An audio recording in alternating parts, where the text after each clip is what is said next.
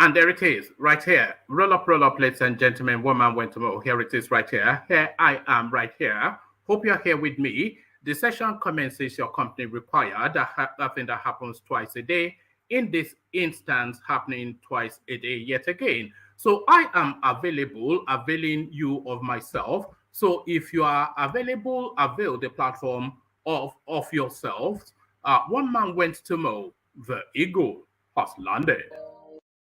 Another Savior. Holy, holy, holy, holy, Adimebujuku. Another Savior. Another Savior. Holy, holy, holy, holy, Adimebujuku. Another Savior. Well, this is Mobien.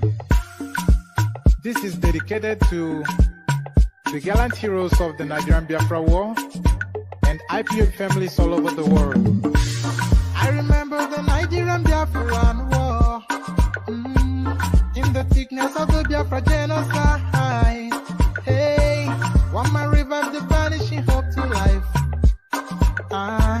Let the great Biafran army to fight, and they were singing out, holy, holy, holy, holy, is another Savior. They were singing out, holy, holy, holy, holy, is another Savior. Holy, holy, holy, holy, is another Savior. Many years after the genocide, whoa, yet another great leader has risen up now. Oh, and he's leading the Biafrans to victory. Inyamadika yabika kwa namno wao. Hey, anamekele mazuche mefo. Mwanemo, it's an honor having you on board. When I'm singing along, holy, holy, holy, holy, Nandekano is another Savior.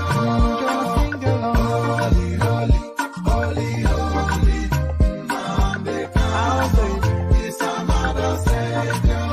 When I sing along, holy, holy, holy, holy, holy, holy, holy, is another Savior. Getting it right and getting it fast now. Holy, holy, holy, holy, is another Savior. Holy, holy, getting it right, faster, never freedom.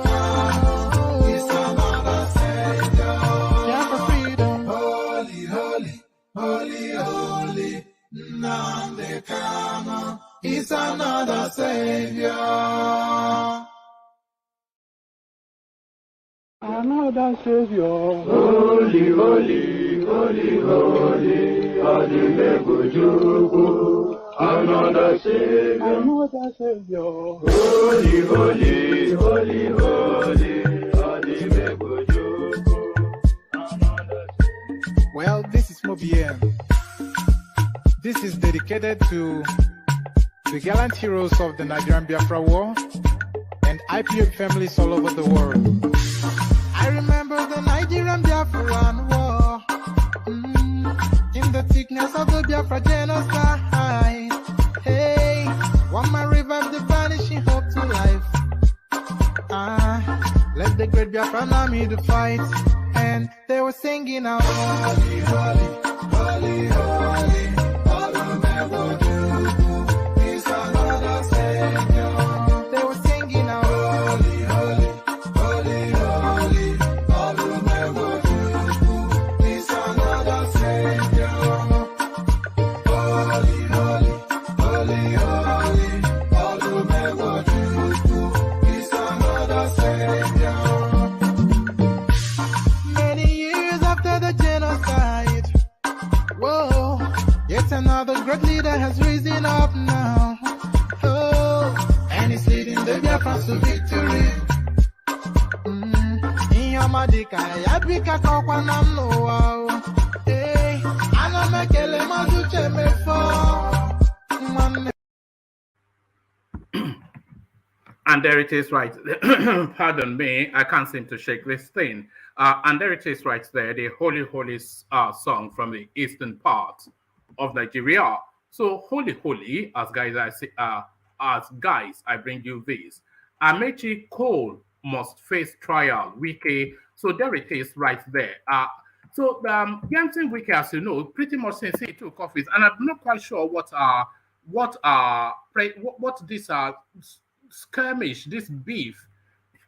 I'm not quite sure what this beef that he has with Rotimi Amaechi is predicated upon. He being a functionary once upon a time in Rotimi Amaechi's administration, but now a very lost till death depart enemy of the man.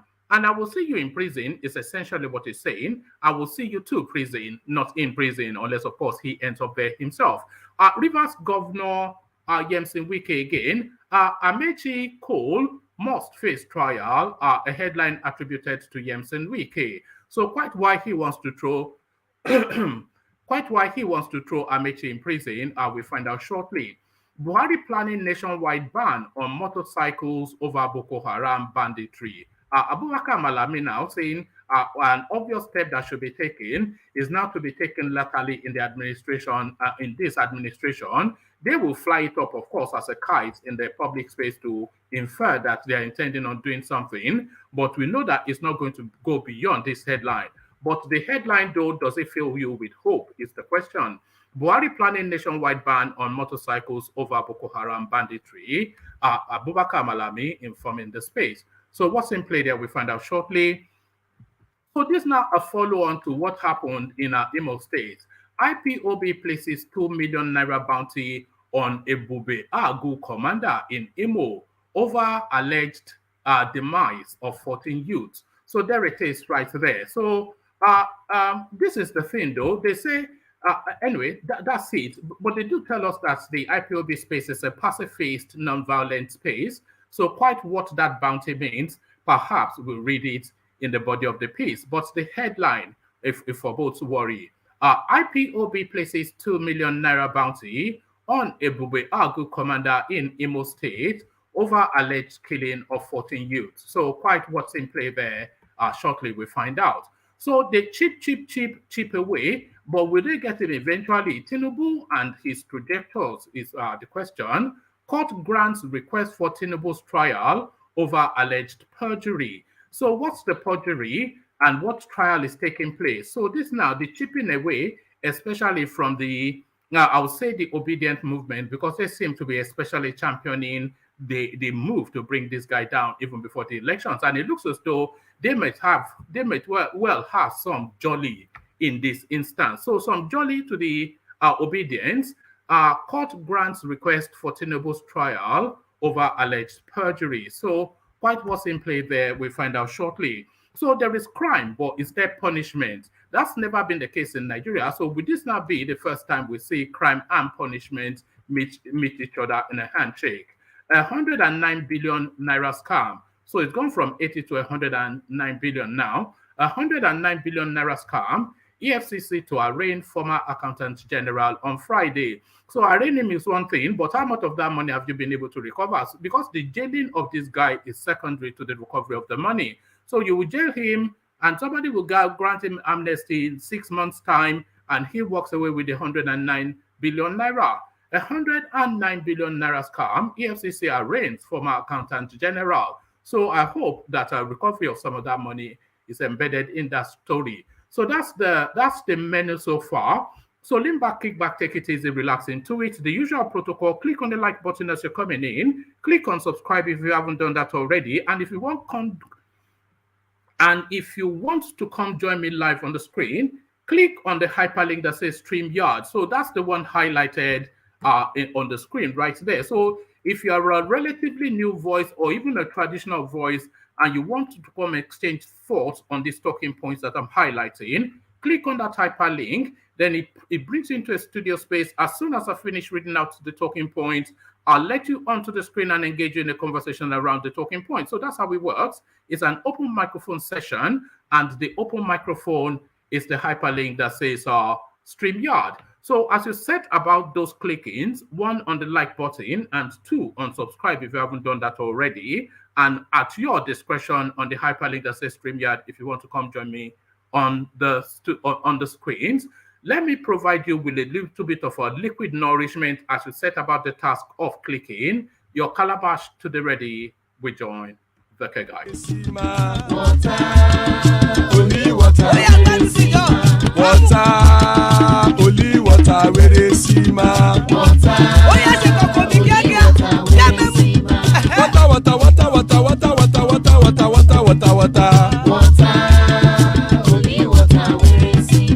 Hapa o naido.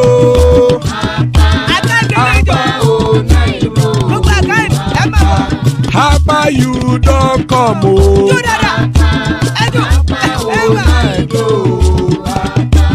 Hapa o naido.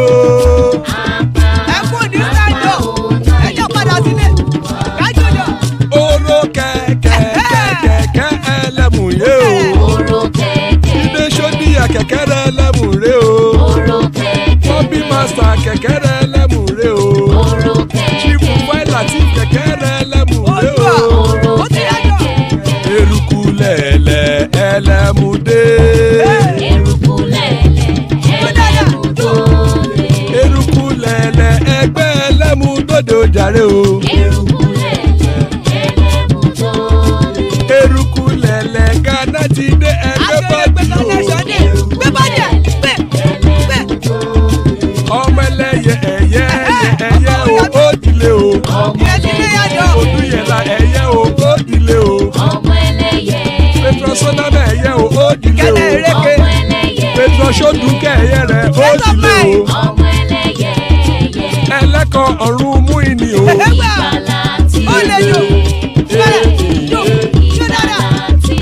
Àkùkọ ọ̀run méjìkọ.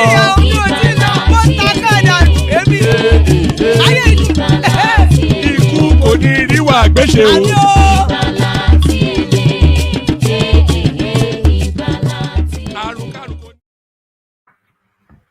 And there it is right there. Ikuko niriwa agbesheme, death have nothing to do with us. That's what that prayer means. That's Yoruba language. The singer now is inviting death not to have anything to do with you. So just say amen to that. That's the first and most paramount of our prayers.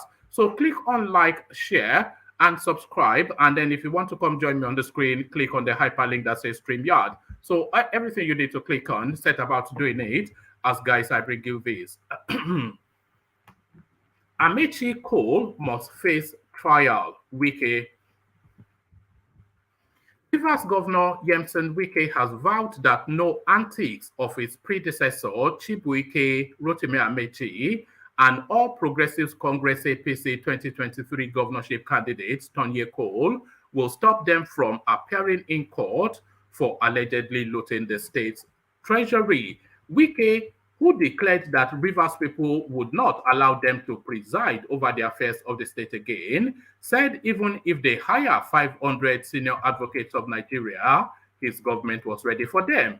Wike said there was a statewide consciousness to safeguard the state from those interested only in looting the Commonwealth of Rivers people. The governor spoke on Thursday shortly after signing the contract for the construction of the 11th and 12th flyovers and the dualization of Azikiwe Street in Port Harcourt between the state government and Julius Berger Nigeria Limited PLC at State House, Port Harcourt. He said, they can run helter-skelter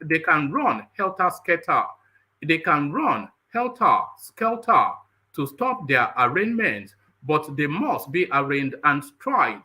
What Rivers people will hear, Rivers people will be shocked to know what the former governor of the state and minister did in this state with his partner, Tony Cole. If they, Amaechi and Cole, like, let them bring 500 senior advocates of Nigeria. They will face trial so that Nigerians will hear. Rivers people will see how this state was looted. Anybody can be governor, but not those we have identified that have looted the state treasury. So anybody can be governor, but not those we have identified that have looted the state treasury. We can do 12 if we can do 12 flyovers from 2019 to now with the little amount of money we are getting. Imagine what the previous administration would have done. The previous administration that had a lot of money had done them. That should be if the previous administration, this is how it's written though, the previous administration that had a lot of money had done them, we would have concentrated. So let me read it. Sorry, I'm just fixated on this. If the previous administration that had a lot of money had done them, we would have concentrated on other things. But we're still working within the city to change its landscape. The governor said individuals were desperate to cover their tracks and that Rivers people would not allow them to take over their affairs. So this is something that's been going on. Okay, I think it still goes on. Wike said, this state must be guarded. We cannot allow people who don't have the interest of the state to take over the affairs of the state. People who have looted the treasury of the state clearly. The governor said his style of politics and governance was clearly different from other politicians who took the people for granted and hardly fulfilled their promises. He said that the good people of Rivers State and the good people of Rivers and the state remained the priority of his administration, adding it was the reason more projects were still awarded as he prepared to leave office on the 29th of May 2023. He said, so we are very proud that this administration has kept all the promises made to the people. So it gives us joy. Some people would have said, why not go with the money? But I asked, how much money can you make? What can you amass as against the interest of the people? So for us, we are very happy, and anybody who is working with this administration can carry his shoulder high that we have made a difference as far as governance is concerned. Speaking further, Governor Wike informed that payment for some of the ongoing projects had almost been completed with their inauguration in view. We have finished paying for the first phase of the Trans-Kalabari Road. We have finished paying for the dualization of Bori to Kono Road. We have finished paying for the Ada George to Ramuipericon flyover. We have almost finished paying for the first phase of Ahoba Road, he said. Wike told the construction company Julius Berger Nigeria Limited that excuses would not be tolerated from him because 80% of the contract sum had been released to the company with the monthly 2 billion naira irrevocably set in standing order payment. The governor also commended leaders of the state for the immense support that they had given his administration to succeed. Managing Director of Julius Berger Nigeria Limited, Dr. Lars Riker, said the contract they had signed with Rivers State Governor was for 2 new flyovers that will be completed in 10 months and the dualization of the Azikiwe Ilioba-Buchi Road in 6 months. He said, you set your own record of 10 flyovers, but now you beat your own record to make it 12 flyovers. I think that is a big challenge, but you will surmount. We have completed and commissioned 6 flyovers, 3 more are near completion stage, 1 ongoing, which shows the confidence that the state government has in Julius Berger Nigeria Limited. So the jailing of Rotimi Amaechi and his Kalabari boyfriend Tony Cole coming to a correctional institution near you if Nyemson Wike would have his way. Buhari planning nationwide ban on motorcycles over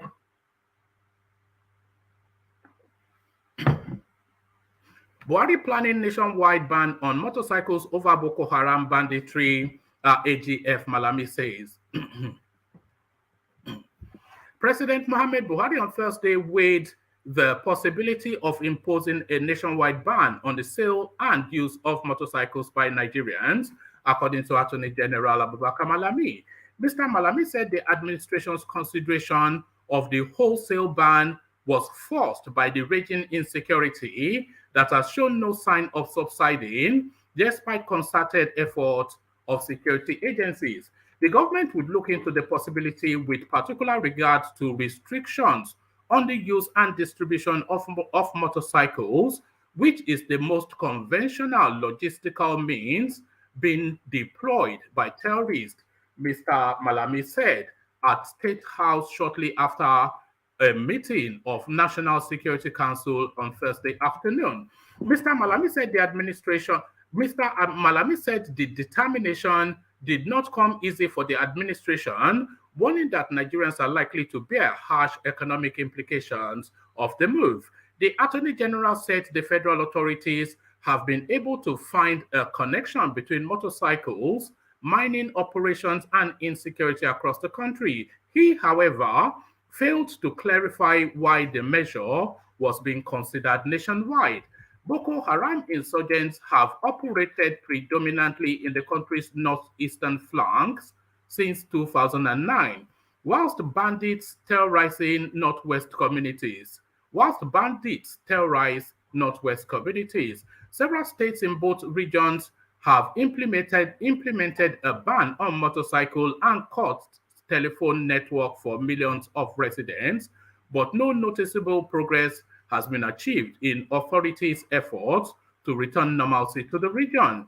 Southern regions have grappled with separatist agitations in the southeast and attacks on oil pipelines, but expanding the motorcycle ban across the country could leave millions unable to commute in Lagos, Port Harcourt, and other economic corners of the country. Mr. Malami did not immediately say when the ban will be announced or whether it will be debated openly prior to implementation, but he insisted that the administration would not disregard its intelligence report that recommended banning motorcycles to control the flow of money and other resources to rampaging outlaws. So the counter argument already presented in the body of this piece, yes, necessarily the ban should be in the northeast, where these people come in droves. They come in banks on motorcycle wielding AK-47s and savaging villages and ravaging women. So that's what they do in the northeast and somewhat in the northwest. But they don't especially do that in the southeast or in the southwest. Yes, there are the elements of it, but not predominantly. The predominance of motorcycle are in the southern parts of the country. It's for transportation, necessarily for quickness of movement and economic movement as well. So you want to travel from Lagos, let's say from Ikeja to Apapa, and you don't want to face the gridlock. So you hop on a motorbike and he hops you from one point to another as you make your way to where you're going as quickly as you can.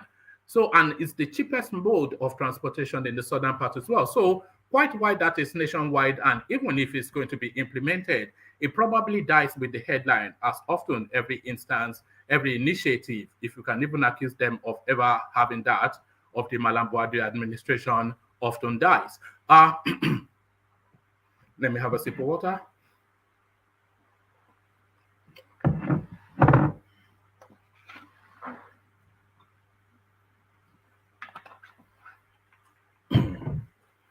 IPOB places 2 million naira bounty on Ebube Agu commander in Imo State over alleged killing of 14 youths. A 2 million naira ransom has been reportedly placed on the leader of Ebube Agu militia, who allegedly led his men to the demise of 14 Otulu and Owo youths who were returning from a traditional wedding of their friends last week in Imo State. The indigenous people of Biafra IPOB who placed the offer made this known in a statement signed by the Media and Publicity Secretary. Let me take that entirely all over again because I'm stumbling over it somewhat.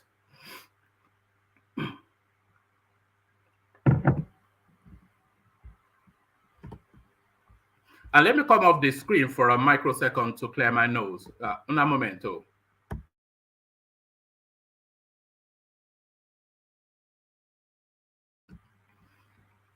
All right, back to it. So where were we? Okay, we were with the IPOBs. Okay, yes.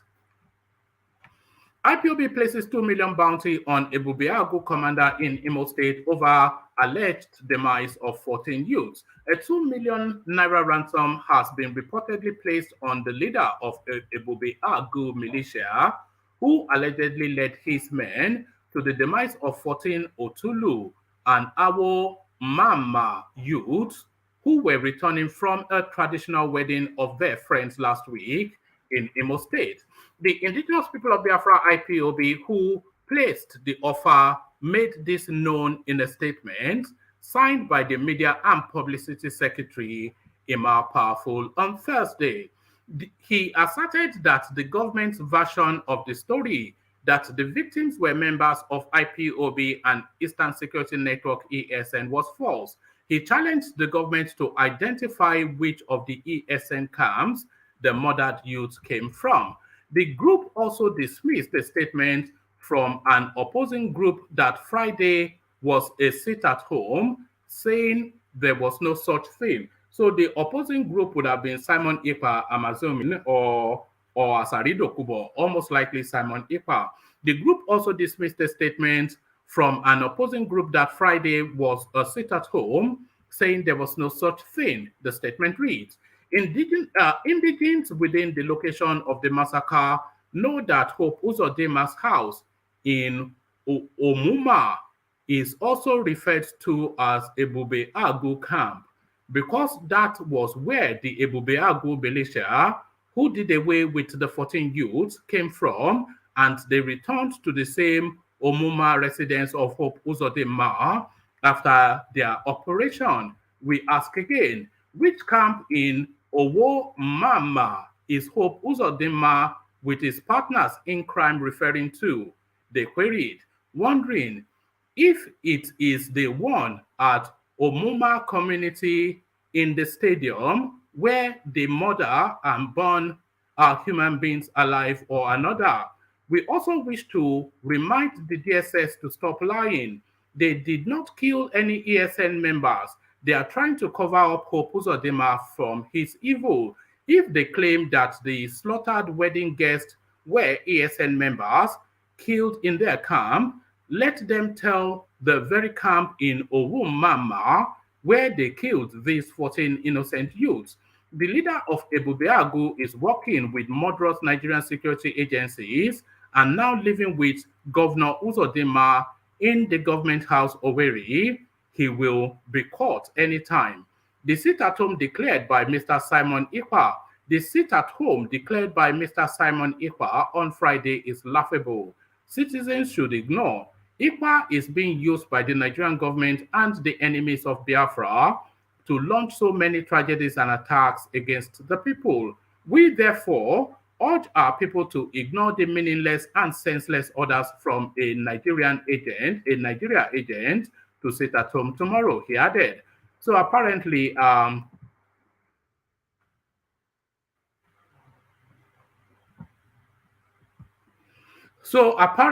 there's a sit at home ordered by Simon Ikpa against Friday, which is tomorrow. So we see how that plays out. But it's a never-ending saga in that space. So the bounty now on the head of the Ebubeagu commander. But what does that mean? Is it to capture him and hand him over to the authorities? I suspect not. But what does that mean? A 2 million naira bounty on the head of Ebubeagu. But it's a pacifist movement. It's a non-violent movement, IPOB.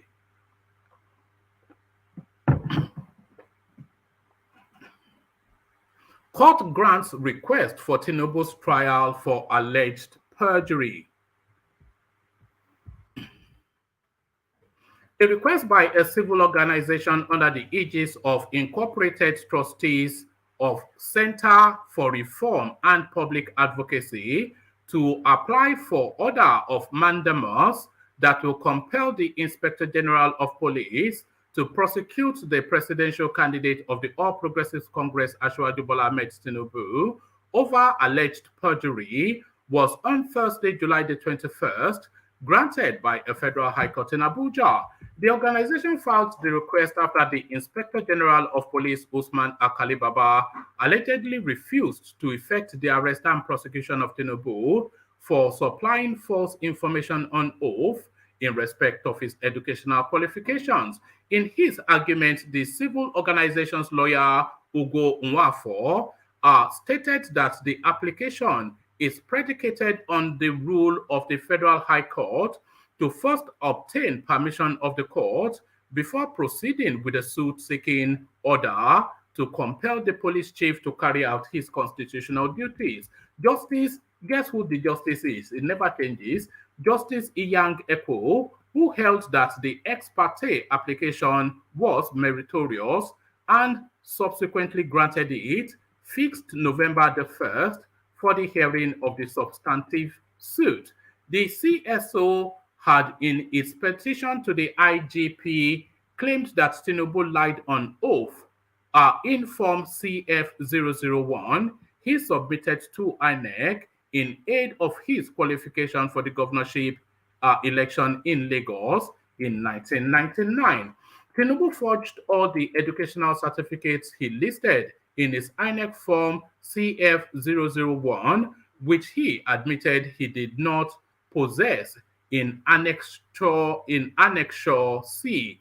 For purpose of clarity, Senator Bola Ahmed Tinubu in the said INEC form deposed on oath that he attended Government College Ibadan and University of Chicago, USA, when in actual fact he did not. On the strength of the above, we respectfully demand that you initiate the criminal proceedings of Senator Bola Ahmed Tinubu, consequent upon the expressed findings of the Lagos State House of Assembly as captured above. The applicant, who also claimed that the presidential candidate of the APC was indicted by the Lagos State House of Assembly in 1999, also pointed out that Section 214 and 215 of the Constitution and Section 4 of the Nigerian Police Act 2020 stated that the police have the statutory responsibility to prevent, detect, and investigate criminal allegations, whether brought to their notice by individuals, persons, corporate bodies, institutions, etc. So there it is. They're still back with that school sat or no school sat space. So Tinubu in handcuffs coming to a screen near you. So from that to this, 109 billion scam. EFCC to arraign former Accountant General on Friday, but have they recovered any of the money? Barring any last-minute changes, the Economic and Financial Crimes Commission (EFCC) will on Friday, July the 21st, arraign a former Accountant General of the Federation, Ahmed Idris, before Justice A.O. Adeyemi Ajayi of the Federal Capital Territory High Court, Abuja. Idris will be arraigned alongside three others, Godfrey Olusegun Akindele, Mohammed Kadu Usman, and Gizawa Commodity Market and Exchange Limited on 14-count charge of stealing and criminal breach of trust to the tune of 109.5, we should round it off, billion naira. One of the count reads that you, Ahmed Idris, whilst being Accountant General of the Federation, and Godfrey Olusegun Akindele, whilst being the technical assistant to the Accountant General of the Federation between February and November 2021 at Abuja in Abuja Judicial Division of the High Court of the Federal Capital Territory, in such capacity, entrusted with certain property to wit 80.4 billion naira, committed criminal breach of trust in respect of the said property when you dishonestly received the said sum of money from the federal government of Nigeria through Godfrey Olusegun Akindele, trading under the name and style of Olusegun Akindele and Co., and you thereby committed an offense punishable under Section 315 of the Penal Code Act Cap 532 laws of the Federal Republic of Nigeria 1990. Recall that on May the 16th, Idris was arrested by operatives of the Anti-Graft Agency over his alleged involvement in 84 billion naira fraud. 3 days after his arrest, Idris was suspended by the Minister of Finance, Budget and National Planning, Zainab Ahmed, to enable him face his probe.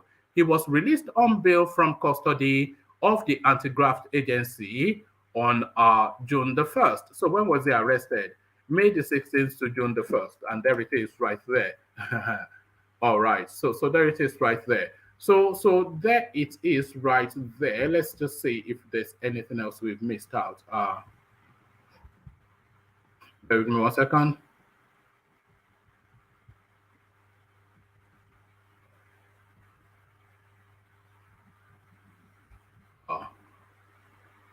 Un momento, por favor. Un momento, por favor. Un momento, por favor. Okay. There's this headline that I'm looking to bring you, but I'm not quite sure if it's the right person that is actually the body of the headline. All right, let me bring you two headlines and read you one, and then I'll come to see. Okay, so the first one that I'm not going to bring you the body of because the name of the speaker is not really the name that I thought it would be. Emergence of Obi, an opportunity to take Nigeria back, Amaechi. So I thought it was Rotimi Amaechi, but it was Chibuike Amaechi, a First Republic aviation minister. So somebody like that would say something like that. But let me bring you this for counterbalance of the Tinubu suit, and then I come into the room. Party disqualification. Peter Obi asks court to dismiss PDP suit. The presidential candidate of the Labour Party, Peter Obi, is asking a federal high court in Abuja to dismiss a suit seeking his disqualification for nominating his campaign manager, Donyi Okope, as his placeholder. Last week, the People's Democratic Party had asked the court to bar Obi from replacing Okope as his running mate. The PDP had also praised the court to prevent the All Progressives Congress candidate Bola Tinubu from replacing Kabiru Masari as his running mate. In the suit, PDP also asked the court to disqualify both Obi and Tinubu if they replace Okope and Masari as their running mates. But both candidates have replaced the placeholders. Obi picked Yusuf Baba Ahmed as his running mate, whilst Tinubu picked Kashim Shettima. Responding to the originating motion via a notice of preliminary objection dated July the 18th, Obi's counsel Alex Ejiseme, SAN, is seeking an order of the court striking out or dismissing PDP suit for want of requisite jurisdiction. The objection by Obi to the PDP's prayers is based on 4 grounds. The plaintiff's suit is speculative, conjunctural in nature, and devoid of hard facts, thereby divesting this court of jurisdiction to adjudicate over same, read the first ground. Next, Obi's counsel said the PDP has not disclosed any reasonable cause of action to activate the jurisdiction. Obi's counsel added that the PDP suit is not suited within the judificational confines of the Federal High Court. The plaintiff's suit is a gross abuse of court process, Obi's counsel added. The PDP had sued, hopefully it doesn't go on ad infinitum. The PDP has sued INEC, APC, Tinubu, Masari, Labour Party, Peter Obi, and Okupe last week over the use of placeholders and choice of running mates. The PDP had held that the term placeholder is unknown to the Electoral Act and that Okupe had admitted publicly that it was a mere placeholder. In the suit, the PDP is asking the court to determine if the combined interpretation of sections 142 of the Constitution and INEC's timetable, Tinubu and Obi are bound by the submission of Masari and Okupe as their running mates. The party also wants the court to determine if, by the combined interpretation of Section 142 of the Constitution of Nigeria, Section 29 of the Electoral Act, the first defendant, INEC, can validly accept any change or substitution of fourth Masari and seventh Obi defendants as running mates of third and sixth Labour and APC defendants. In all, PDP is seeking 5 reliefs from the court, including a declaration that by the combined interpretation of Sections 142 of the Constitution, Section 29, 31, and 33 of the Electoral Act 2022, and INEC's timetable, both Tinubu and Obi must be bound by their submission. The party asked the court to rule that both Tinubu and Obi will be disqualified. The party asked that the court to rule that both Tinubu and Obi will be disqualified the moment they substitute the names of their running mates. On one of the reliefs read, a declaration that by the combined interpretation of Section 142 of the Constitution of the Federal Republic of Nigeria 1999, etc., Tinubu and Obi cannot validly contest the 2023 presidential election without the fourth Masari and the seventh Okupe respondents as their respective running mates. So they're dancing their hand somewhat in that space, I suspect. But how would that play out is the thing. So there it is right there, and that's the menu. And from the menu, we have Baba Akure and we have Ajanle Koko. So good to have you, gentlemen. Let me come to you first, Baba Akure, and we kick it off with you. Baba Akure, are you there? I'm here. It's just that let me put my earpiece. Go ahead. All right. So good to have you, Baba Akure. Let me put you on the screen. So good to have you, Baba Akure. Let me kick you off then. Amaechi is determined then to put Nyemson Wike rather determined to put Amaechi in prison before he leaves his administration. And is looking to put Tonye Cole in prison as well, Tonye Cole being the APC flag bearer. So what are you then making then of this posturing by the River State governor? That is, thank you very much for having me.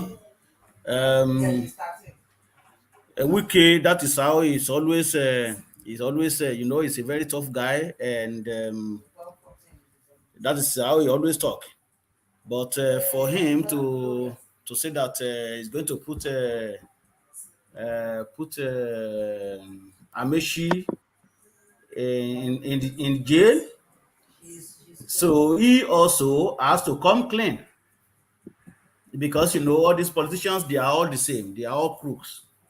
So if you put somebody in prison, then you should be expecting another person to put you in prison as well. So it should be clean. It should make sure that he is clean in his own area. He doesn't embezzle any money before you can be saying that, because there is no way they always steal money. So it is good for him to just suspend. As a matter of fact, there is nothing much he could do anyway to put Wike in prison, because who is controlling the prison? Federal government, and he is still federal government son. Should he at least attempt to do it, and then we'll see if the federal government stands in his way? Well, there is nothing wrong in doing that, but what I'm saying is that somebody who want to jail somebody also has to come clean, because this is the person that went to northern part of Nigeria and blew 500 million, maybe 50 million or 500 million, just because something. I think it was when the market burnt down in northern part of Nigeria. I think it was in Kano, something like that. But I know that he spent a lot of money at that time. Where did he get this money? Is it his money? So somebody is just like they make one proverb in Yoruba. They said somebody who is maybe one man will have to try help me to speak this Yoruba, because it seems you are better than me now. Look at that. Well, what do you mean now? I'm an Oyo man now. The Yoruba Gongon, Yoruba Ijinle. So but maybe I can let go.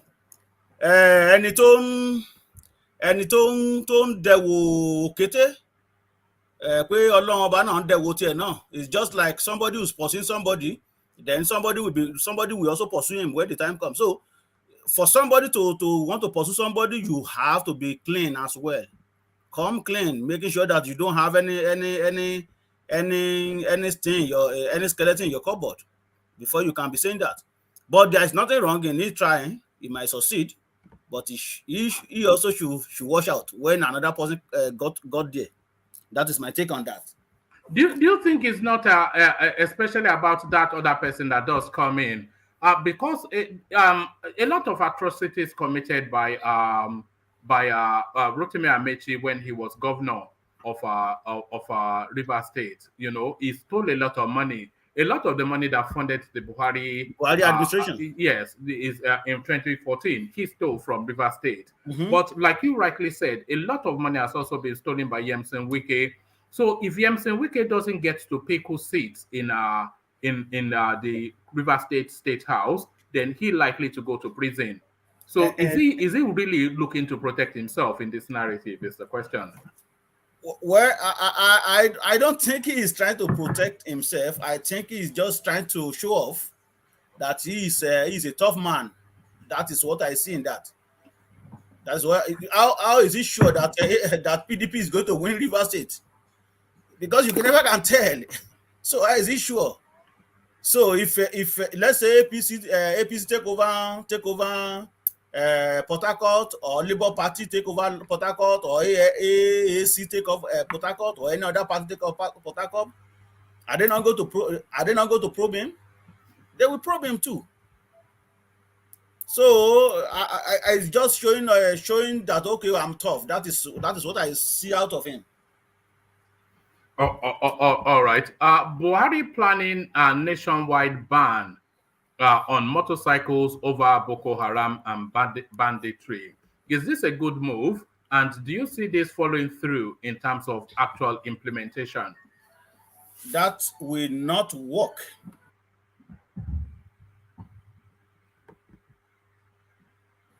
Are you there? That will not work. Because if you do that, you are just going to cause more problem in Nigeria. Even though we still have a lot of Okada right now, we still have a lot of criminality going on. So what will happen when you ban it nationwide? Some people, some graduates, that is their livelihood. That is where they get income from. If you want to say that okay, every Okada they should check them, it's just that it's going to cost us some money. You can have a task force, maybe or maybe they have to register. If we do that, okay, well, you are going to register in this organization, and this is where you are going to. This is the location where you have to park, just like the way taxi or transportation company, the way they usually do, where they will have a location where they know them to this location. Take for instance, all Lisolo or somewhere in Okada in maybe in Osolo area. Okay, this is where you have to register, and they can mark 4 places where will be their location where they will have to park, then pick up people and then go. But for you to want to ban the whole, motorcycle in the whole federation, no, it's going to cause a big disasters. And like you rightly said, the issue of Okada does not really cause much criminal behaviors in the southwest or south, or let's say southern part of Nigeria.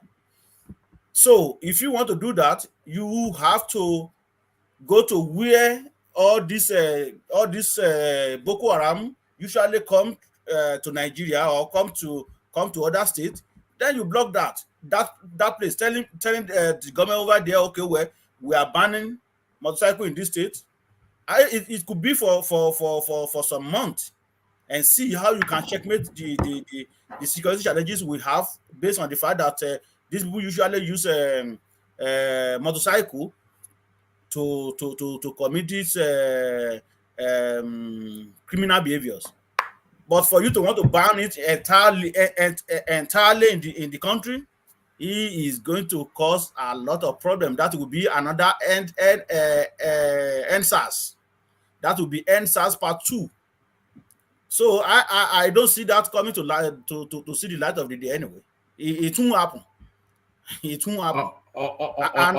And when you talk, apart from taking job out of people from people, in so many places, even particularly in Lagos, these Okada still even much more useful, because you maybe you want to go to Victoria Island, then there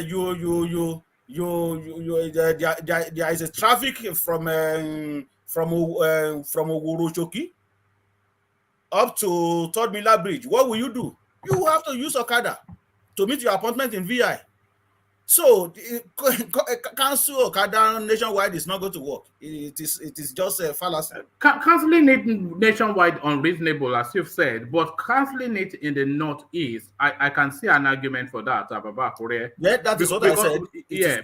Because you see all these people as they sweep through village after village on motorcycles with AK-47. But these are criminals anyway, so how are they even going to abide by your cancel or no cancel anything? That is it. They can still, even if you ban Okada, they can still work, because these people are really determined. That is one thing I see out of them. They really, if they want to do something, they don't care. They don't care. Oh, there's somebody they are going to die. They don't care. They just go and do what they need to do. If you ban Okada, I don't see, even ban Okada in the east, northeast or north central or whatever, I don't see it. Maybe it might reduce it a little bit. You see the way they usually come come en masse. That might reduce because it's due to the fact that they have a motorcycle. That is why they can come in hundreds. But if you cancel that in northern part of Nigeria, that still doesn't curb that. It can only reduce it. They can still work and come and do what they have to do. So that is it. You know, Baba Akure, there's one thing that has always mystified me about these insurgents. Where do they get their logistics from? Where do they get petrol to fuel their vehicles? Where do they get the petrol?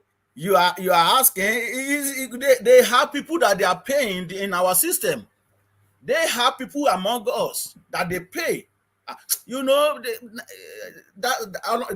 God will save our country, because that place is just too corrupt. Honestly, it is just too corrupt. You can imagine if they can pay some people to wear cassock to come and even though some of them don't even know how to wear it right, because I just watched the video. Some of them don't even know how to wear it right. So in as much they can go to that extent, you can imagine when Boko Haram say, okay, I'm going to give you 100,000 or 200,000. But we heard a few months back that they arrested some people that are even cooking for them, or those who are even, they will send an errand to go and buy something for them. So those people who are giving them this information and feeding buying food for them and stuff like that, they are among us. Last year, they said, oh, well, they've already arrested about maybe about 200 or something like that nature. Boko Haram sponsor us. Do you hear anything about it anymore? Up to now? So those they don't have any problem, because those who are feeding them with information and giving them all the logistics, they are among us. They are in the government. So that is why it is very difficult to defeat them. That is why it's very difficult. It's just like when a robber wants to rob a bank. An insider will tell them, oh, this is what you have to do, this is what you have to do, this is where the money is, this is what you have to do. And when they take the money out, this is the road they are going to drive through this road, so you can go and double cross them on so road. So just like that.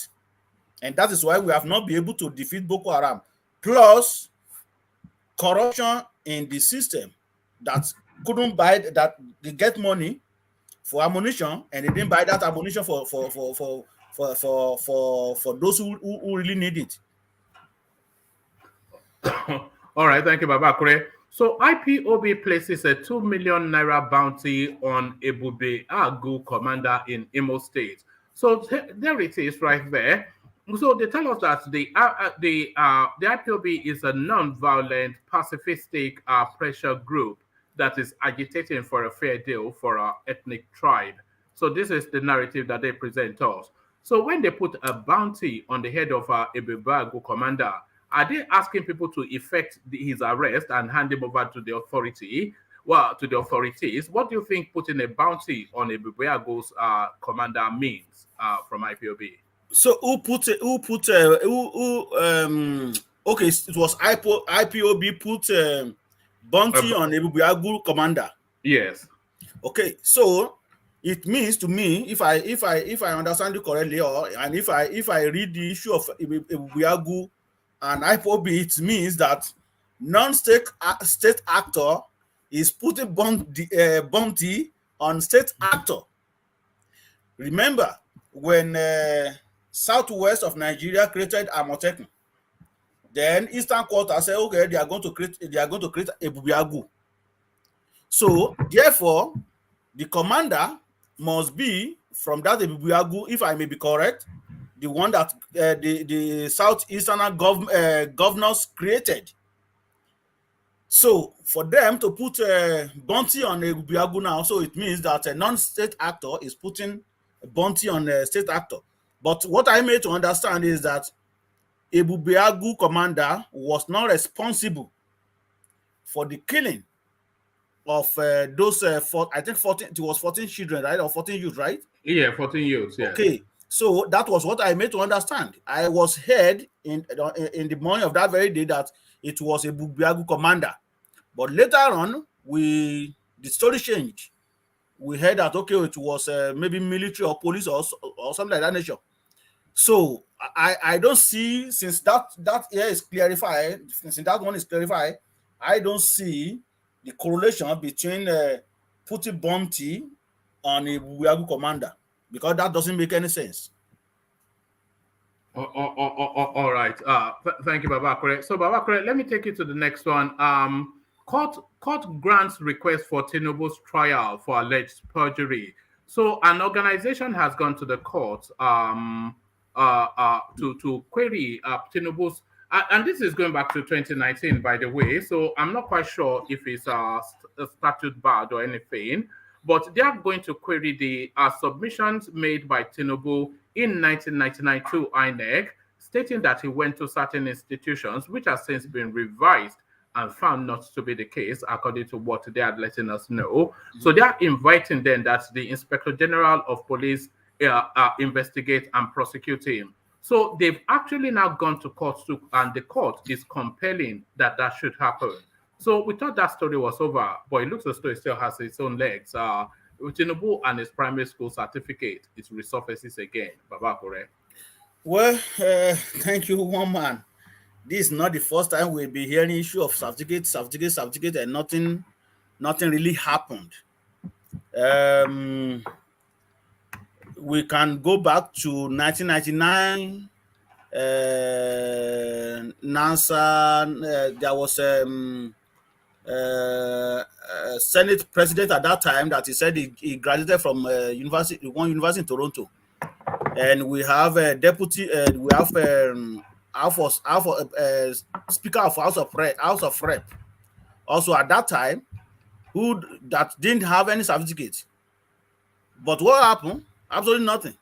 So it has been thing of it is common in Nigeria that most of our politicians, even though they reduce the certificate to be secondary school, that okay, you have to be secondary school before you can be, secondary school older before you can be president of Nigeria or governor.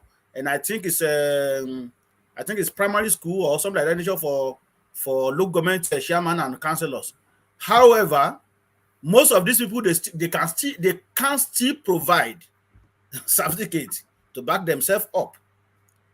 And oftentimes they sue them to court. And what happened? Nothing come out of it. And for this one also, nothing's going to happen. They might do whatever they want to do from now to tomorrow. Nothing's going to happen. So the only thing they can do, if you don't like Tinubu, then you vote for other party, like many people have been saying. So, but for them going to court and resurfacing or whatever, nothing's going to happen. That's it. That is it. What they will be doing is that they will be postponing. Even if they find him guilty, he will appeal. That is what they will be doing until after election. And if he eventually win the election, that is it. That is done forever. So nothing is really going to happen about that.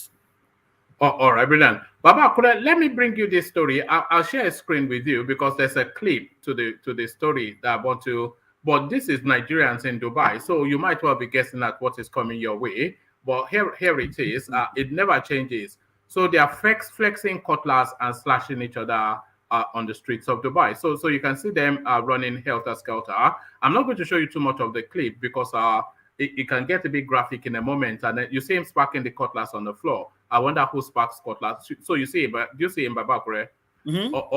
Okay, so let me get to the body of the story. And then it goes on to slash that car that's just parked. So they go on and slash that car that's just parked. It says, Dubai police has arrested Africans in a viral video fighting in a residential area. The Dubai police have arrested some Africans who were engaged in a heated argument in their residence at late hours. A group of African people appeared in a viral video on social media platforms whilst fighting in a public space and damaging properties. In a statement released, the Dubai police says a criminal case has been registered against the suspects and they will be referred to public prosecution for further action. The Dubai police warned against such unacceptable behavior and urged the community members to report such negative behavior through Police Eye Service on Dubai Police app or by calling the emergency hotline 999. The police force also warns the public of publishing or further the police force also warns the public of publishing or forwarding clips to avoid legal accountability, according to Article 52 of the UAE Federal Law number 34 of 2021 on countering rumors and cybercrimes. The law stated that whoever uses the information network to announce, disseminate, or disseminate, circulate or recirculate news or data, or broadcast any provocative news that would incite or provoke public opinion, disturb the public peace, spread terror amongst people, or cause harm to public interest, the national economy, the direct order, or the public health, shall be punished with at least 1 year of imprisonment and a fine of no less than 100,000 dirhams. So there it is right there. So the Africans then seen in this viral video sparking. So you see them, you see him slashing at the car then as we swiftly move away. But who do you suspect those Africans are? Baba Akure, and there it is right there. Who do you imagine those people are, Baba Akure? Well, since the article did not really mention the specific place, it could be anywhere from Nigeria up to Gambia up to South Africa, because in that video I saw black people, so that could not be Tunisian or Egyptian or Moroccan. So it has to be. Are you being politically correct? It can't be anybody other than Nigerians. That's no. Is that not cult behavior? Is that that doesn't mean that Nigeria only have courts anyway. I know that we do. Even in Canada, there's a court they call this court come all the way from Benin. They are in the blacklist in Canada. So, but Benin country or Benin state? Benin, Nigeria. Oh, there you Benin, are. Nigeria. You know, And almost certainly those boys are Edo Benin as well. Epoma University, right? There's a court, I think AS or is or whatever they call them. They are in the blacklist in Canada. So, but I'm not going to use that to judge this video. However, if these people are from Nigeria, but they didn't mention the name of that country. Of a country, yeah. Yeah. So I think it is very, very barbaric. Because how can you live? Because you said Nigeria is not working. Nigeria is hot because everybody will be complaining. Now, when you have that opportunity and you get out of the place and you go somewhere to go and make better life, and they accept you, you are living, you are working, what you cannot even achieve in Nigeria, you are achieving it. Then, what next is for you to cause a nuisance in the community. Now, when they send them home, when they send them back home now, they will join the gang of robbers, and they will. I mean, those who want to go back to go to Dubai, they will not give them visa, based on the fact that some of these people are already committed a crime and they cause disturbance in the community. They will stereotype, and they will not give those who are really genuine. They will not give them visa. So it is not in Dubai alone anyway. It happens all over the world. Even in our small community here that I live here, it happens. Where some people, the company will sponsor them to come to Canada, and eventually. Do you think Nigerians in diaspora, do you think they have an Edo problem? Edo problem? What do you mean by Edo problem? Because I know you're skirting around it, but I think pretty much everybody saying this will make the attribution that these are usually Edo Delta people, because we've seen them in another clip in South Africa, in that same Dubai, when they went to somebody's house with long machetes and slashed each other. We saw that, and this is a repetition of that. So it's really it's an Edo problem. So. Well, to me, I'm not going to stereotype. I'm not going to say Edo people only can do that, or Delta people alone. That video, I'm not going to attribute to Nigeria alone because they didn't specify the country. But those people are from they could be from Nigeria, they could be from Ghana, they could be from Sierra Leone, they could be from black Africa, or even black Caribbean self say. So, but they are black. That is all what I can say in that video. Like I said, even some Nigerians in this small community that we live, some people still come when companies sponsor them, bring them all the way from Nigeria and bring them here and even pay their ticket. Few months after they will leave them. I say, well, I've already got what I need to get, and I've already did this and that. So, and these are causing problem for those who are really genuine that really want to come. So that is the repercussion of what is going to happen when these people do this. Then they will revoke their work permit and they will send them back home, and it's not going to affect them alone. There was a boy from my village. He was in Dubai. You see, I think one man who just mentioned that the first version of this video came up about a few months back, right? Yes, when they were go on. Due to that, they revoke all their work permit. They didn't give them any work permit. So what do they have to do before they send them back home? They have to they bought ticket and they came back home. So these are the things like this will cause to genuine people, because like Bible said the one in Your Yoruba is not strong enough, Baba Akure. Look Baba at this man. Akure. Tẹ́lẹ̀tẹ̀ bá jìyà olódodo ajẹ́mbẹ̀. Thank you very much, Thomas. I'm Look at just that, trying to put it together. Look at this guy, and you come here and accuse me. Look at this man.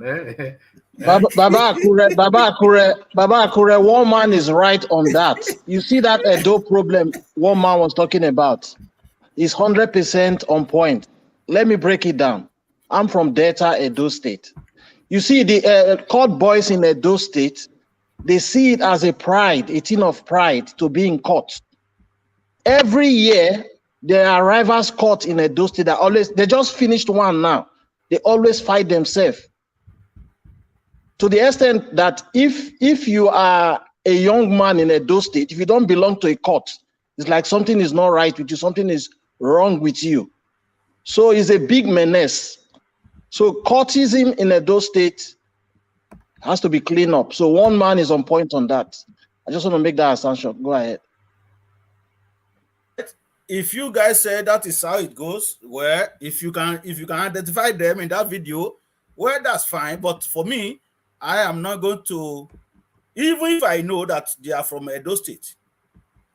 The article did not specify the country. So I'm not going to attach it to Nigeria alone. I am not saying that they could not be from Nigeria, but they could be as well from Ghana. They could be as well from Sierra Leone. They could be as well from South Africa. Even they could be as well as from Caribbean. Because the video I see there, they are all blacks. So Baba that Akure, is my... Can I Yes, set I'm an hearing example for you, please? What? Can I set an example for you? Go ahead. In my state here in Melbourne, in Victoria, in Australia here, somebody cut off, go to the burial ground and cut off the head of 3 people in the burial Settle ground. down the language, but carry on. Oh, yes, sorry, yeah. You understand what I mean? And Baba Akure, the first thing that came to my mind is our people. Because we have series of, because I think, what will a white man go to that kind of person, go to that kind of place and did that kind of atrocity? The first thing that came to my mind is, maybe this person is from Nigeria. So it's because of the recurrent incident we have had. And even Baba Akure, even in Italy, they still carry these courts to Italy. They kill themselves. I don't want to mention very graphic something. So you can't rule out what my brother just said earlier on. Baba Akure, continue. Well, I understand all what you are saying, but my point is that the article did not mention Nigeria. All right. So it could be from Edo, like you rightly said, but I am not going to stereotype and put Edo people on this spot because the article did not say that. But that still doesn't rule out that when things like this happen, particularly when Nigeria commit this atrocity in anywhere they are, it brings about problem to those who are genuinely want to come abroad. And I cite an example about what happened to one of the boy in my village. The first incident that happened before this, they revoked all their work permit. They didn't give them any permit anymore. He had to go back home. And we have seen a lot of Nigerians, even celebrity photographer that want to attend a function in Dubai, they refused their visa. There was a documentary I watched the other day. There is a particular guy, a photographer, that's supposed to attend a function in Dubai. He has been going there on and off. They refused him 3 times just because of that incident. So when things like this happen, it affects genuine people. Like I said, it happens in my small community here when they bring some people from home. Employer bring you from home to come and work for them. They pay for your ticket. They don't do your paperwork, your permanent resident once and for all. They did everything. They pay your ticket, and you come here and you mess the whole thing up for other people that genuinely want to come. So it is common. So when things like this happen, it's always affect those who will be coming after that. So that is my take on that.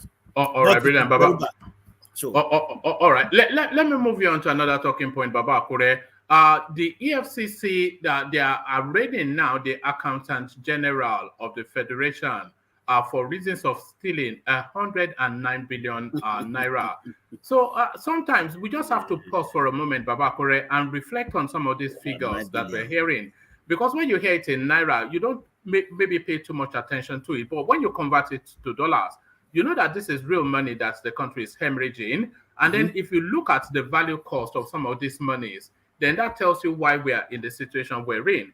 So they are in this guy, but there's no mention of any recovery. Is it sufficient enough to jail him just for 2 weeks and then let him go quietly? Or is the real thing that we're after the recovery of as much of that money as we can, and then the jailing of this guy? So a step in the right direction, but how far is that step, Baba Akure? Thank you very much. You know, sometimes when you hear something like this, you just laugh. And Yoruba wọ́n ní tó bá yẹ kí nǹkan tó yẹ kí èèyàn fi sọkún á fi rẹ́rìn. I think I am correct, Thomas. Anyway, you are correct, Baba Akure. Carry on. So what sometimes when something happens and we're supposed to continue crying, but eventually we just burst to laugh because it is beyond the issue of crying. So when somebody stole 109 billion naira, you don't know how much that could do in Nigeria. If you convert that to dollar, that must be like almost $500 million. I think that should be like that, or maybe over 200 million that somebody just stole. So it is not issue of just taking him to court. It is issue of taking as many money that you can recover from him and take up his property to refund that money back. And of course, he is not him alone. He will have some group, because this is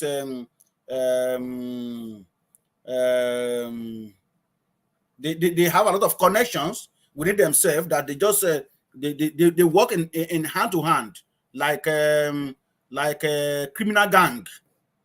So he is not him alone that stole that money. So there will be some people, some directors that surrounded him, that they stole that money. So they should investigate the matter properly, arrest them, take the money back from them. If they don't have that money, you seize their property. In as much that you can do this to ordinary Yahoo boys. Because you see, our EFCC self, they're even funny. They act very fast when it comes to issue of Yahoo boys. They seize their vehicles, seize their property, seize everything. But when it is come to issue of public office holder or our politicians, that is when they now treat them with baby glove. So they will not really do what they're supposed to do. Then they will pamper them. So that is what they're supposed to do. Get the money from them, seize their property. You cannot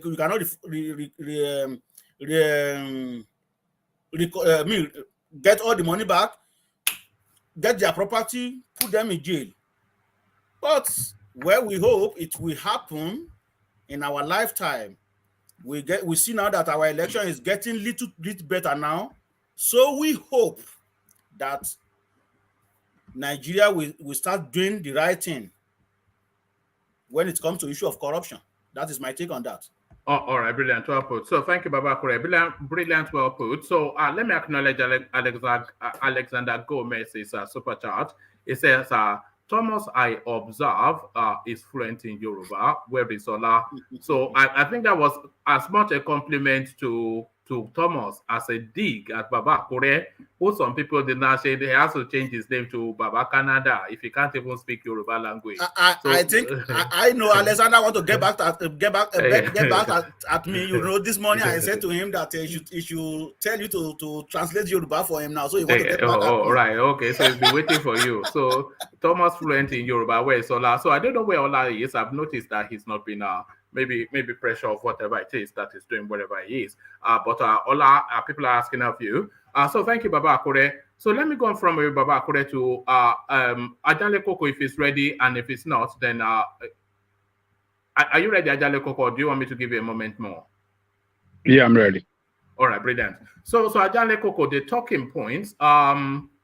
So the government considering a ban on Okada. I mean, on first glance, you say okay, but then when you look into the details of it, it turns into something meaningless.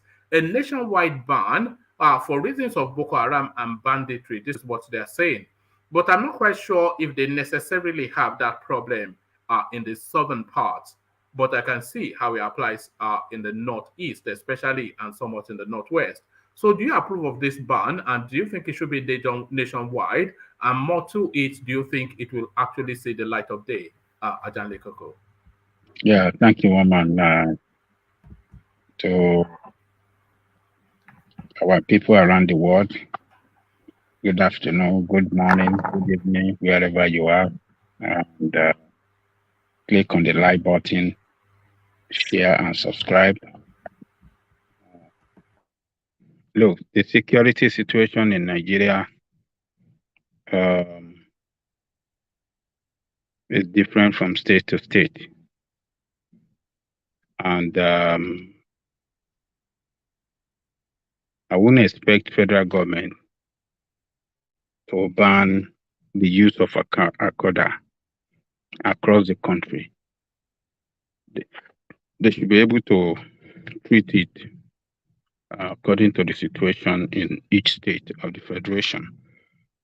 And it would have been better for them to even leave that decision to the state government. Government in each state of the federation knows the situation in each state than the federal government. Federal government doesn't know anything in the state, so they don't know what is going on in each local government as well. They should leave it to the governor and the local government area to make that decision. This is the more reason why some people are calling for state police. If we are a serious country that really takes security seriously, they should have, surrendered the security to each state. Should allow each state to have their own police department as well as local government, and security will be well effected. But you want to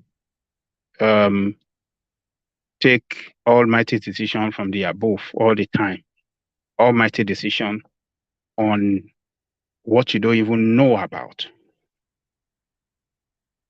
Federal government don't have knowledge of the security around the country. They don't know it.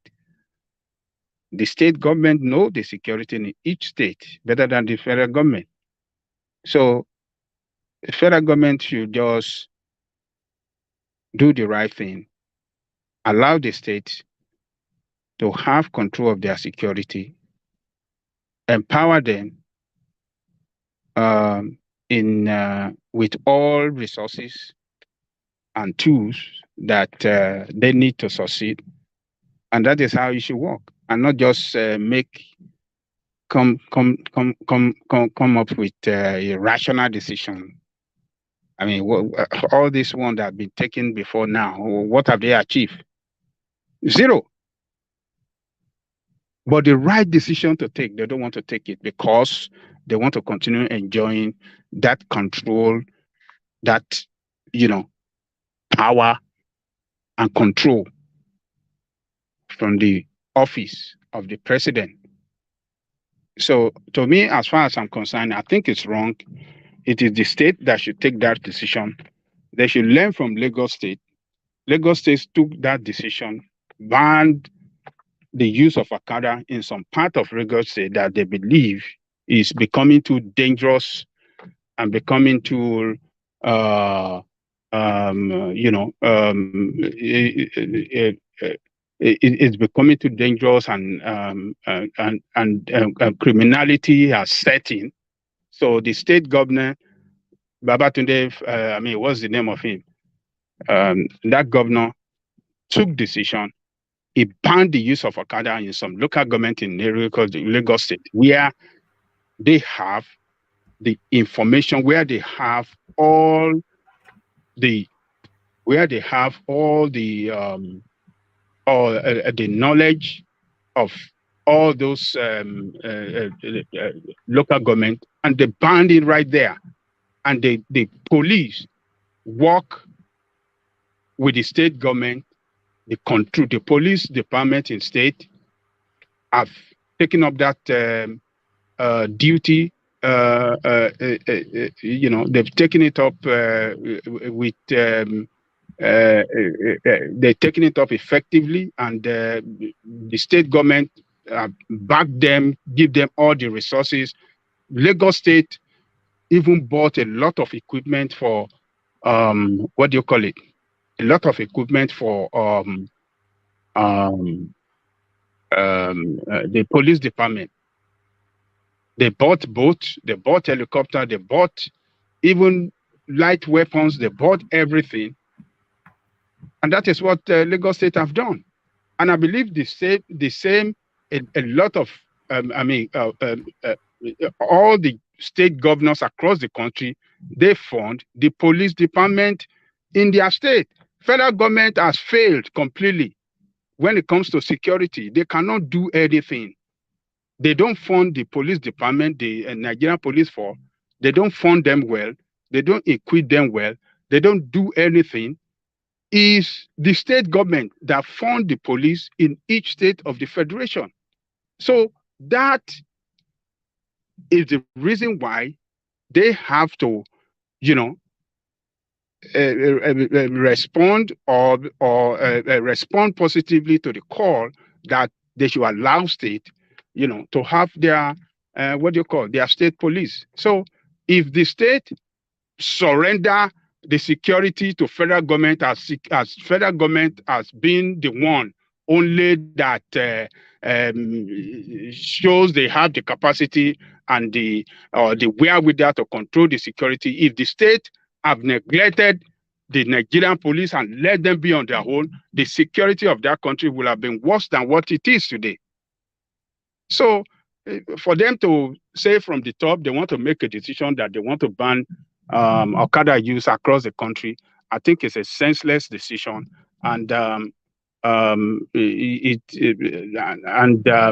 like Baba Kure said, the economic effect is going to be very huge. A lot of people that are doing this Okada business as a genuine business, they're going to lose their job. And you know, the state of We've lost you somewhat, Ajane Koko, although we can hear the heavy music in the background. But okay, so you can hear me now. So what I'm saying is that are your neighbors partying again? Do they never not stop partying? No, it's we have a church close next to my door, so that's the all right. you know, next to my no, is this there's one Spanish next to the building where I have even worse than the Africans. Oh, okay, carry on. You know, those people are so religious too. They are very religious people. Yes. So carry on. Yeah. So the economic effect of it on that country is going to be very, very huge, because a lot of people that are running that Okada business, so as a genuine business, as a means of earning their livelihood, like Baba Kure said, a lot of university graduates are running that Okada to sustain themselves and take care of their family. They're going to lose job. Where are they going to go? And we have, Ajale Kuku, can I add something, please? yeah. What of the criminality that is attached to the Okada driving, aside from the terrorist angle? Do you consider that? That is what I said earlier, that they should leave it to the state government to decide. State government can act. They know area where they are threatened by Okada operation. They can cancel them there. They can ban them there and leave some other parts where they know that they operate, where they don't have a problem.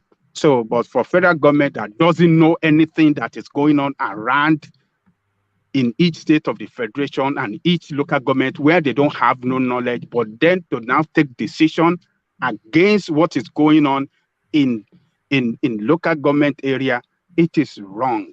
It is wrong. And that is why I make reference to that of Lagos State that banned the use of Okada in some local government in area where they see as the level of criminality and the level of criminality is high. They ban it in those areas where they don't have a criminal problem with the ride of Okada. Those ones are still operating. So they should leave it for state. They know their situation well. They know their surrounding well, and not federal government, to take that kind of decision. It's a very rational decision, and it's going to cause economic problem around the country because of those that use this Okada to take care of their family and to earn their livelihood. So I don't support it. They should leave it to the state government to take appropriate decision in that respect. All right.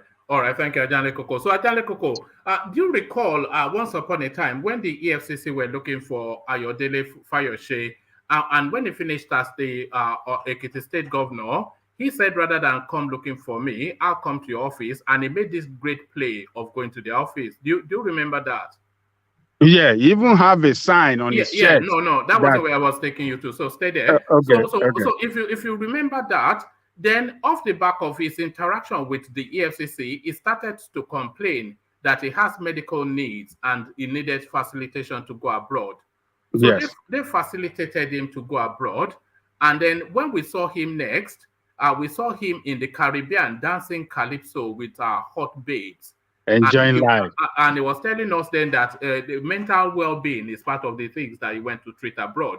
So fast forward to 2022, rinse and repeat. So the governor of Anambra State, just as soon as he did his handover, he was trying to sneak to Murtala Mohammed International Airport, where he was apprehended by security operatives, who then marched him to Abuja in handcuffs to go and account for all the money he stole. So he now effected his bail, and he presented the same template as Fayose, saying that he has medical needs abroad that he has to attend to.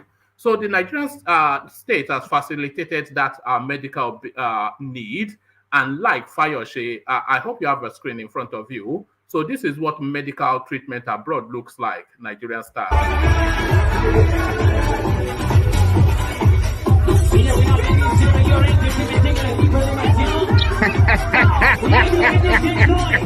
Life continue, one man.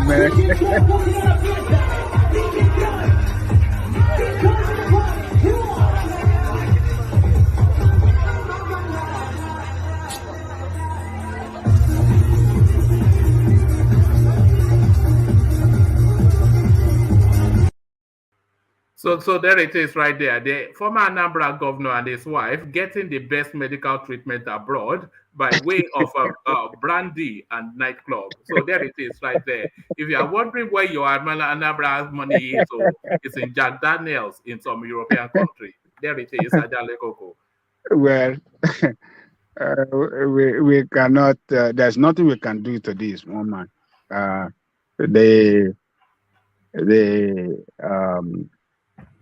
He was having a health issue, and I believe they had all documentation to show that yes, this guy needed to go abroad for medical treatment. So they allow him, and he's taking treatment abroad. It doesn't mean that he Yes. cannot So still enjoy life. Dr. NSA, Abi, Dr. NSA Yeah, he can. and Nurse Jack Daniels. Look So, at that. so I mean, Eh? he's a free man while in abroad, so he can enjoy life now. So I don't see anything wrong in what he's doing. But you know what I just what I'm more particular about is that they verify his health situation, and they concluded that yes, It said there was he needed.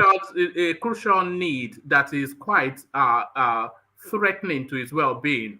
That Oh yeah, the doctors that can treat it are abroad, and he put this clip that I just played you out himself. So this, you remember Dino told us that if we don't start, if we haven't started stoning them on the street yet, they won't learn. So is this not it now? It's until some of these people are stoned on the streets. Look at that, the audacity. you know, one man, the medical problem he had was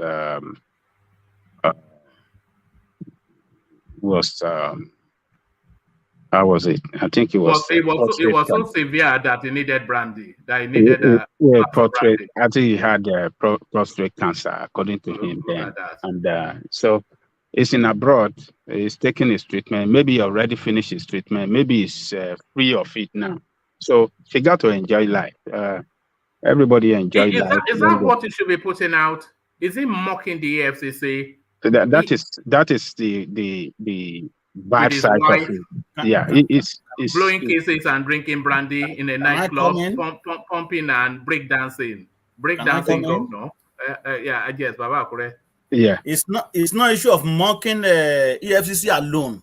He is mocking Nigerian youth. That is just a fact. Because when you see things like this, get too angry. Now, can I ask a question? Where was this guy living before he came to Nigeria to run for the governorship? I think he lived in America, did he not? Exactly. So now they take Nigeria as a free place where they can just let me just go and grab as much I can grab and just get out of the place. What concerns me about developing the place? We had the same somebody like this in Akure North local government before. He was the representative under PDP. He came all the way from US. So when you see people like this came home, you will even think that what they have seen over there for the period of time, they will come home and even do little out of it. This guy came to Nigeria as House of Representatives. He won the House of Representatives and Akure North local government under PDP at that time. Do you know what this guy said? He said, "Boy, this is very sweet." You are talking about Abena, Abi.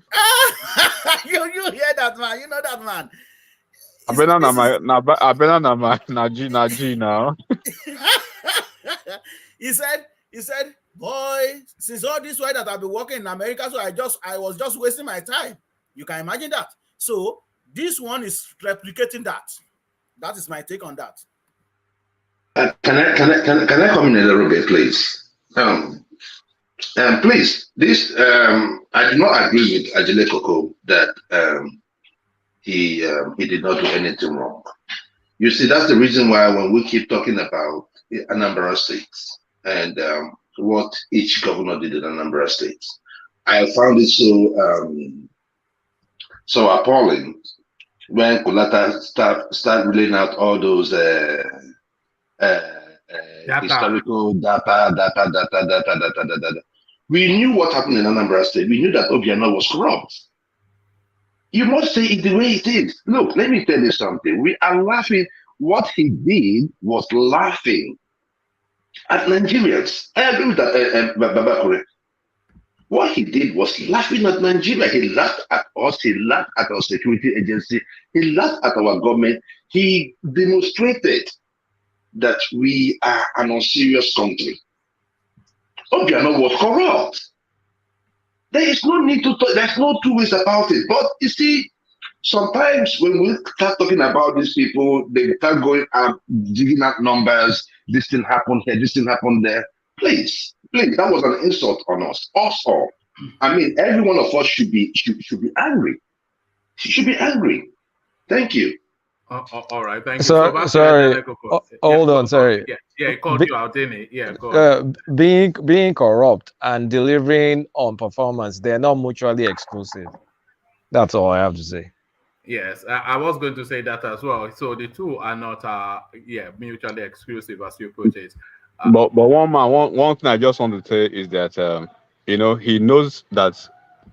Tell me one of them that is actually not corrupt. Buhari that is there now, is he not corrupt? Which administration is running the highest level of corruption in Nigeria? Yeah, but it's the mocking now. He put that clip out to mock. He may be just having a party in Houston here, and then people are just, he's just doing it. He's just living his own life. An American citizen. That's what they were talking about Tinubu earlier. Tinubu is an American citizen. All of these guys, they have dual citizenships, right? And entitled to go to Nigeria and loot, and then go and. So if you allow them, tell me which one that will not loot. All of them will loot. They will just loot at a different level.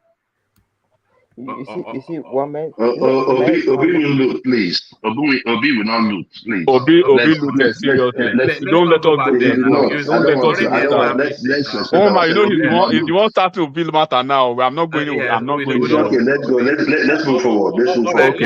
Let's hear from Charles and then back to Ajale Koko. So Charles, comment with why Nigeria is a failed state. He allowed corruption to live in Nigeria. How do you say that comment? People are suffering and dying. You say corruption is allowed. No, Nigeria needs help. He didn't say that. No, his comment is the reason why Nigeria is the first state.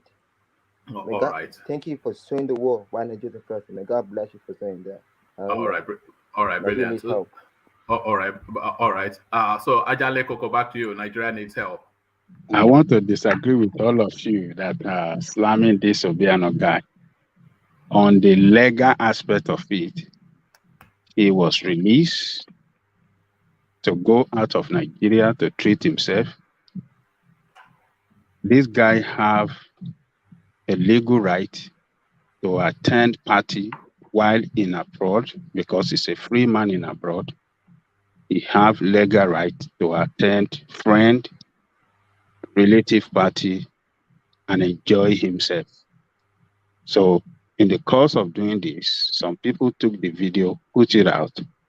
No, he took the video himself. Even when he took it, it doesn't mean that he's mocking Nigerians. You don't think? It's not that. No, he's enjoying it. He has freedom in the United States, and he's enjoying his freedom. The law permits it. So why do you want to condemn him and kill him for just seeing his video? Must he just have to be living in his house and not even walk on the street or even attend a friend party or shoot video or take picture? You don't think the optics is poor, is wrong? It's not wrong. There's nothing wrong with it. He's under corruption allegation. He asked for special dispensation to go on a medical trip, and the next thing we see is him drinking and partying in a nightclub. There's nothing wrong with that. Does it? Why the law granted him that permission? The optics. Yeah. And when he's abroad, does he not have the right to attend a party? All right. So the question. Sorry. So we're not talking about Ajale Koko. Nobody is talking about the legal right now. We're talking about the optics, the way it looks. So, like I said, he under allegations of corruption, his passport seized. He asked for special dispensation for reasons of colon cancer or something, a real severe ailment, and that was how he left Nigeria. Very quickly after he left Nigeria, under this life-threatening medical condition that he alleges, the next clip he puts out is him drinking brandy with his wife in a nightclub. So not the legality of it, but the optics of it, the way it looks. Well, I don't know. It kind of look bad because it's under the investigation of EFCC. If it's not under the investigation of EFCC, are we going to pervasive? I mean, how would we perceive that video? Is it because it's under the investigation? Does investigation means that it will be indicted? It doesn't mean so. So does it mean that because it's under the investigation and is let out of the country for medical treatment, he should not enjoy his life? No. This when you have a freedom, I mean, he have the right to enjoy his freedom. It is right. So being investigated does not mean that, yes, you are being found guilty. You are just being investigated for one thing or the other. It doesn't mean that you've been found guilty or been indicted for something like that. So we have to separate this thing and look at it objectively and look at some legal and, some rights that as a citizen of this world, what are the rights that he deserves to enjoy? You have the right to enjoy life. The investigation is a different thing. Does he have right to enjoy life? He have it. And I don't see anything wrong in it. If Nigerian state have case against him, they've given him limited time to go out. And when it's time for him to come back to Nigeria, he will return to Nigeria and come and answer their investigation and face their investigation. And then if they find him guilty, then they will sentence him to jail. Or maybe they will fine him or whatsoever. And if he chooses to stay in abroad, trying to run away from being investigated, they can carry out investigation and request for his extradition to Nigeria. Nigeria have extradition treaty with United States. But I'm looking at him as a human being like me and you, that the constitution of this country give us the right to enjoy life. And he can do it. And it's a human being like us. He can enjoy it. So I don't see anything wrong in this video. We should just... all right. Yes. All right, let's go on to the next. So Ajanle Koko. So let me take you to the space. Amaechi Cole must face trial. This is Wike speaking. So he determined to jail Rotimi Amaechi, especially before the end of his administration. But what do you think is underpinning this headline? He has been chasing him now pretty much since he took over. He did a lot of expose on Rotimi Amaechi, and he has him in court at the moment, and he's saying he's going to effect his jailing. So just a brief commentary on that, Ajale Koko for time. Wike is still winning against Amaechi, even at the 11th hour of his administration.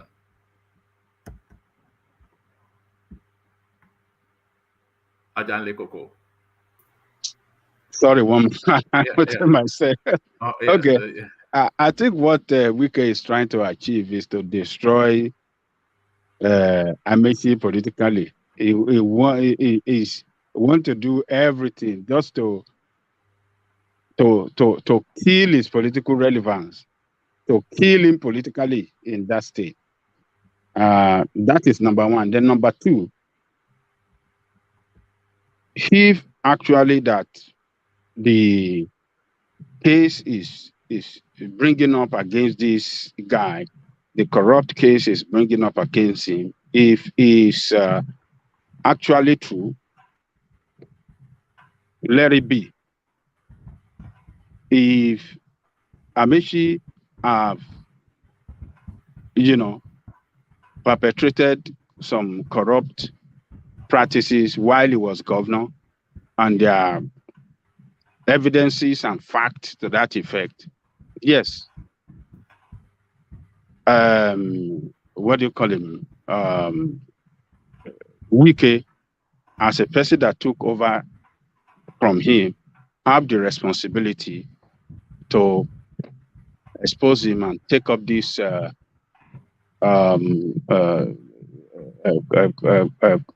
corrupt case against him. That is the power given to him by the Constitution to do. He must fight corruption, and he must protect the state, and he must take care of the welfare of the people. So the resources to take care of the welfare of the people, if someone, Amaechi, uses that resources to enrich himself, he deserves to be punished. He deserves to be prosecuted. So two things is working against him now. He have against Amaechi, he have a political opponent that trying to use everything to destroy him politically, and then is taking up a legal matter against him for being a corrupt public officer. So Wike is on the right course. He's not doing anything wrong. So it's left for Amaechi to hire a lawyer to defend himself if he feels that it's been witch hunt. So Wike is,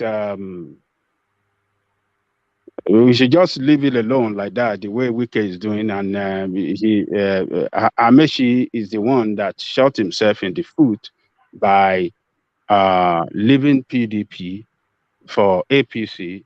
And, if he had remained in PDP, if he had not left, he will still remain politically relevant. Maybe this case will not be against him. Wike as a PDP man might have covered it up, but it's an opposition party that wanted to use their power to rig Wike out, and Amaechi was the one behind it. He wanted to use federal might against the re-election of Wike. If not that Wike was a very tough guy that knows how to fight to finish too. What they did against Fayose,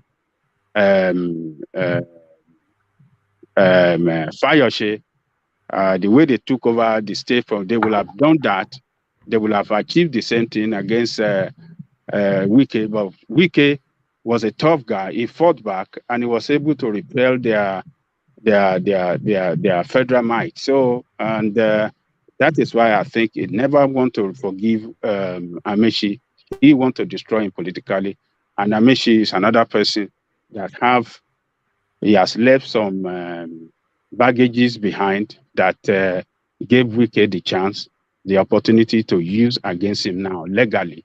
And I believe that I don't see how Amaechi will escape this, except to go and pick up some high chief all over the Riverine area to go and dobale for Amaechi and see Amaechi, to go and dobale for Wike, and maybe they can settle it as a homeboy. But the way it is now, it looks like Wike really want to destroy him politically, and with that legal matter against him, he will be completely destroyed. Right now, Amaechi does not have his political relevance is wiping out in that state. The APC is breaking apart. Some a senator APC big wheat, maybe a senator, I can't remember, have moved to YPP. No, sorry. Some of the big weights in the party, they are running away from that party now. All of them are, the APC is breaking apart because Amaechi is too self-centered. He doesn't want to share any political position in that state with other groups, except only for his own group. And so other groups are leaving the party. So it's not good for Amaechi at all. He has to find a way to go and beg Wike and see what he can do to escape this. Otherwise, Wike, being what he is, we know that he's a rugged guy. If he want to fight, we fight it to finish. We have seen what Amaechi should learn from what he did against the chairman of PDP, the one he took out before this one, and the one before that one. Wike destroyed them, he brought them down. And we do the same to Amaechi, except Amaechi go and beg. So that's the way I see it, woman. All right, brilliant. Thank you, Ajan Lekoko. So, Ajan Lekoko, let me acknowledge Alexander Gomez's super chat, which is pointing in your direction. It says, Ajan Lekoko, I absolutely disagree with you on your opinion regarding Obiano's position. With that video, he came across as irresponsible, uncouth, and nonchalant. So there it is. It's the optics rather than the legality of it. It's a crass and a crude. But then that's the expectation, of course. You see him bleached skinned. It's just crass and it's crude and it's mocking more to it. It's mocking. Say what in a fit to do. How did the video get out? We don't know. Okay, let's play it again. If you watch it, you'll see that he is videoing himself. Look at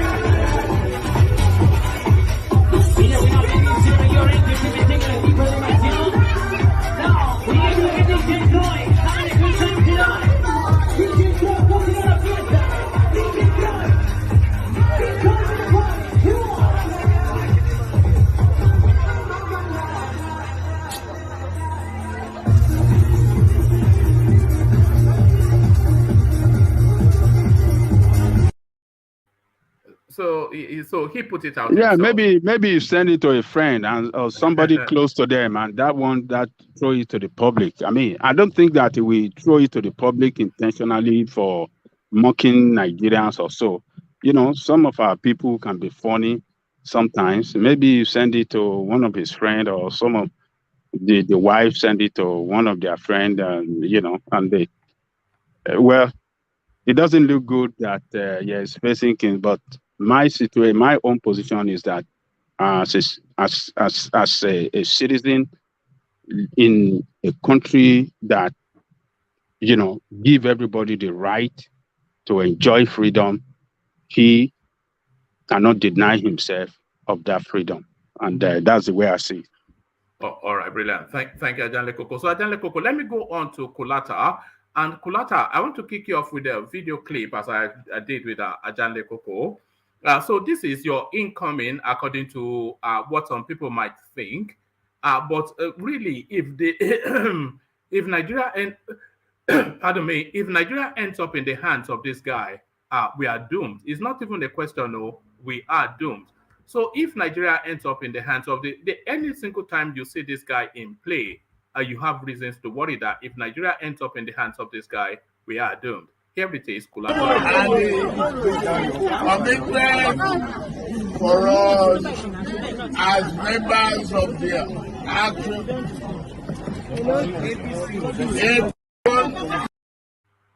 So there it is. The commitment for us from the members of the Action. No, Baba, it's APC.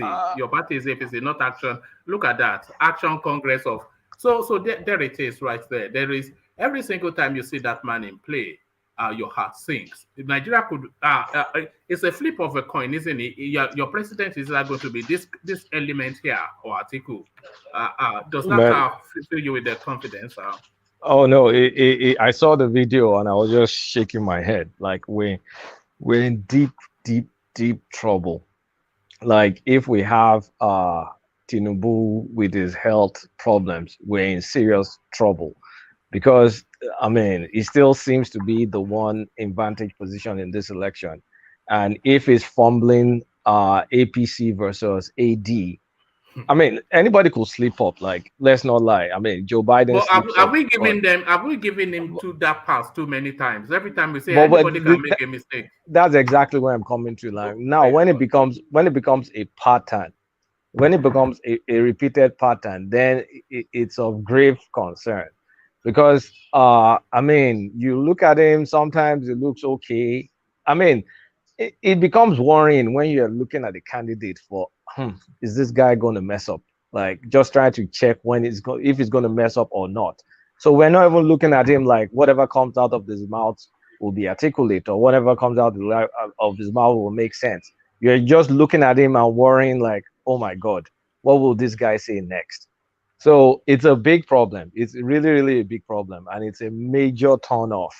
Like Tinubu's health is a big issue, because at this point in time you may have to start dissociating his past achievements with his current state of his current mental fragility.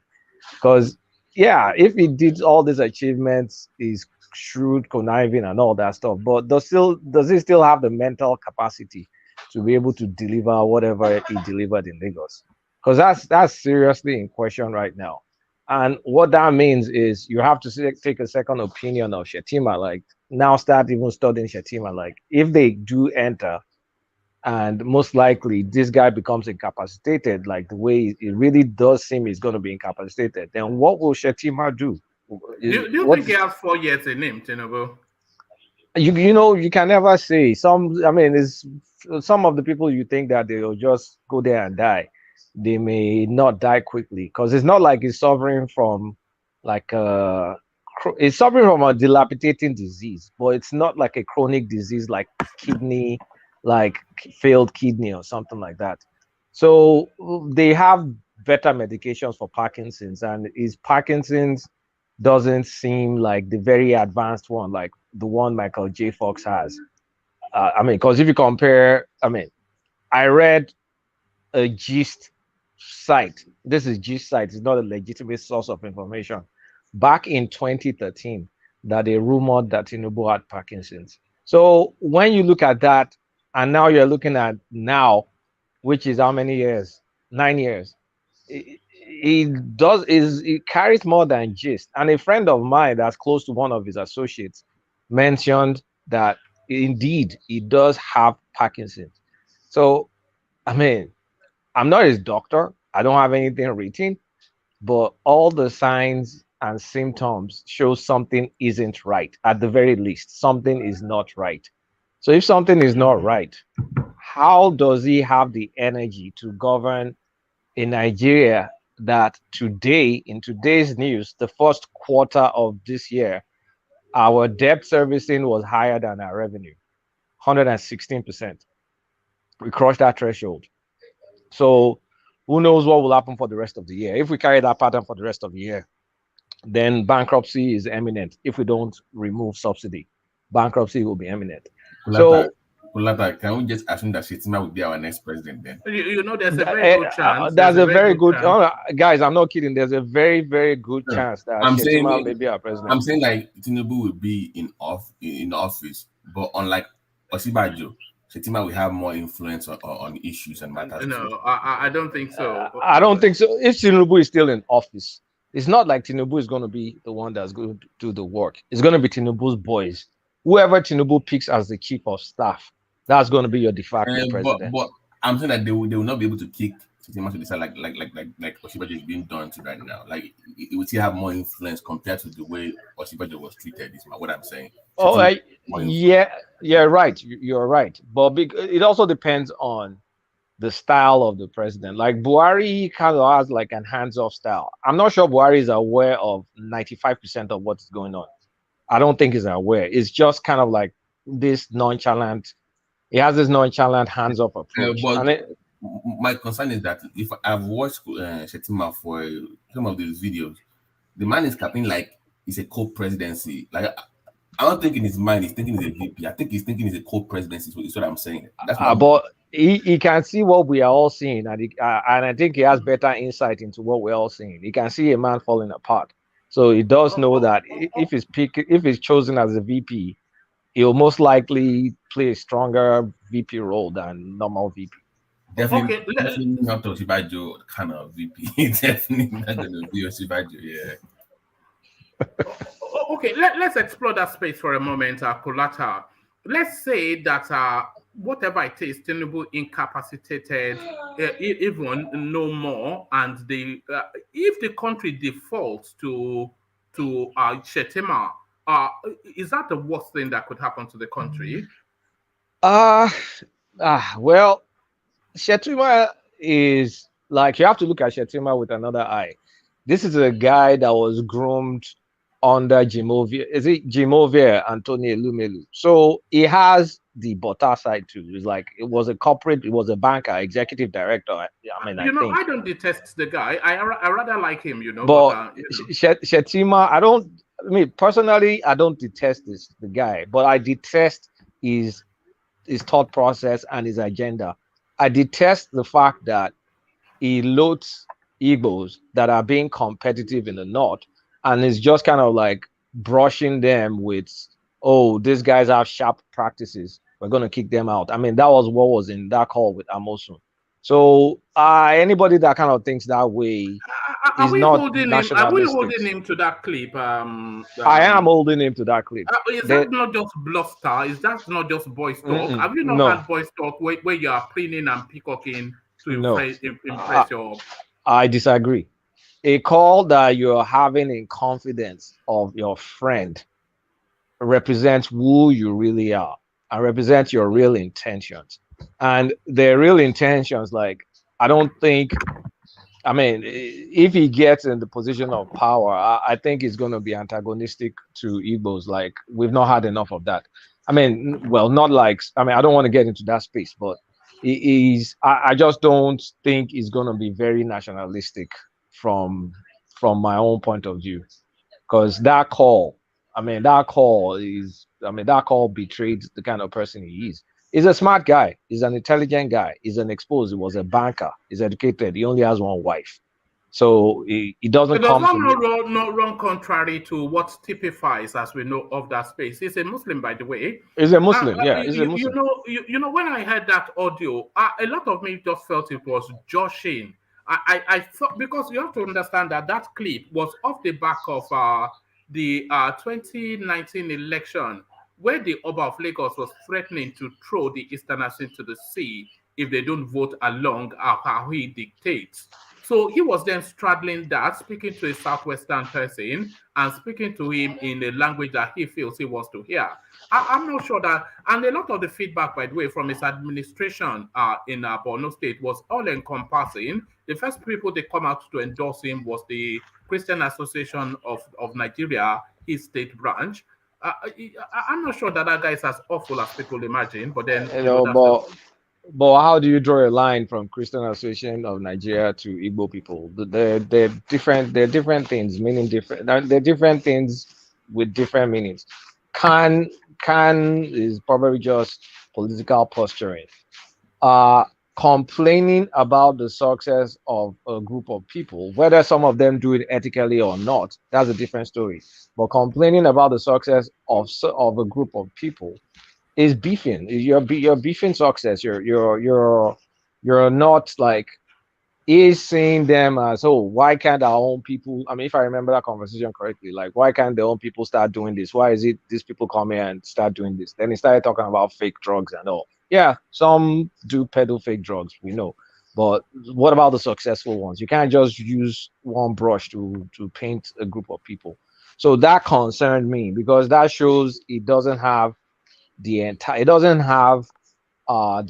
country in mind. His view of the entire country is a bit skewed towards the north and the southwest, and probably the southwest, because I mean, you can't rule Nigeria without appeasing the southwest because of the economy. We hold the economic power of that country, so there's nothing you can do about that. But I mean, coming across vile and bigotry, I mean, it just showed bigotry, and I don't appreciate that. So you see, Kuwatu, as an Igbo guy here, you could sign me too for my tribe. Very, very good soon. If this guy become president, you see. All right, but there is a realistic possibility with Tinubu. I mean, falling apart publicly as well. Yeah, I mean, watching Tinubu closely now, I'm removing his legacy of achievement from the current person that he is right now. The current person that he he comes across as mentally incapacitated. Is showing, and it also, apart from that, there's a massive arrogance about his campaign that is now getting very nauseating. Like, since the election of Osun State, has he had the courtesy to even call Adeleke and say, "Hey, congratulations, well done, good play"? Nope, he hasn't. The way he talks, the way he's carrying himself. I mean, Kolata, how do you expect him to call Adeleke when even the governor of the state, who is his cousin, have not even accepted the result? While governor here now, governor's race is done. No, he cannot congratulate Adeleke. No, now, not now. Why must he? No. Maybe they are preparing a legal suit. That would be against their game. That would be against their destiny. They are trying to go to court. I disagree. Remember the fact that Tinubu is still No, Guys, it's You still, guys can the you legal, guys it's can still say the what leader you're of the gonna party. say, and I'm going to respectfully disagree. If No, you Bro, say Kolata, let's be reasonable now. They are of preparing to go to court. How do you want him to start congratulating no, you can't do that now, you Kolata. can't do no, that. Under the law, you can't do that. Even if what is under the they law? have legal team now. Have they filed Now, don't lawsuits? forget these people are family. They are family friends. Of course, maybe behind the scene, you probably would have made a call, a text message, or whatever.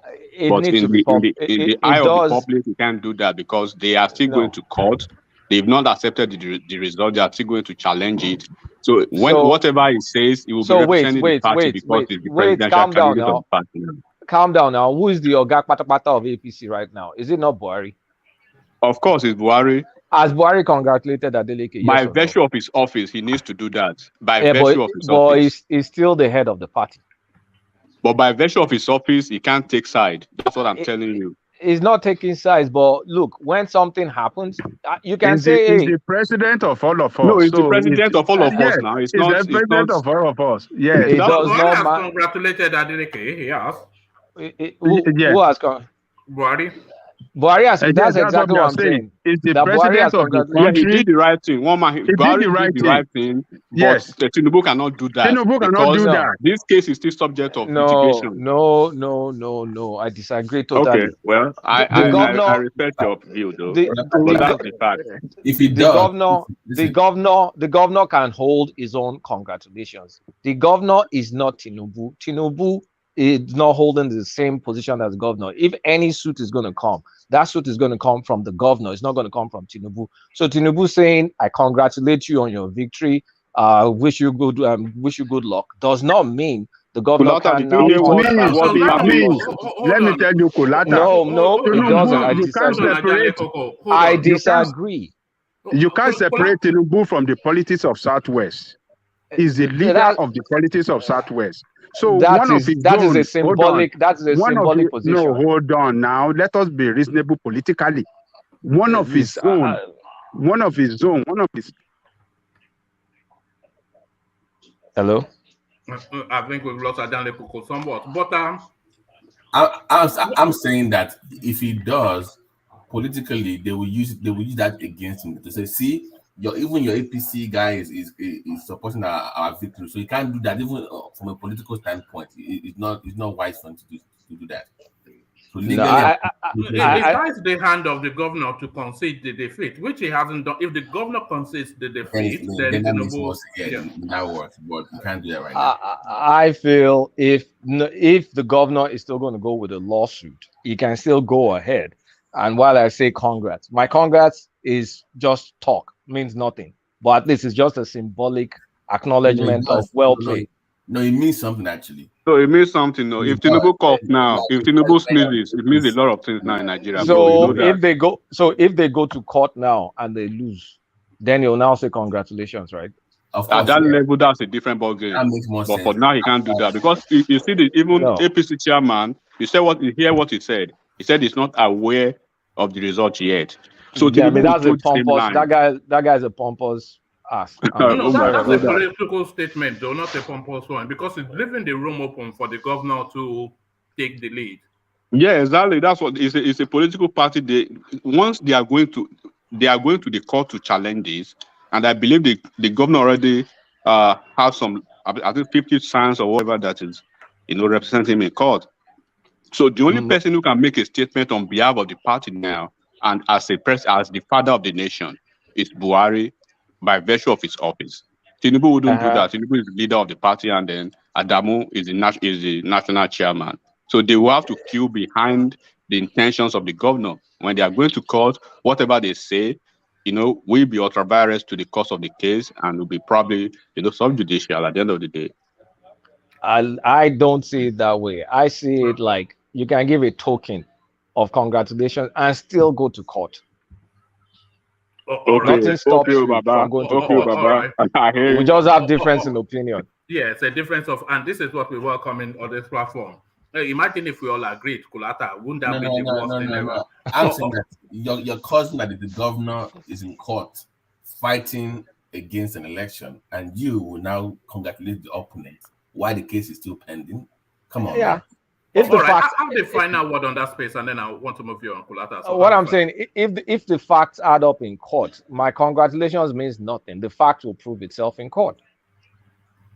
All right, brilliant. So let me acknowledge Alexander Gomez's super chat, Kulata, and then I'll take you to another talking point. He says, and this somewhat it reflects my sentiments as well.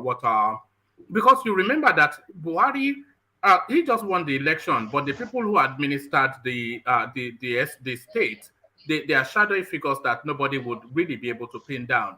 He says, someone should quote me on this platform. If Bola Ahmed Tinubu wins the presidency, Tunde Fashola will be his chief of staff, no doubt, guaranteed.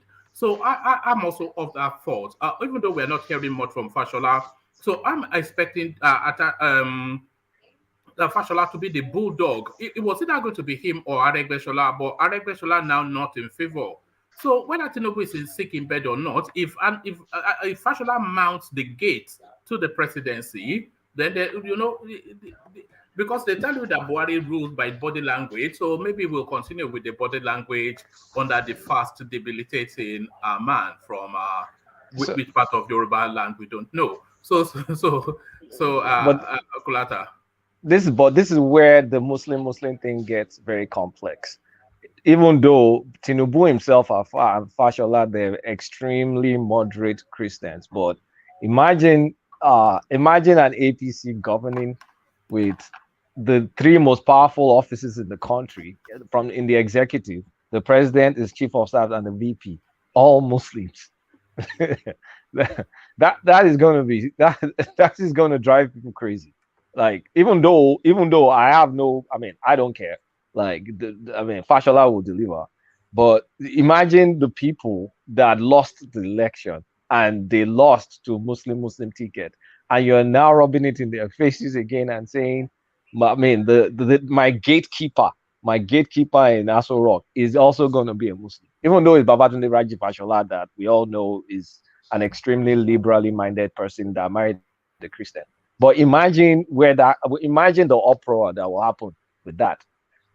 Yeah, but he can pull it off. They can pull it off, but it will leave a bad taste in the mouth of so many people. But they will still be able to carry out that policy. So you think if he can select someone like Fashola and is virtually bedridden, I'm okay because Fashola will carry out his wishes. Fashola will know what to do. But isn't it the same Tinubu that wanted to remove Fashola from his second term? Are they in that much of a good? Do they have that kind of relationship now still? Because it's doctrine of necessity now. No permanent friends, no permanent foes. Yeah, but I can answer that for you in a second if you don't mind. Do please. Yes. So his issue with Fashola in Lagos, just as similar to Ambode, it's not particularly Tinubu's problem.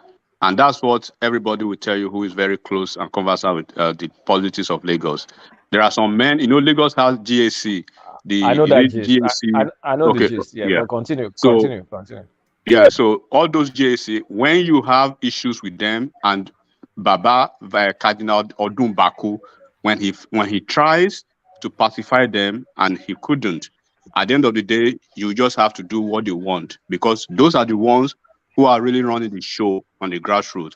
So Tinubu will try to save you just like he tried effortlessly to save Ambode.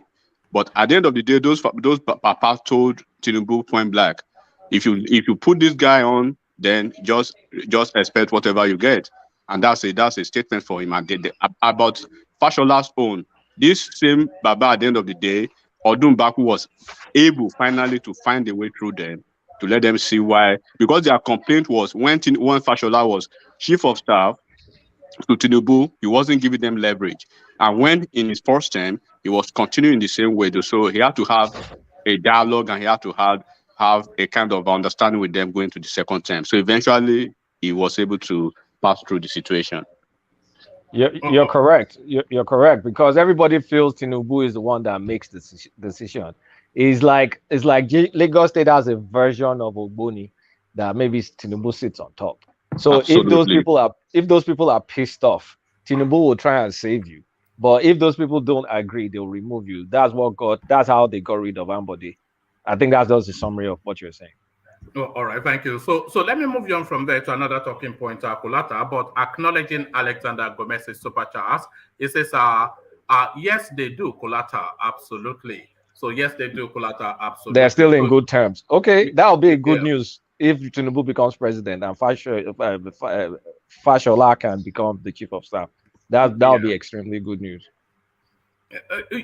As much as people are saying they want a southern president, and then the southwest will say they want a Yoruba president, but from what we're seeing of Tinubu, do we really want that? No, it's just going to be problematic all the way through. So this is where I come back to. I want a president with Tinubu's record and Tinubu's ability to pick performers, but that is healthy, like Peter Obi, that I can present to the world, to the UN, to that I can be proud of, like Peter Obi, and I can execute a plan similar to Atiku. That will be my president out of these three. If I can mold these three into one person, that is what I will want. Because Peter Obi in office will be able to heal some of the divide and the cries of injustice and all. And he's pretty decent. He's a well-spoken man. But Tinubu, look at him now, like he can barely coordinate. He's physically he's falling apart. Kulata, when matters get to a certain point, presidents internationally, they have a one-on-one closed-door meeting to trash it out. We've seen Biden do it with Putin. We've seen even Trump do it with Buhari himself. So in that closed-door meeting between Justin Trudeau and Tinubu, imagine that, Boris Johnson and Tinubu, closed-door meeting. So, what is it? But you see, but the thing is, in fairness, though, it's not every time that is in that. It's like back in the day when we used to drive all these stick ships. Sometimes when you start the car, it will go and when it fires up, it fires up. So Tinubu has that his moment where it's like it revs up. So it's that revving up period that you get the Agbado. APC, one that I couldn't remember, APC. So whatever it is, sometimes his brain is sharp, because if his brain wasn't sharp, the guy still pulled off a coup against Aso Rock Cabal. Let's not kid ourselves about that. It's this same guy that did it. So please do not underestimate the guy, even though it's not at his 100%. His 75% is still something formidable, because he was able to pull this off. He was able to get himself nominated. That's something. But I just worry that how much can you sustain this? Because what will be the wear and tear after going through a hectic campaign season?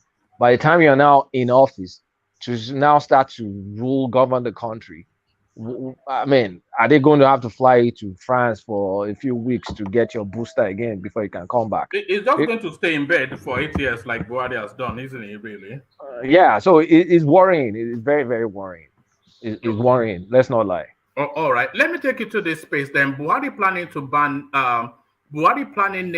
nationwide ban on motorcycles over Boko Haram and a banditry. So what are you making of that as a policy position, Kulata? Wait, it depends on what is the ban against the use of motorcycles as a means of public transportation. The purchase, sale, and use of. That's bullshit. Pardon my language.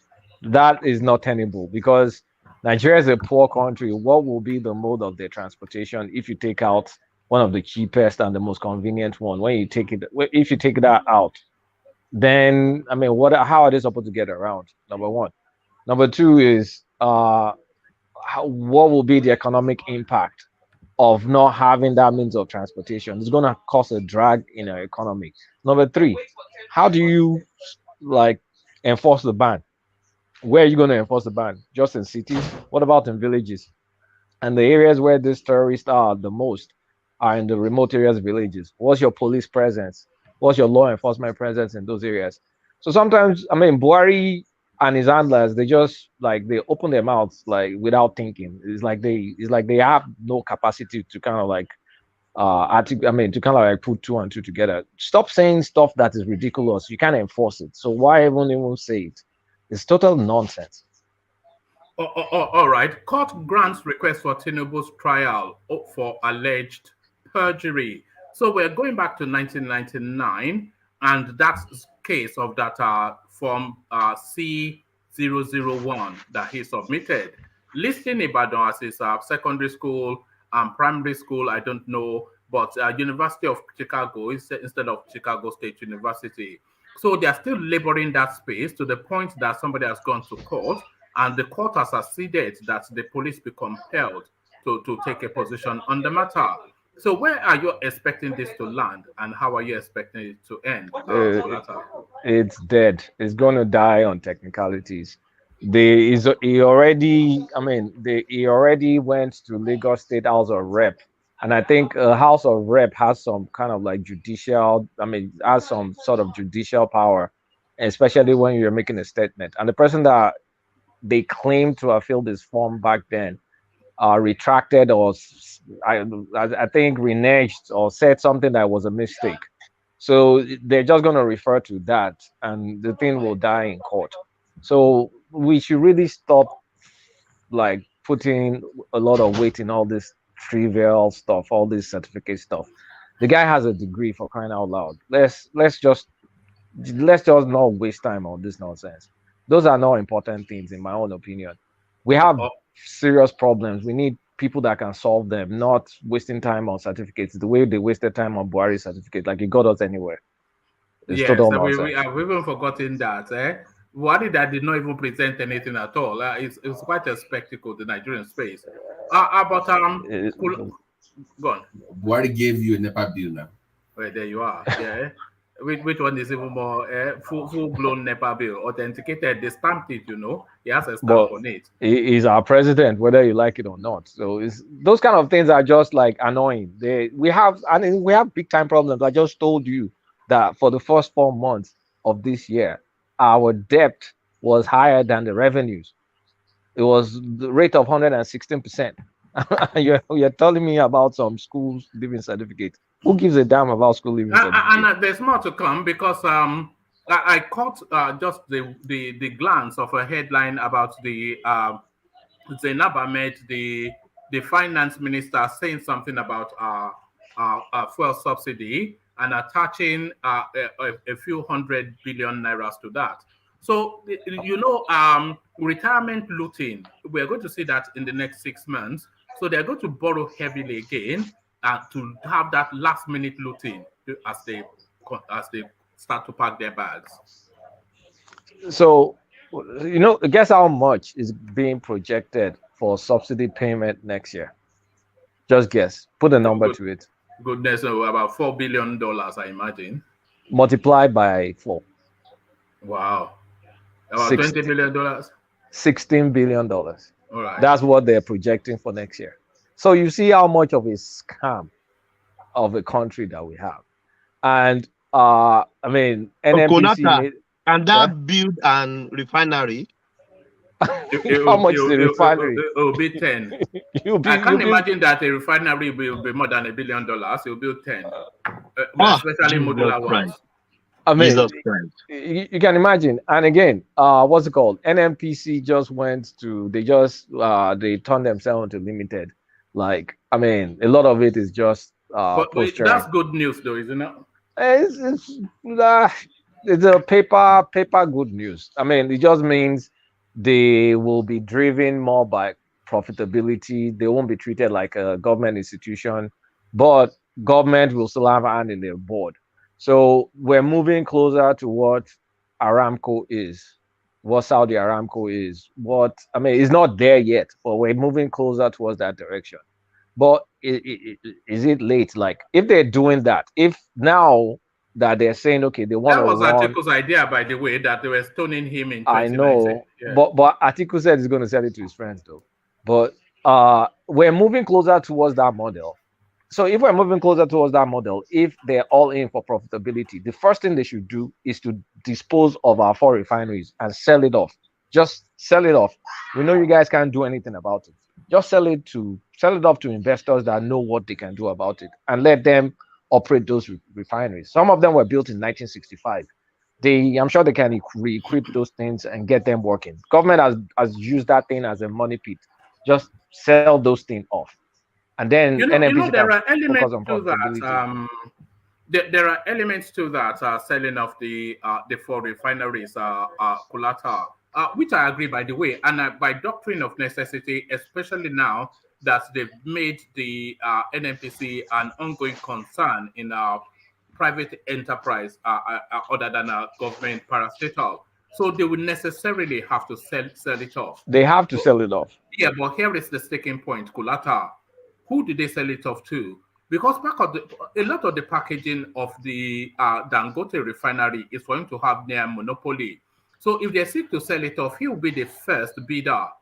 But should the nation allow him to sweep up those four refineries in order that he has a No. virtual monopoly? No, And they should not. they license for individually so that the market is competitive? I believe it should be competitive. There's always, I mean, technically it should be competitive, even though if it's only 4 players in the game, it's more of an oligopoly. I mean, what was that thing called? They can still collude amongst themselves, but they should not sell everything to Dangote because that is putting the fate of the entire country in one man's hands. But well, technically that's not correct because the Baba Jebu's son too has a refinery is building now, like a huge refinery is supposed to be building. So it's not only Dangote and there are some modular refineries, but the two guys building massive refineries is Dangote and I think Baba Jebu's son. So Baba Jebu, you mean Obasanjo? no, Baba Jebu, the gamble. I mean that gambling thing. All right. The lotto guy. I don't know about this sort of people. All right, good. So I think Baba Jebu's kid or one of them also has a big refineries building. I've not followed up on the progress, and I think I have another friend that's working with some consortium building another refinery somewhere in the south. So there's some, but if they want to sell it, they can sell one to Sahara Energy, sell one to what's it called? Ocean and Oil, O&O. Sell to, I mean, there's some indigenous oil companies that they can sell those refineries to, and those guys they'll get it to work. You don't have to sell it to Dangote. We've given Dangote enough billion forex for him to last his 10 generations in wealth. So they should give other people a shot, not just Dangote. All right, brilliant. Let me acknowledge Alexander Gomez's super chat before I take you to the next talking point, Kulata. And it says a rare pat on the back for Enigmatic. I don't think people should be agreeing with Enigmatic too much because he already agrees with himself a lot. But Alexander Gomez, and that was a joke, by the way. Well, Alexander Gomez, though, agrees with what you said, Enigmatic. He says, I can confirm that Enigmatic knows a lot about Tinubu's inner workings. He actually says things here that are supposed to be classified. So Alexander speaking from the inside, acknowledging that Enigmatic has inside knowledge. So the insiders are with us, Kulata. Kulata only speaks from brain. But many people, I mean, well, let me not say many people. Let me put it, many Yoruba Lagosians know how Tinubu operates. And that's why you see them voting for him. But a lot of people that are not indigenous or Yoruba may not understand. So they just can blame Tinubu for anything and everything. And it doesn't help the fact that Tinubu too is pompous. He comes out to say, oh, Emiloshe, like I'm the one that did this, I'm the one that did that. He has a circle around him that they deliberate together. So a lot of times he will try and save you. And if he can't do anything, he'll just go and tell you gently that you're on your own. And that's how they killed Ambode not kill in terms of, no, sorry. That's how the Ambode's ambition went into the doldrums and other people. So it's a system that solicits inputs from a powerful bloc. And within his powerful bloc is also, what's the name of this APC guy, this Baba and his kids. The APC guys, not Oyinlola. Is it Oyinlola? What's the name of that Baba again? Those Baba's kids too are amongst the Alpha Beta crew. they have one circle that initially started that alpha beta. They split it amongst each other, but you will never know that all of them are involved. That's why if you go and probe alpha beta now, you can't catch Tinubu with anything. If you take Tinubu to court from now till tomorrow, he will come out clean. The guy is smart. Yeah, but we just caught him in one lie he did. Do I say that? He paid one guy to be a fake pastor. He paid him one guy 400,000 naira to be a fake pastor. Who does that? To be a fake 400,000 naira to be a fake pastor. He did. How do you know that? The articles. I seen the article. I'm not joking. We can't Those guys go and sit down with all those permutations. I'm talking about something serious, like not all this comedic fake pastor. No, it's serious. matter. No, I'm not lying. Nigeria, we can't lie to it in this The country. fake pastor thing, you can't take it to court now. That's comedy. That's comedy. It's for entertainment. It's not comedy. To use comedy because it's a modern society. It's not come together to the two to one. Okay. Okay. Go and prosecute him for bringing fake pastors. All right. There's nothing illegal about having pastors that dressed up. In fact, you can bring anybody. Even I can come there and say I'm a pastor. If you have, I'm talking about serious, like prosecuting him for serious crime or something. You're talking about stagecraft. Let's move on. Yeah. You know the problem. Let me just maybe a second. One man. I'm sorry for that. The problem that I'm seeing now is you know what they call fishing expedition in American politics. It's like you are looking over the fence of your neighbor to see what he has on the dinner menu instead of you focusing on what will get you your own dinner. That's what they are doing. They are chasing shadows while this guy is getting them distracted and plowing ahead with his strategies. And then by February, when they declare him president, some people will be talking about rigging when they are not even doing their homework. Someone said one thing. Can I interject, Kulata? Enigmatic, he wouldn't say that. He wouldn't say that we're busy, looking over the fence to see what our neighbor is cooking. That is really, really wrong. We cannot live in a country like in Nigeria where there is no accountability. And that's the reason why we get burned and we come back every 4 years or 8 years and still keep saying the same thing. You see someone that we know that he is corrupt. We see someone that we know that his health is failing. And we are saying, let's allow him to go. It doesn't matter when he gets there. He will put Fashola. And I'm really, really disappointed in Alexander Gomez. Joel. How can he say, hold on, can I finish? Yeah, go on. Can I finish? Yeah, go on. How can he say that Fashola should be and the chief of staff? He hasn't said so. Can I finish? Hold on, let him land. Yeah, and he was suggesting. I saw the chat, right? The super chat. He was suggesting that Fashola will be made as AGF. What are we talking about? Number one, number two, number three. Will be all Muslims. What are we going? I mean, I don't understand the kind of country you see. That's why we say absolute power corrupts absolutely. No, number three is the Senate president. Number three is the Senate president. I understand, but we all know the power, the AGF. In the executive, I'm talking about the executive arm right now. It is the president, the VP, and the SGF. I'm talking about the executive branch. So you want to have all three Muslims. So what we are saying is this: we cannot just turn blind eye. Now, Tinubu, we are talking about Tinubu having issues with dementia and with Parkinson.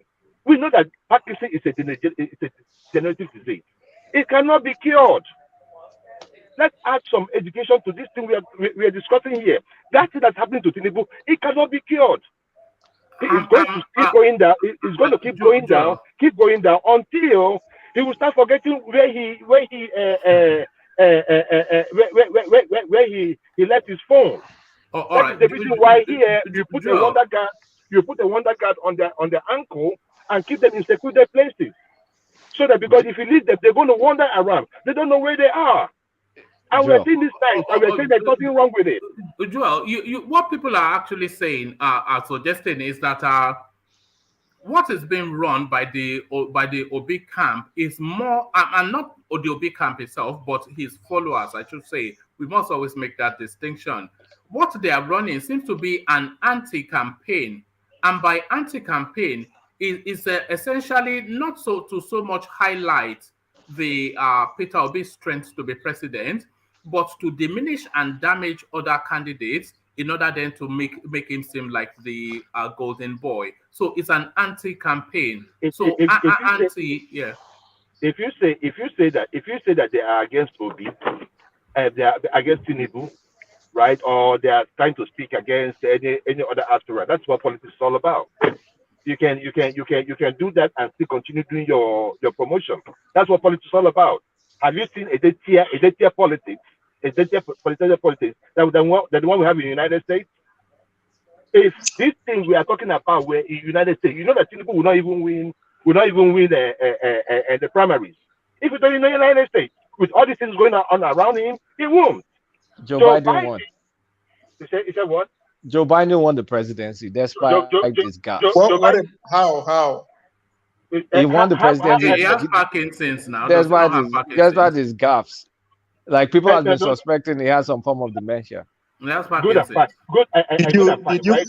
you follow their campaign and how highly was protected from all the media? But he still got in, didn't he? Exactly. So why are you not complaining that people are after Tinubu? This is politics at its best. I don't think anybody's complaining. Other people also know one or two things about things is being done. And it matters being said that nobody is complaining. Nobody is complaining. Prove it to us. Bring it out to the surface. They are not politically. They are not in the same space. Especially with these guys' names. Bro, Ovie, nobody is complaining about what they are doing. What I'm saying is, look, we've seen Trump, as crazy as Trump was, they threw everything at him. While Democrats, I was saying at that time that they need to focus on what is meaningful.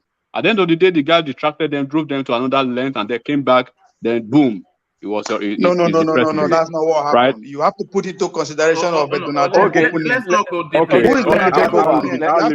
All right, let's bring it down. Guys, let me take over my time. All right, thank you. Let's get back to Kulata. So okay, thank you. So I need to tell Joel, you need to get one thing straight. You have a choice. I don't know why you keep on like moaning about this, that. You have a choice, don't you? This is not a one-party election. You can go and pick... It is a disgrace. It is a disgrace as a young man like you. Let me finish now. Let me finish. Let me finish. Let him counter you. Calm down. You do have a choice. You can see I'm not happy with with his health. And if I was voting in Nigeria, I will have reservations about voting for someone that's not that healthy. But you always coming to cry like, hey, they woe betide me. They put this on us. Who made us Muslim? Hey, ga.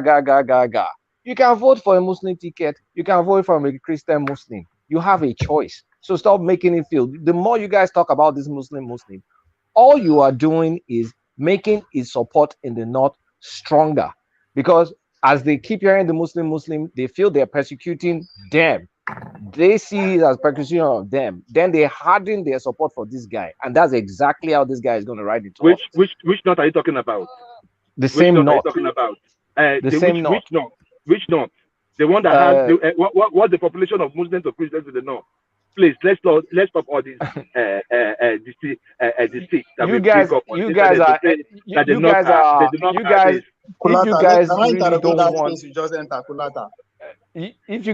don't want this guy in office, let me finish this point first. If you guys really don't want this guy in office, then he's made his choice. Let him regret his choice by voting for the opposition. Simple. My point is this, Kolata, that anybody, I do not care if the person is in a cockroach party, anybody that comes out to vie for any public office should be well vetted. There is no two ways about it. And he's coming from we are saying that why are we talking about him? We're talking about him because they are from the ruling party. And there's every high possibility that he might win. Either by hook or crook. So you should be worried as a Nigerian. Stop making like making it look like it's a passive idea. No. Every person. Hold on, Joel. The information that you are passing on is information that is available to everybody. Concerns about his health, all the school certificates, etc., and people with that information, they are still making a choice. So that's the choice that they are making. Surely, the right to choose, Joel. Well, man, can I make a statement on that space? Just a statement. Go on. Don't promote you your have the right to don't support. promote your candidate too. No, you have the right to support. You have the right to support whoever you want to. Exactly. But if the criticism of that Muslim space is not effective, you will not have seen fake pastors everywhere. It's working. Okay, for them to go and bring fake pastors, that means the criticism is working. So you cannot stop it. This is the season. However you want to avoid it, it is going to come. It's never going to stop. If it stops, then nothing is working. For you to see 20 or 30 on gathered men wearing priest gown to that venue, that's to tell you the criticism is working. Okay, you cannot stop that. It's part of the game now. Okay, so all right, so that's just the ebb and flow of it. It will ebb and flow, but ultimately, you know, it's quite curious that all of these things that is coming in now, they started with his hands quivering, and we had that as a point of attention, and then they in his incoordinate speech pattern, and then we had that as a point of attention. And then they said he peed himself. This was even before the primaries, incontinent. So we had that. And so the misspeaking, we've had the primary school certificate. Now he's a drug lord, and now the Muslim ticket. So this guy hold on. Right. This guy keeps moving forward. So they get to a point in time that that space will run out of all of these things, and it will become counterintuitive. And it's getting to that point where it's becoming counterintuitive. No, one man. This is just a rehearsal. They never start. Just wait until every party institutes their campaign. When campaigns start, then they will go then you will see it. They will start. This is just the never even start. I'm serious. This has never started. When campaigns start, when your Kwakwaso don't join number, you didn't know say that Kwakwaso will sell out. Every one of them will be highly scrutinized when the campaign starts. None of them is going to both the Congress, both the Tinubu, all of them. Hold on, let Ovie land. Yeah, go on. Okay, I think you see, Tinubu's something that's got Ovie. But coming with your Tinubu said doesn't have his own machinery. They will, but this is just a tip of an iceberg. Wait until August come, you see what is going to happen. All these people they just push aside. By the time they face the real media and the real criticism will come, you will see what is going to happen. Hold on, Ovie. The criticism is only going to cycle around already points that are already being discussed. Yeah, corruption, corruption, alpha, beta, his state of health, his education, all of these things will recycle again and then recycle again. But then what I'm saying is it can only recycle so many times before it becomes counterintuitive. So unless they break hold on, can you hold on, please? Unless they break new grounds, it becomes a bit too repetitive, and then it starts to be counterproductive. When campaigns start, they individuals have to start responding to this. They have not been responding yet. Now, surrogate and campaign, they were the one that responded. There will come a time whereby they have to respond. There's another thing that we are not talking about. This idea of separation is whatever. It would also come to play. How are you going to respond? Them now directly when the campaign starts. That is what you are going to see. All this one are surrogate now. Now, fans, people who like them are just the one playing gimmicks, all this. But when the real time comes, matter will start asking questions, and they have to come out and defend all this. The defense is already rehearsed. Is the thing. Oh, well, we shall see. It's rehearsed by the followers, people like us. Is the cut and thrust of it not already in play now? It is in play by us, by people like us, by the supporters, by the campaign team. Yes, but the conversation is already either weighing or falling now. So when they put the question to whoever, the space is already rehearsed. Well, no, again, one man, if I'm speaking on your behalf, the confidence that we have, the energy I will have to respond is quite different than when you are on the hot seat. It's different because at that time, not just what you say that will matter, your body movement, everything will come to play. Okay. So all this hold on, Kolata. Let's hear from Emmanuel. Then I want to come back to you, Kolata, and move you to another talking point. Back to you, Emmanuel. Yeah. One man, looking at both Tinubu and Shetima. They are full of drama. The way I'm looking at them, before a week will runs out, those two will bring another point that people are going to use and campaign. That's one thing you don't understand. Tinubu, I don't know, somebody need to help him and coordinate. That man, I don't know. Before a week runs out, they will bring out something that opponents will use and go against him, both his vice too. So that's one thing you people don't understand. Don't Is know. I it don't. things I don't. like pastor wearing clothes? Is that a fatal blow? Is this what we're No, there talking are some about? Come stuff on that we now. don't That even is know yet. one One man. man. There are some Listen, that stuff is the that point. we are not privy yet. You One know man. that, That is right? There the are some point stuff because that have been you hidden. see, one man. You see that scenario that happened. Atiku is going to use it heavily. You're already using it already. It's already People, figured out. What are you talking about? They will so be no, saying, The no, oh, ones some that no, are pastors no, not no. are out That's there wearing, is what the I'm some one where people we were saying. worried wearing about. pastors' clothes. That's what they will. That's what I'm saying. That before another week runs out, Tinubu and his vice will bring another topic that the Yeah, but opponent these will are use. petty little things, is what I'm saying. Saying, One oh, man, when Yes, it's one a man, I primary agree school. with you. Right? how Yes. can you call this a But small thing? there How are can some you go stuff and that say we it's don't know big? Because about it yet is, that will because come it to play is. at the 11th hour. Stuff that we don't know One Emmanuel, yet. man, Stuff Emmanuel, that how yes, can you Emmanuel. tell me that Hold on, you Enigmatic. hire 30 priests and pay them money to come and present as a priest is So, a so small you thing? think It's not that a is the small thing. fatal blow? You think is that the fatal blow that will end Tinubu? Is that what ends him? no. Emmanuel. Wait, one man. For me, Yeah. some Southwest that even want to vote for him as a Uh, Muslim ticket don't because worry of about what all he's that. doing now. They are Tinubu's not a going to criminal. vote for him. I This think thing you is are painting demeaning yourself him. a You see, picture you want to see. I think you are painting yourself a picture you want to see. But No, let, not a picture. let me get Not back a into this picture. topic. He just needs to coordinate himself because this drama he's bringing every week is not helping Forget anybody. about him. Focus on your OB. Just focus on your. You We will help know. OB Emmanuel, already. See, you I think guys, Joe has addressed this point.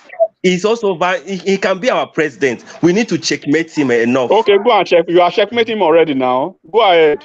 What has it? What has that stopped? you see, So what you I'm see, saying that the people within should coordinate him enough. That's what I'm saying.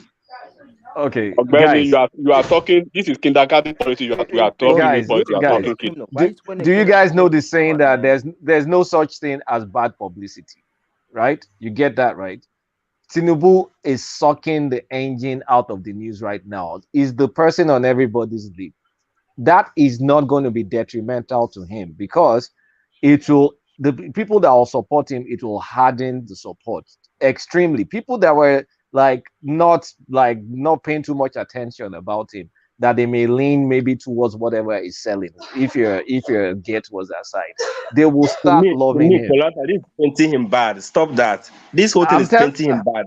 I've heard you. He's painting his bad, but I'm telling you, there's no such thing as bad publicity. You should get that's known in this internet generation. Once you're in everybody's lip, you're in their consciousness. even of you said So Somebody so like some me, time if ago. Obi does this kind of thing, somebody like me, if Obi does this, I would dump him. Well, that's you though. So, but well, unfortunately, not everybody is as not principled everybody as you thinks are. like you. You know. But if you are thinking, oh, the primary school certificate, oh, the pastor wearing clothes, if you are thinking that is the mortal blow, then you need to think But again. the No, I those fact mean, are peppy. That's One not man, if they silly don't little get it, things. if they don't Silly. get it, that means if they become president and something happen, they will use something and cover up. They will find lie and look, cover up.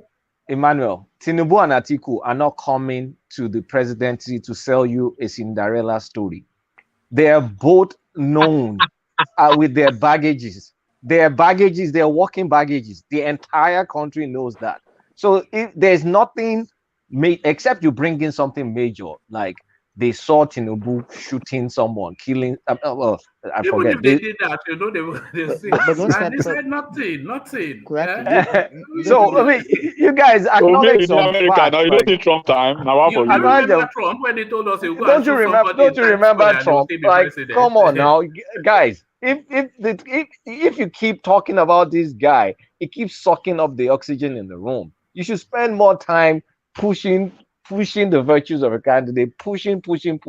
But the more you talk about Tinubu, the more you talk about Atiku, the more it's going to be APC and PDP again. Kulata, let me put one thing to you. Maybe or maybe not, this may have come to your attention.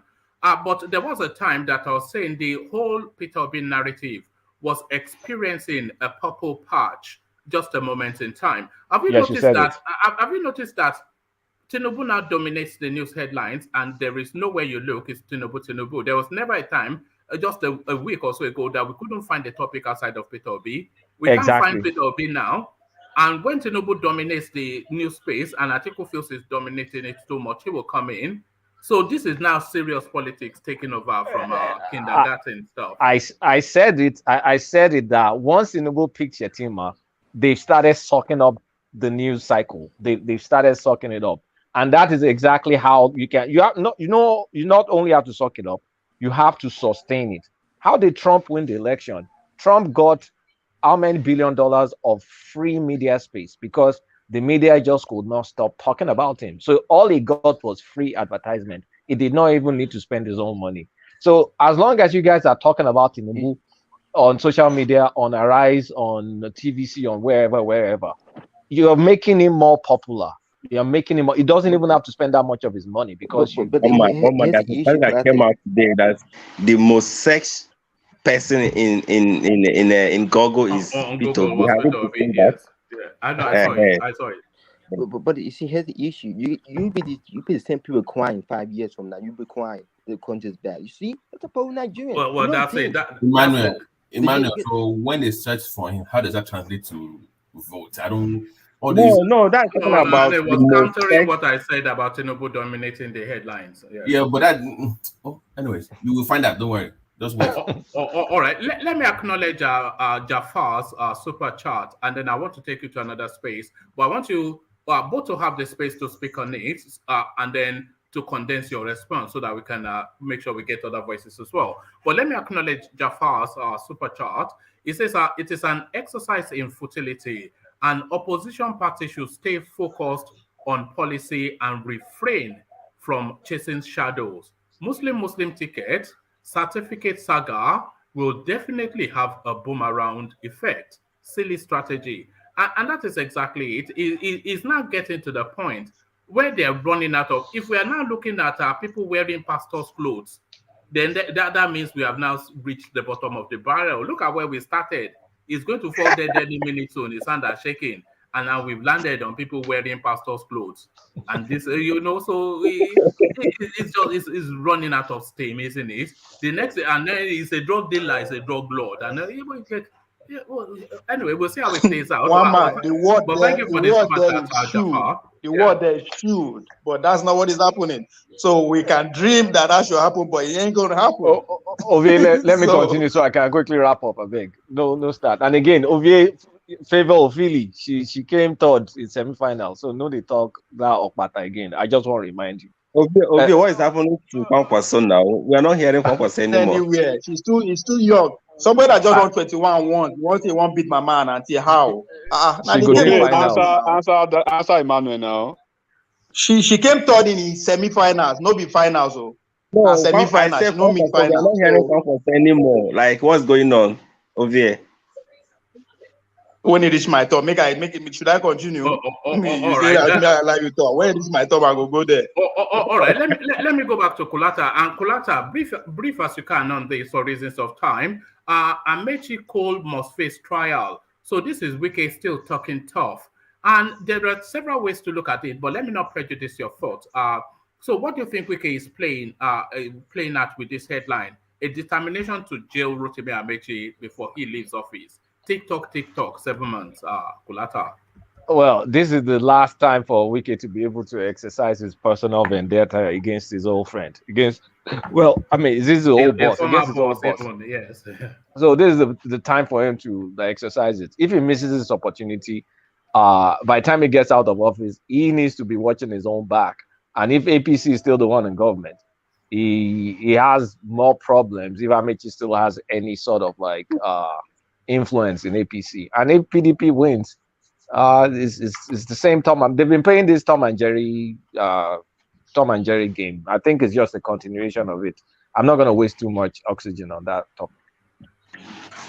All right, brilliant. Thank you, thank you, thank you, Kulata. So thank you, Kulata. Let's go on from Kulata to Babati. So Babati, let's come to you and let's take you to the space. So mute yourself, please, Emmanuel. So let's take you to the space. Then it started at 80 billion naira, and that was eye-popping enough, and is ratcheted up very sharply now to 109 billion naira. 109 billion naira scam. EFCC to arraign former accountant general on Friday. So there it is, crime and justice, a rarity within the Nigerian space. But that's fair and good, and we want to see that. But more to it, we want to see that money. What about the recovery of the money, Babati? It's a step in the right direction, but I think we need to address the systemic problem itself that enabled him to steal that much money. And a different question we also ask is, if he is stealing that much money, how much is his boss? Does his boss have in their own coffers? Because I mean, he has people that he answers to, right? So if he's stealing 80 billion, so people above him, how much do they really have in their own accounts? So we need to make it has to be a more systemic,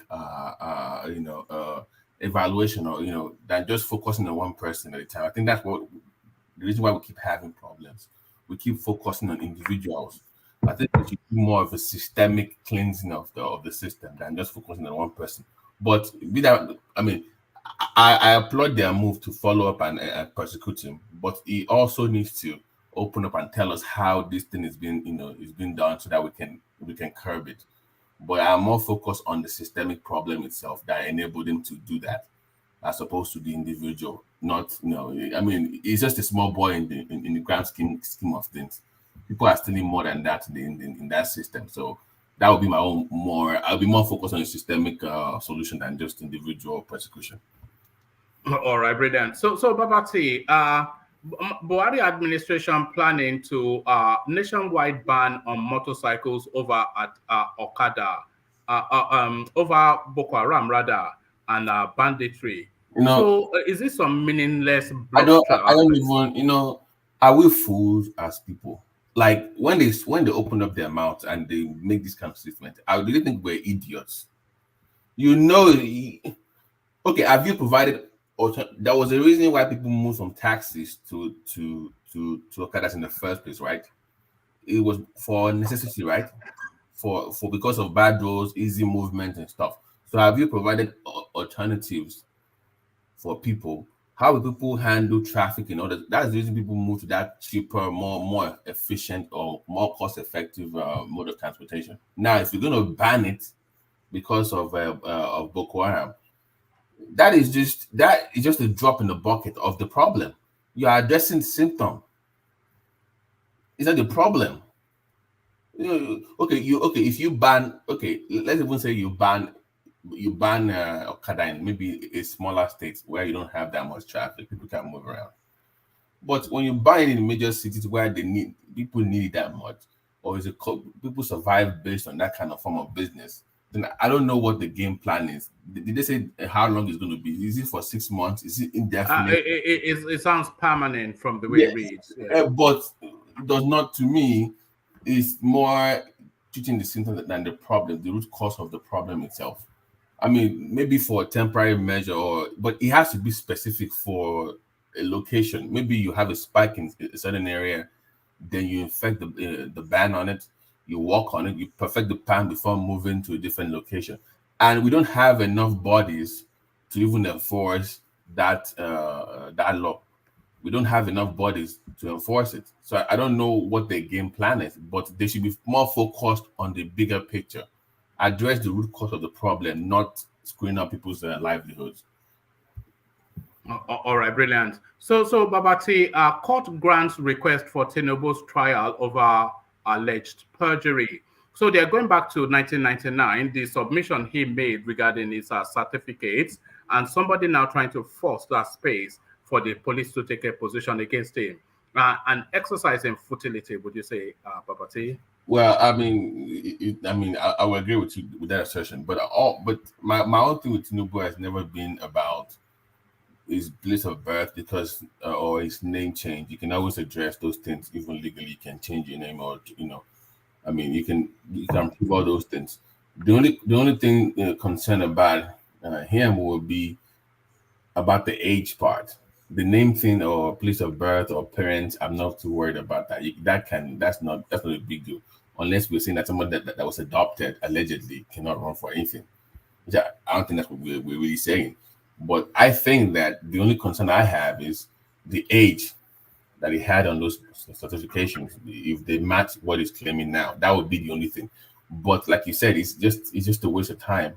I don't know why people keep dragging it. Focus on the issue, attacking on that, and let's have a true discussion. But I'm not buying this whole going to court, except you have a genuine proof. And if they had something to prove, they will have made it public. They will have put it in the newspapers. They will have published something, and we yet to see anything concrete enough to even suggest that. So once that is done, it's just a waste of time, like you suggested. All right, brilliant. Let me acknowledge Alexander Superchat, and I'll take you to another talking point. Alexander Superchat to say, pardon me. Alexander Superchat to say, I actually missed Joel saying he's disappointed in me because of my Fashola chief of staff comment. It is a guarantee. Namu just stated the obvious. So, that's it right there. Yes, apologies for your disappointment, but he's doubling down that on that statement that is. I cannot see how anybody else can be the chief of staff. Yeah, he's just, in my opinion, it should have been that right now with Buhari. He's more suited for that position than the super minister they gave him in the first term. Yes, a real enforcer. Yes. Yeah, he has that credibility to even enforce. So unfortunately, they gave him the ministerial role, which I don't know, the super minister, whatever. So. And that would have been a better optic for Buhari as well, Babati, rather than surrounding himself with a. How can you be president of a multi-ethnic nation and surround your kitchen cabinet with a mono-ethnic tribe? No, I heard him speak once, one of his aides during the first time, and he was talking about, they were complaining about him having mostly not even people from the north, but people from his own state. And they asked the person, said, this is not even a Fulani issue. Even within the Fulani tribe, they're able to that he's always from his own state. But what he said, because he's more comfortable with them. I'm like, so why are you the president of the country then? How can you say you're more comfortable with your own people? Are we not your people as well? Are we not Nigerian? So I think the Buhari he never grew out of that shell. Maybe he's having post-civil war syndrome or something, Do you think it's a language thing as well as a tribe thing, Babati? Because this guy most comfortable probably in his own native language, and if we had a chief of staff that is an Igbo man or a Yoruba man, then he would not understand the nuance. Language is usually in nuance. He would not understand. Is it a language thing as much as anything else? I'll say a part of it, because if you remember, in his first time, people were complaining that they spoke mostly Hausa in Aso Rock. If you remember, and that was the language they used. It was even more than English in that. So I will agree with you, but also post-war syndrome is still going. It still has that thing with anti-Igbo sentiments, confirmed by FFK, by the way, when they had their own private conversation in the room. Do you give any credence to what FFK has to say? But I'm saying talking. I'm saying that, but it's antecedents. Buhari tends to lean, towards his own tribe. It's very, so I won't blame him. But it's not suited to run a multicultural, multi-tribal society. So it was never suited to be that in the first place. Even the person that is running right now, Tinubu, that claimed that he made him president, once said that Buhari was a tribal individual, right? That was in the paper. So he knew that he was putting a religious fanatic in position, but because of his own selfish gains or what, I think Tinubu has been planning this thing for about 20 years. I think he's been planning to be president for a long time, and he just saw Buhari as more like a stepping stone to achieve his own gains, even though he does not agree with him. In terms of politics and in policy formation, does not agree with he does not align with Buhari on anything, but he needs him to get to where it's going. So I think that's what we find ourselves today. But I do agree with you that yes, language has something to do with it. Language, culture, and religion, which I've always said that are the two are three main things that that determines who people vote for. So when people come here and start discussing credibility and what's that word again? What do you call it? Someone that is very capability, or I'm like, oh, capacity. No, capacity. I'm like, when did Nigeria ever vote based on capacity? They don't vote on capacity, so you can come out and speak all the grammars you want. It only boils down to three things: do they like you? Are you their tribal man? Are you of the same religious faith? So you can speak all the grammar you want. You obedient. I love you guys. If we want grammar, we can make Wale Soyinka president. I will get Chris Okotie and we'll give all the grammar you want. That one. Or Donald Duke. So, but you know that people don't vote based on that. Sadly. Can I interject, please? Can I interject, please? That's who's on the line? That's Joel. It's Joel. Okay, go ahead. Can I go ahead? Good. We voted the way we voted in the past, not because we voted our choice. Most of those people that you see in governance were rigged in. So that is the thing. That is why we're talking about having a good institution in INEC. Now you can see that from 1999 up till now, that there have been progress. There have been progress with every election. And as we keep, doing stuff like this, we tend to have the opportunity to vote those who we want, or those that are there will know that, look, if I do not do well, that's I will be voted out. That is the stage we should get to Nigeria. Stop right there. No, stop. So I understand the nuances. No, you said we've made progress. Obi was in the PDP for God's sake. Because he moved to LP now, we've made progress. It's one of them. What do you mean? What it has nothing to do with Obi. Now we are not talking about moving from one party to another. Improving their system. I'm talking about improving their system. I'm not talking about Obi. My thing is this, right? I think what we have an issue of tribe here, right? But we want to talk about it because it's the Tinubu. I still say it. It's a disgrace that as sophisticated as the Yoruba race is, that the only person that they could give us was Tinubu. There was a day I said this, and people say, "Oh no, you know that we did not support him." They have. Can I finish? They have. No, it's not actually. Hold on. They have Sowore there. They have this other guy in SDP. Tinubu is the well-known candidate, but don't say they only gave you Tinubu. They have other people running. They gave us Tinubu as the main guy. We are talking about the two main parties. They gave us Tinubu as the main guy, and nobody in the Southwest has been able to break off from the shackles of Tinubu from his claws. So as sophisticated as you guys are in the Southwest, let me finish. As sophisticated as you guys are in the Southwest, it's a disgrace. That the only thing you know this is an insult, right? Because you are the one that brother, don't insult us. Hold on. It's not an insult. It's a subjective. It's not an insult to state the obvious. Yeah. It's just like telling me that in the Southeast today that we have people doing kidnapping. It's not an insult. It's the reality. Okay, land your point, and then later Babati. No, he can. Babati can go ahead. I do not want to take much of his time. All right, brilliant. Basically, this is the first of all, unknown to our non-Yoruba viewers here, Tinubu is not that beloved in the Southwest. I don't even know who comes up with this thing that everybody is for Tinubu but to your own point, it's being forced on people as well. It's not as beloved as you think he is in the Southwest. They will still vote for him, not because they really love him, but because they don't have a choice. Then stop defending his flaws. Defending his flaws. That's the thing. No. So when you said earlier that we've made progress, that's what baffled me. I'm like, wait a minute. Even Tinubu that they're giving to us, it's not well loved in the Southwest. People are just going to vote for me because they don't have a choice. So we've not made any progress. Now, for the INEC thing that you're talking about, there's no progress in INEC. If that is progress in your eyes, then I'm kind of surprised. We've not made any progress.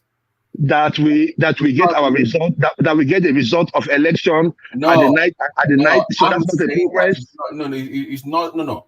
I'm saying that the kind of thing that I want in INEC is where you have enough laws that will even bar these people from contesting in the primaries in the first place.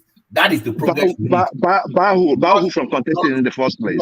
Like, okay, if you're running for office, let me give you what I call progress. If you're running for office in the primaries, you go through a screening.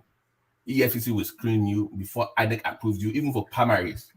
That is progress to me. That way we don't have. No, you're both right, no. There's been progress, but it's not far-reaching enough. Is what you're saying. I'm saying it's not the needed. Like, let me put it this way. If we have smart people that love the people that don't have that money running at the primaries, then you can make the right choice. Then you won't have issues with Tinubu running. But we don't focus on the right place to make the changes. We are focusing on so one level. Primary level is where you make the change. But Babati, now they have made this choice. Babati, they have made this choice that no matter how you rubbish yourself, when you come to an election, the electorate will determine whether you have done well or not. I'm saying that you should have enough laws that we even ban the relief from even running in the first place. You cannot ban Tinubu from running. The thing there is this. What I would have suggested was this. What I would have suggested is this, right? If we have a federal government that wants things to actually work, the EFCC and the SSS ought to have done the screening. They should be part of every committee that is screening these people. If you are found to have had any corrupt past or any criminal activity attached to your name, then it is an automatic disqualification. There you go. But that is not INEC. But those rules are in place, but not in play. This is my point exactly. I'm saying that if you have, like, let's say now you have, because INEC laws for elections, right? It's a bigger thing. It's not just INEC in isolation. You gotta look at the bigger picture. Like the easiest one for me to even put that there is the real primaries. If you had the real primary, Tinubu would not have won, in my opinion, in APC. If you had the party members' votes, you wouldn't have won. Those kind of things have to be put in place to screen out all those riffraff. Let the people's voice be heard at the primary levels. Don't wait until they come on and say, "Oh, what would be your suggestion? What would be your suggestion on how to correct? Because I see where you're coming from. Because we always make this mistake. We always make this mistake at party level. One at a time. Yeah, go on. Let me send you a link. Give me like 10 minutes. I'll find somebody did like a research paper where laws will just be there, and the way the man put it, Tinubu or anybody that has stolen will not even run for office. No, those laws. Sorry, Babati. Those laws, they are in place already, but not in play. So that's it. It goes to building the institution. Is my point. Yeah. Let's build it. Let's focus on when you say changes or INEC. Let's build it to where those people will not even run in the first place. That way, we won't worry about who Tinubu is running and that one is bad out. No. I'm pretty sure that the Nigerian laws it bans a convicted felon from, but Tinubu is not a convicted felon. No, neither is Atiku or Peter Obi or Kwankwaso. I'm saying to the point where even at the primary levels, once they even get a hint that you did something allegedly, allegations, they will ban you on the basis of allegations. No. I'm saying that you will be forced to come and defend your position on that issue. No, because you cannot be forced now because anybody can allege anything now. No. Let me give you an example, or so that you know what I'm saying. Forget conviction. A clear case will be the governor of Ogun State, for instance, that did something in Florida, right? But it's the governor of Ogun State, right? Even though he was not convicted. But on a moral level, I will not vote for him as an Ogun citizen, right? But will you preclude him from contesting an election on the basis of something that is not being I'm saying at the primary level, that we're exposing that people now avoid him and vote for a better candidate at the primary level. But those issues will be brought up front. They will not be hidden until he gets into office. It's a process of finding the best candidate for positions, not crooks. It's my point. Okay, so how are you going to solve the issue of find that link? One man, let me interject. Let me just ask you one question. How do you think we are going? Because this thing is, I'm also thinking about it. How do you think? Because you see, we in Nigeria, we so much focused on the action and we forget the process. So how do you think we are going to make it right at party level It's to called sieve out these people it's like called the delegate OPS. system? No, it's called the OPS system. Let me find that so you Okay. can go to. It's called the OPS. That person puts it where you. In fact, the way the guy puts it, Tinubu don't even run. You just stay away. Very beautiful at the primary level. You will have your professors running for office without having money. The way the guy did a breakdown of that, and it will be all legal. That's what we should be fighting for, not waiting for Tinubu to get to the primary and say, I don't want him. You should have banned him from the primary level in the first place. Where is it? Is it in practice already in any country? No. Yeah, they have it now. They have Where? It's called. Let me find the link very soon. Just give me 1 second. Because all the people that contest American elections, they are crooks. No, because like what one man said.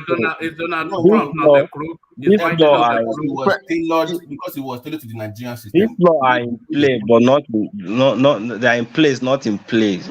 So well, that's there's one no thing. country that is practicing what you are saying now. You I need to don't know, study man. the history of the kind of politics we are playing. This is party politics, all about competition. How you go get person go win power for you and say you won't deny that process of the INEC farmer? actually try to improve from their own end for the fact that that party level, they have not come to that level. But see, they are able to give us that leverage that you have the choice to make your choice to any candidate you want to do. And the aspirant already know that if they put you there, you have to work. If you didn't work, the next time you're not going to be elected. So that checking and checkmating process is already in play because of what INEC is doing. Let me all right. Let me move Babati on, but let me acknowledge Alexander Gomez's super chat. It says, inside information, Muslim ticket doesn't bother me. So I think that is a clap back at a comment that may have come his way. Inside information, Muslim ticket does not bother me, says the mighty Mr. Gomez. Super chat. No, all right. Well, there you are. You see, but that's the beauty of it, isn't it? It bothers you, but it doesn't bother him. But then it bothers. So that's just it. And doesn't bother me too. Like Olata said, the choice is in the ballot. So you just vest your either want or anger in the ballot. So let me take you to this space. Have you spoken on Tinubu's prime court? I think that's what you just spoke on. Have you spoken on the Okada ban by the Buhari administration? Yes, I did. Babati. All right. Come on, move on to the next person. Babati don't finish. All right. Well, the next person will not be you now. You know you might do from Dallas. I'll find you, dog. I'll find you. I'll find you. Don't worry. There's a space I want to move Babati to, but I'm just a bit anxious about moving him there because go ahead. He always dabba rules when we go to spaces like this. No. But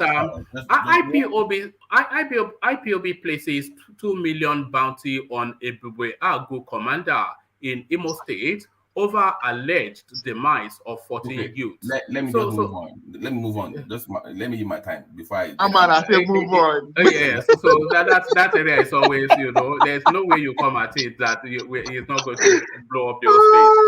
Okay. Let me go on from Babati to Thomas, who's waiting patiently in his car. So Thomas, good of you to wait. So let's take you then to the space. Perjury allegations against Tinubu. The courts have opened that window for matters to be taken further. So where are you expecting this to end? It started in 1999. This is 2021, and it's played towards 2023. So when is enough, or should justice be done? Thomas. Oh, thank you, woman. Good morning from here in Australia. Good evening, good afternoon to everyone else. In the spirit of Ajale Koko, let's like this section, share and subscribe. God bless everyone. To the topic, one man. We started from the man is checking. He is falling down. He has Parkinson. He's having dementia now. He doesn't talk very well. Yesterday, he was a drug baron. So today, they have given up another allegation. I'm even happy. These allegations are coming out. It's very good for the opposition to work on so that they can tear Tinubu down come 2023. So it's a good thing in a good direction for them, and the person that institutes the lawsuit. It's very good. Let's go to court and let's Tinubu iron it out in the court. Oh, sorry, Thomas. I'm sorry. I have the link in the private chat. It's called the EPS system. If anybody wants to go through it and read it, I think it's what we need. So if you have time, go read my position. Thank you. No worries. Thank you, Babati. Yeah. So it's a good thing in a good direction. I'd rightly said. So let's them go to court and iron it out, and it's even better. One man, something is bothering me. All these thing around Tinubu. I hope the opposition parties, they should be happy. They should jump into this. And come 2023, let's vote. Let's not vote for Tinubu. Let's not vote for Tinubu. There are many options. At least we have like 18 parties now in play. There is Showore is there. What they call it? Showore is there. Kwankwaso is there. Obi is there. The guy, the Adewale, the one in SDP is there. But surely, Thomas, Tinubu has to be interrogated, because his stands are as probably the top two with the most realistic chance of being the Nigerian president. So if people have genuine concerns, and if they have concerns about his health and mental well-being, those are genuine concerns. They should highlight it then to highlight to the space that is this really who you want. So people are surely within rights to highlight the failings of Tinubu. Yes, they are right. Everybody has the right.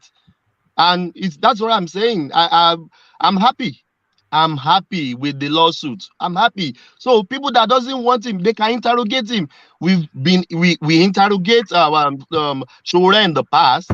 We did to Peter Obi. So Tinubu now is in play. Let's interrogate him. Let them go to court. Let them get the verdict.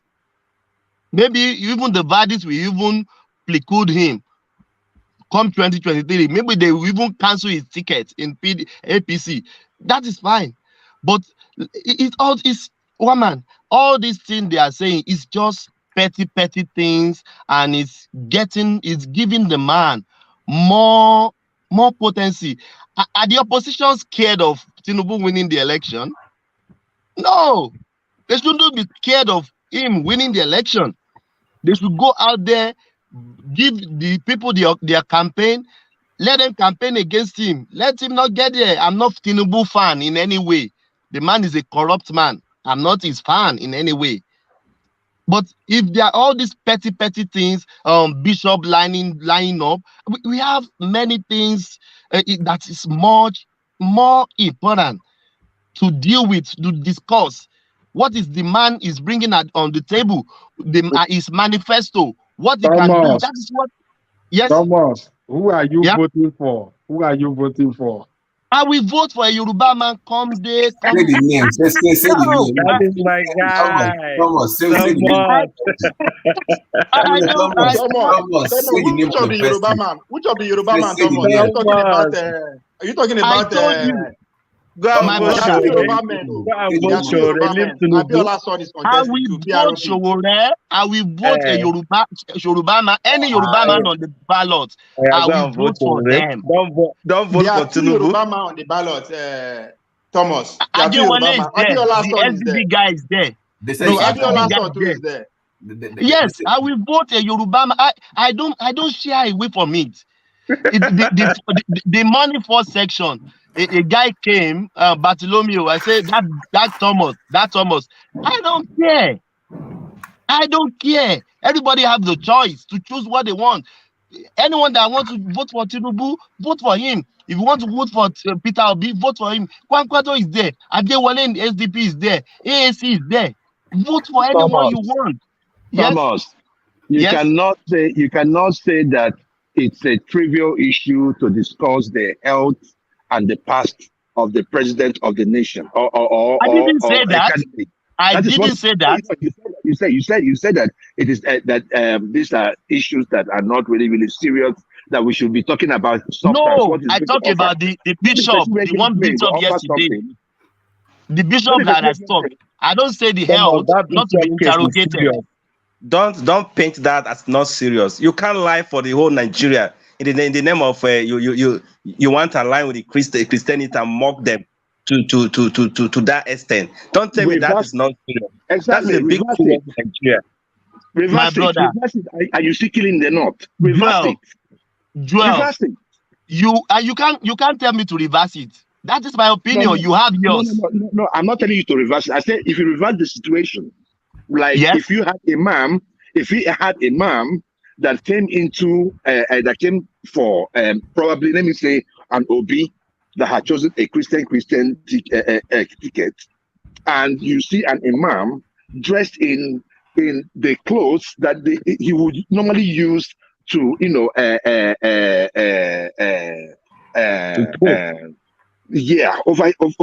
over his congregation, there will be killing in the North. That is why I keep talking about docility among Christians. We are too docile in Nigeria. No. Don't say that, my brother. It's that question. That comment is true here. Don't say docility in Christianity. No, don't say that, my brother. Don't attack any religion. Please, Thomas, don't attack any religion. I'm coming because you say it's not serious. I'm coming because you say that thing that they did is not serious. It's nonsense, my brother. It doesn't make sense to me. You need to be in Nigeria and see what is happening. It's a big serious, as I'm talking to you now. It's a mock of Christianity. Let's comment. The last time. Let's comment, Thomas, for one thing. But Emmanuel, you guys do have a choice now, right? We have a choice. No, but we know we have a choice. But so what's these the people views and cries about it all this while? This is, I mean, this is vote for your own. Vote, go and vote. You have Peter Obi, who is a Catholic, and if you believe somebody is coming with a Catholic cassock, and we are not talking about voting Peter Obi or not. These people stand a chance of winning this election. About it, because look, like Kulata just said, you have 18 candidates, but you guys are worried about only one. What is the worry about? Because worry about Shore, worry about Obi, worry about Kwakwaso, worry about every other one. The same platform here. We'll talk about Obi. In this platform, we'll pin Obi down, right? No, you are not. You are getting it wrong. One at a time. Yeah. You are getting it wrong. What I'm saying is, look, even in America over here, right? We take jabs at Biden every day. He's our president here. Who is Tinubu? Tinubu is just a candidate for now. But what we are saying is that you guys are speckling within a circle. Why these folks are look, have you heard anything from? Look at Atiku. Let me say Atiku, Kwakwaso, Tinubu. These guys are moving ahead. 2 months now on the internet, on the social media, is the same rigmarole about same candidate. Are you guys not tired? Can't you play politics, adult, matured politics that you want to go to Aso Rock? This platform will deliberate and will be almost a month. We are not talking about. Look, we are not talking about that now. If you want to talk about Tinubu until Tinubu becomes president, that's your luck. But what I'm telling you is, you have 18 candidates. This guy is a thief. Good. He's a rogue. Good. He didn't graduate from college. He don't even know how to say his name. Good. But what else? What else is new? What else is new? Hold on, one at a time. Emmanuel, you are not getting the drift. No, I think Emmanuel gets your drift, but maybe you pay attention to what he's saying. He's saying that Tinubu has to be spoken about in the same manner that all other candidates are being spoken about, in the same manner that Obi is constantly being spoken about, and he has to be interrogated to the very night, to the very end of everything, because of the experience that we're coming from with Buhari, all of which seems to be replicating in Tinubu. Bad health, not full function of his mental capacity, a man living on past glories. All of the narrative of Buhari is still showing in Tinubu. And what Emmanuel is inviting is that we should discuss and alarm at this, which as a Nigerian, he should. That's which he has a right to do, and I support him 100%. Yes, because my point, Emmanuel, my point is, everything comes back to square one, right? It comes back to square one, right? I had a choice when I saw Trump in America being a lunatic. I had a choice to vote for somebody different. And I kept quiet until the day of the election. I went to vote who I wanted to vote for, right? Like now, we have another Shuore is a Yoruba guy. If you do not like Tinubu, I'm introducing Shuore to you as a Yoruba guy, right? I don't know other guys from the Yoruba race. In the north, you have Atiku, you have Kwakwaso. But what I'm saying, don't get angry say when we anything you want to discuss say about about all that. these folks. Look, Don't say get anything you want angry to say about Kwakwaso. Say anything you want to say about Atiku. Say anything you want to say about Obi. Emmanuel, let him speak now. No. Let's hear from Emmanuel as well, because I think we have a flavor of what Enigmatic is saying. So you make your point, Emmanuel, and then we go back to Thomas, who has the floor. So what I'm telling him, Enigmatic, is that you should not get angry. That these people, we must talk about them. them. Angry, or he's only pushing back at you, but carry on. You understand? So because these people stand a chance, because this is the ruling party, Tinubu stand a chance of winning this election. We have to bring them down. We have to talk about them. We have to raise their agbada up and see what is under. Do you understand? So we need to talk about this people. Bring it down, bro. Like if you want to see his blockers, he's ready. Anything. We'll pin Obi down. We'll raise the Obi close. We'll checkmate internet. We'll bring everything. There's nothing we'll not talk about Obi in this platform. So in the same manner, let's nail these people down and bring them up and see how possible it is. That's what I'm saying. So nobody should come here and tell me that we should not talk about them. No, you talk about anything you like. The only rule, as you know, is not to use foul language. Anything else, you can say it, but people will push back at you. But you want to see Tinubu's pampers? I don't see it though. I think it's ugly in there, very ugly. Back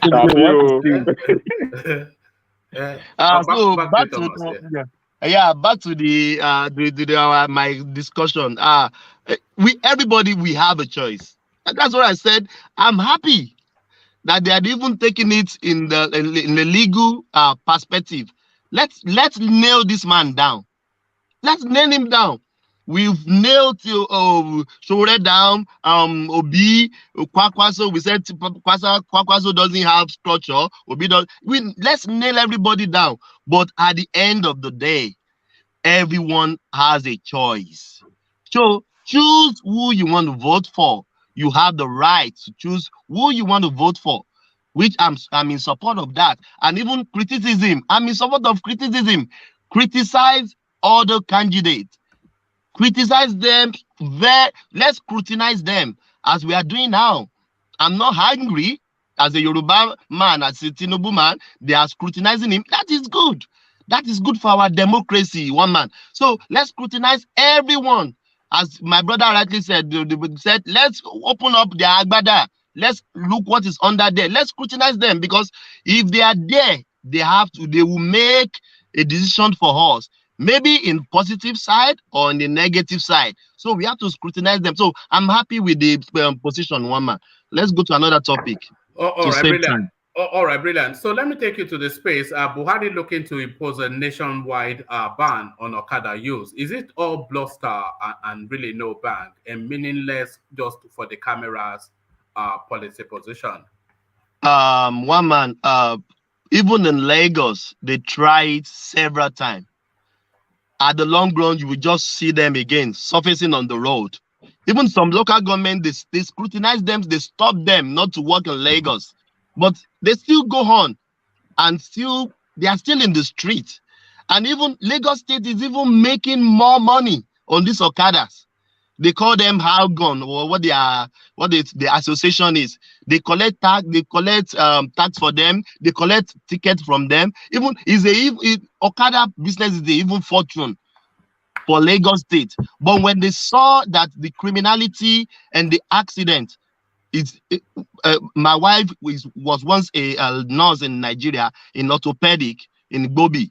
Almost all the accidents that happens in Lagos, it's more of accidents of Okada.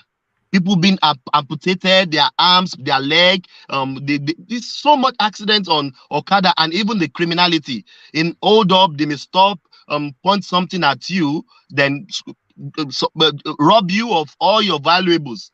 So, but we have a law, but our problem is implementation. Can Buhari implement banning of Okada? No. they can't implement. Even Lagos that has everything. They have Lagos Watch, they have police, they have task force, Okada task force, they have police, they have everything. They have last man to checkmate all these Okada. But couple of months, the restriction will be there for maybe 2 months. I was in Lagos when they make this law of Okada. So just suddenly we just saw them on the street again. So why is saying this? Ajali Kuku has said it all. They should give the security to the state. The state is the one that can manage it. And if state can manage their security, it will be much better because they know the local government, they know the grassroots, they know everybody. The federal government cannot come to the state and control the security in the state. Will we get the state to have their security? I don't think so. I don't think so. I don't think in it in my lifetime that a government will finally give state the power to have security, and which is a good thing in a good direction for every state to have their own security. But will they do it? I don't think so, because I have some resentment on that, which I don't want to open another canker worm again. So it's good for Lagos State to do that, but Buhari saying that they can't implement it. Yeah, that is just my submission, woman, to save time. All right, brilliant. Thank you, Thomas. So thank you, Thomas. Let me go on from Thomas and let me go to Ovie. Man. Yeah. Please, let me ask Thomas a question. Thomas, if they make Tinubu down today, who else are you going to vote for? I will pick another Yoruba man. I will pick another Yoruba man. I'm not of SDP or Showore. No, yes, Showore is not a Yoruba man. Okay. There's this guy's son, Abiola's son. Abiola's son is there. Yes. Oh, okay. That's the party of Ahmed Baba, by the way. Ahmed Baba, the almighty Ahmed Baba. That's his party. The Mauritanian? Yes. Yeah, okay. But Ajali Kuku, one man, something is still bothering me. The Southeastern Astana, they are pushing this Peter Obi, and they are saying it's not because of Peter Obi is from the Southeast. Why is it Southeastern? Why are they not pushing for Kwakwanso? Why are they not pushing for Tinubu? This hypocrisy, sometimes it gets me annoyed. Let me finish. Let me finish.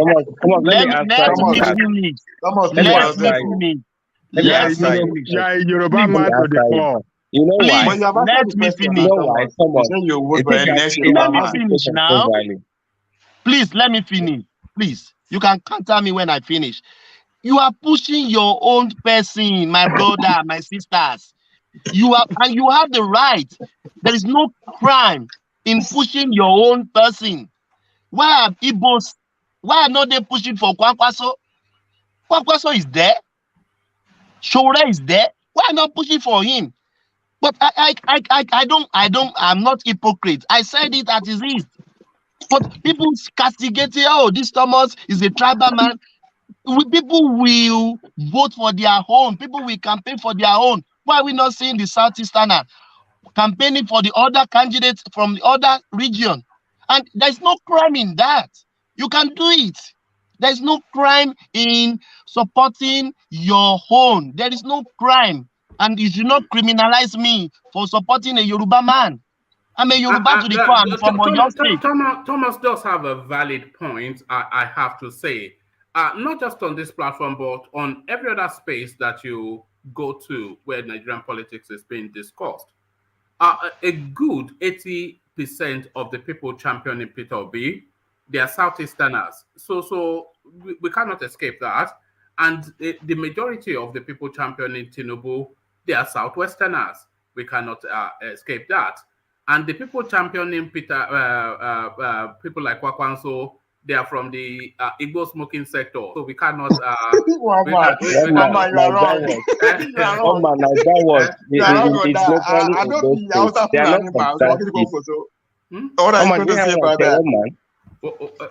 was that? I'm not an Hausa Fulani man, but I'm supporting Kokoso. And that's what I said. So you Sorry, missed out. sorry. One other observation I made. If you criticize Peter Obi, they will say you are criticizing Peter Obi and you hate Igbo people. How do you make I that really extension? hate that, I hate that. I really hate It amazes that. me. That's why I'm trying so hard to avoid the topic, because you cannot interrogate it without being One man. I can come in there. Look, I have never been against anyone castigating Obi, and I don't think that most Obi followers No, are you're a against civilized. anyone. You're a civilized I adult. don't think that any most people are against anyone castigating Obi.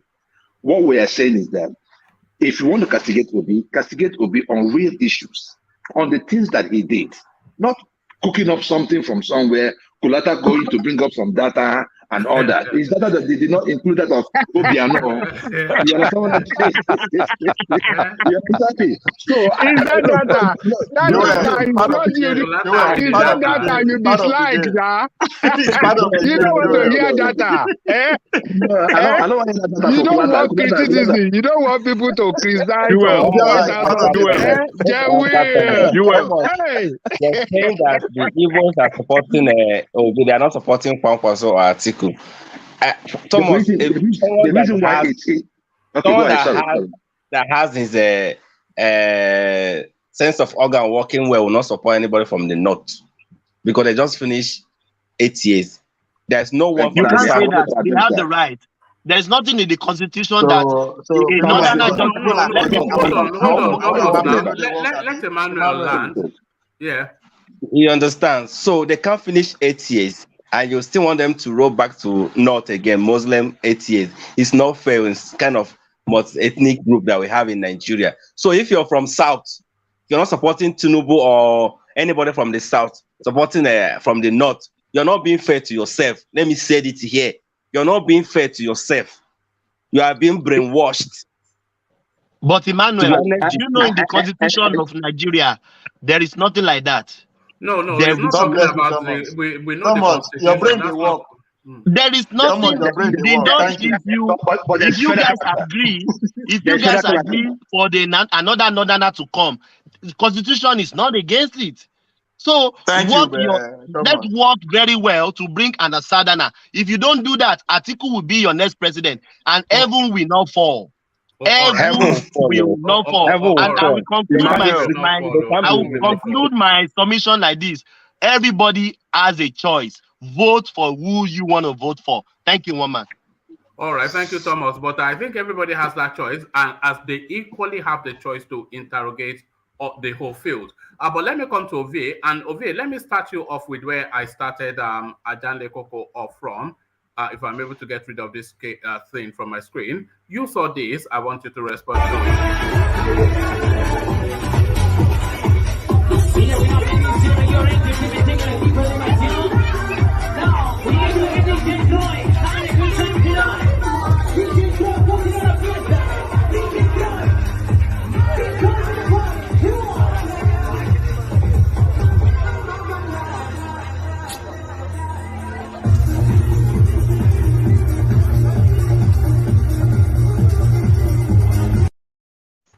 So, Ovie, that, as I think you may recognize, was the former governor of Anambra State, who was arrested whilst trying to effect his escape at the Muritala International Airport on bail, an act of grace by the state to allow him to go seek medical treatment abroad. So that medical treatment, you saw him seeking it with a bottle of brandy in one hand and a babe.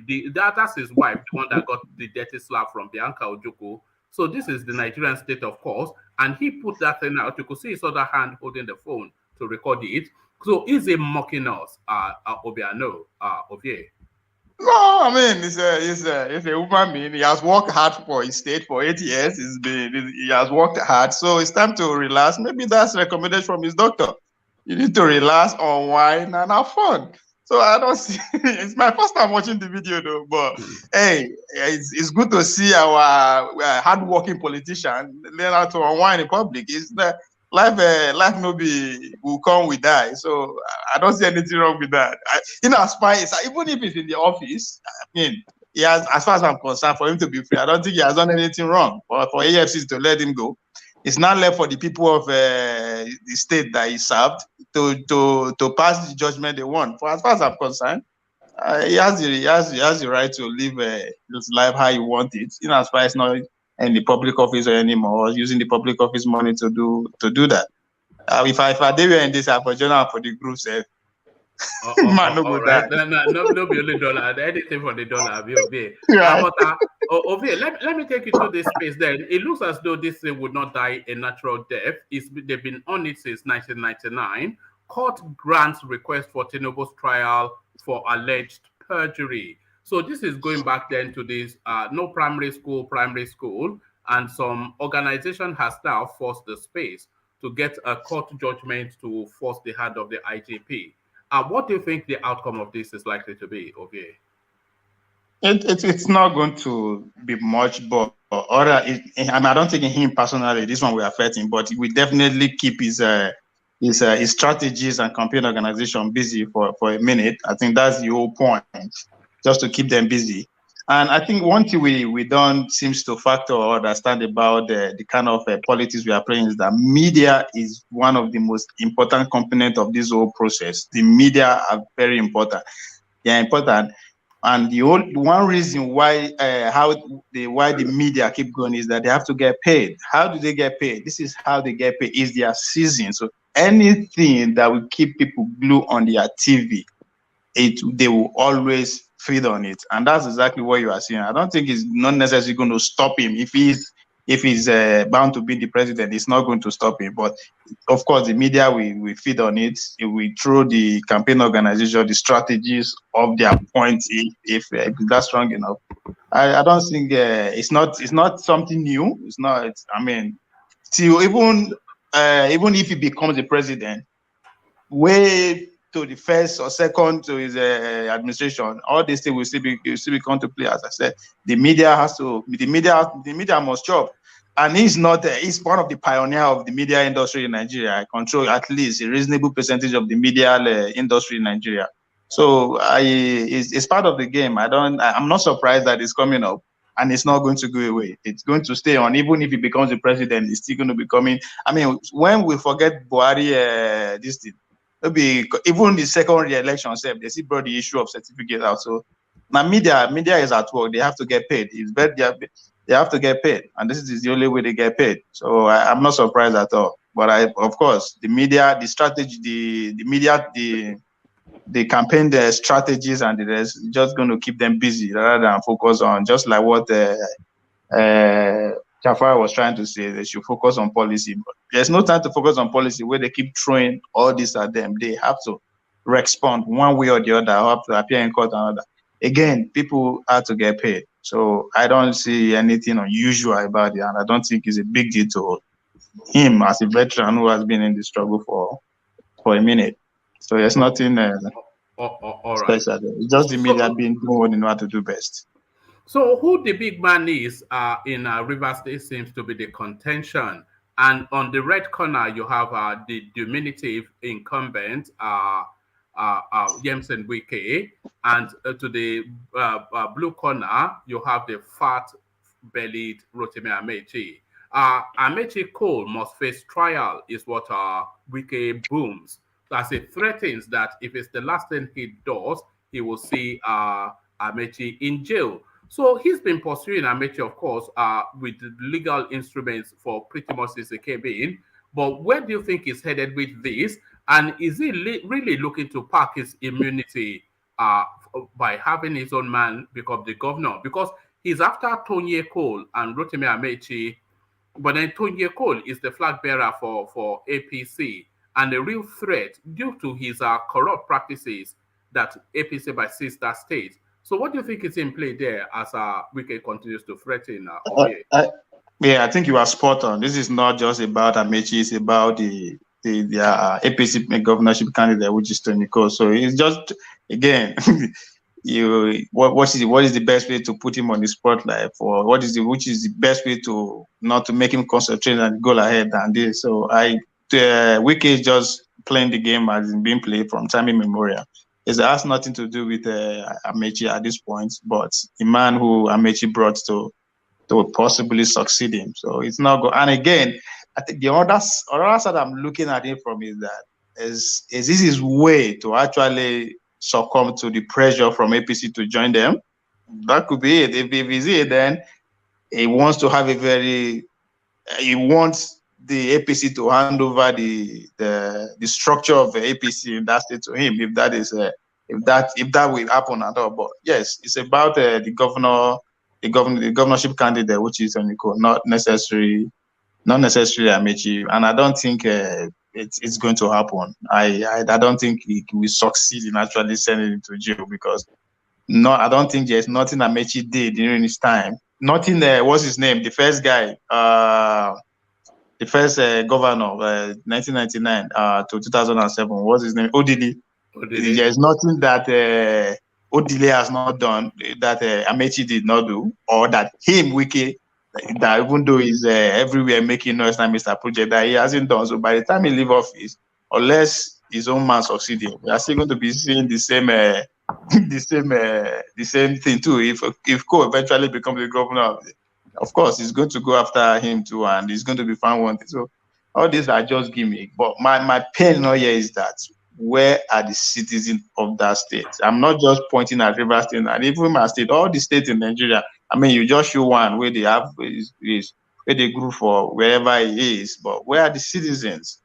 Who's when I'm looking forward to the day when the real citizens of East State will start open their governorship, their legislative, their councillors responsible for everything, rather than just aiming to the federal government that every small thing will happen for village, they call the federal government, rather than actually go straight to where the man in charge. But I think we are not far from that, that point, that time again. The way things are going, people are beginning to wake up. So I'm really looking forward to that. Instead of Wiki carrying the whole matter and say, I want to see the citizen of Rivers say, yes, this man has done us wrong. He deserves to be prosecuted. This man has done us wrong. He doesn't deserve to be elected as governor. Until we get to that point, all these things are just shenanigans just to keep us, blinded for what is going on. So I don't, not them, they are one. I won't be surprised after the election, you go see Wiki and Amaechi they do the same groove way Obiano they do now, rather than and his wife. So I won't be surprised when it comes to that point. So it's as I always say, it's game of the elites. They know what to do to keep us talking and we just not focusing on what is important. So, but at this point is how do I throw my opponent off his course to make sure my own boy come into power? That's exactly what I'm seeing here. All right, brilliant. So, Ovie, heavens will freeze over before Malam Buhari waits against his own people. So now this threat to ban Okada from the streets of Nigeria, who is the audience for this? Who are they looking to speak to with this threat of a ban? And do you think it's something that is necessary? And do you think it will have any impact? And do you think it should be nationwide? So Buhari threatens to ban Okada. What says you? Do I think it's necessarily? Me personally, I think I benefited from Okada. Not like not into the business or anything, but as somebody who live in Shangotedo, Aja area, and train at the National Stadium Surulere, I don't think if there's no Okada, things would have been that easy for me. I use Okada 99% of the time. All my years in Lagos, flying that route from Aja to Surulere in a bike. If there's a bike no day, I don't know how far to do. And if I recall too, I think the last 4 times I flew out of the Murtala Mohammed Airport, I actually went to the airport with Okada from Aja. So yes, I see how useful it is to me, but would I not be blind to all the atrocity these people have committed with the Okada, that by accident, robbery, and all that? Just like Thomas earlier stated that his wife worked at the pedic in Gobi there, which I've never actually been there for as being a victim, but I've visited people who are, fall victim of those actions. So yes, if I want to, taking those kind of people into consideration, I think yes, Okada deserves to be banned. Look, is there going to be successful? I think I would be surprised if it's not successful, because if I'm not mistaken, this is the first time Okada has been banned federally. I think all the ones that we've been seeing before, said that Lagos, they banned them from from place, not even entire Lagos, for some corner. I remember when it happened in Edo State. That's when we found out that Oshomole and his friends are importing over 3,000 of keke napep into the state, and they have to make sure they ban Okada before the thing arrives. So all these things were just here and there, but now I think this is the first time. But as I said, I could be wrong, but I don't think it has been ever happened before federally that declared that Okada should be banned. So for that reason, I think they might succeed. But again, yeah, if they don't succeed, I won't be surprised. But who is it going to affect most? I think it's the Tinubu people, because we all know if there's any people that have block votes in Lagos, now the Okada riders, and Lagos state government know how to use it to their advantage. When they go ban them, but before election come, they go release them to come out. So it's I don't know if the Tinubu camp would fall for that, but I think it's our time we do away with the Okada in our society, because the atrocity being used by the Okadas is beyond, is far becoming more than the little good that they are doing, transferring people from here and there.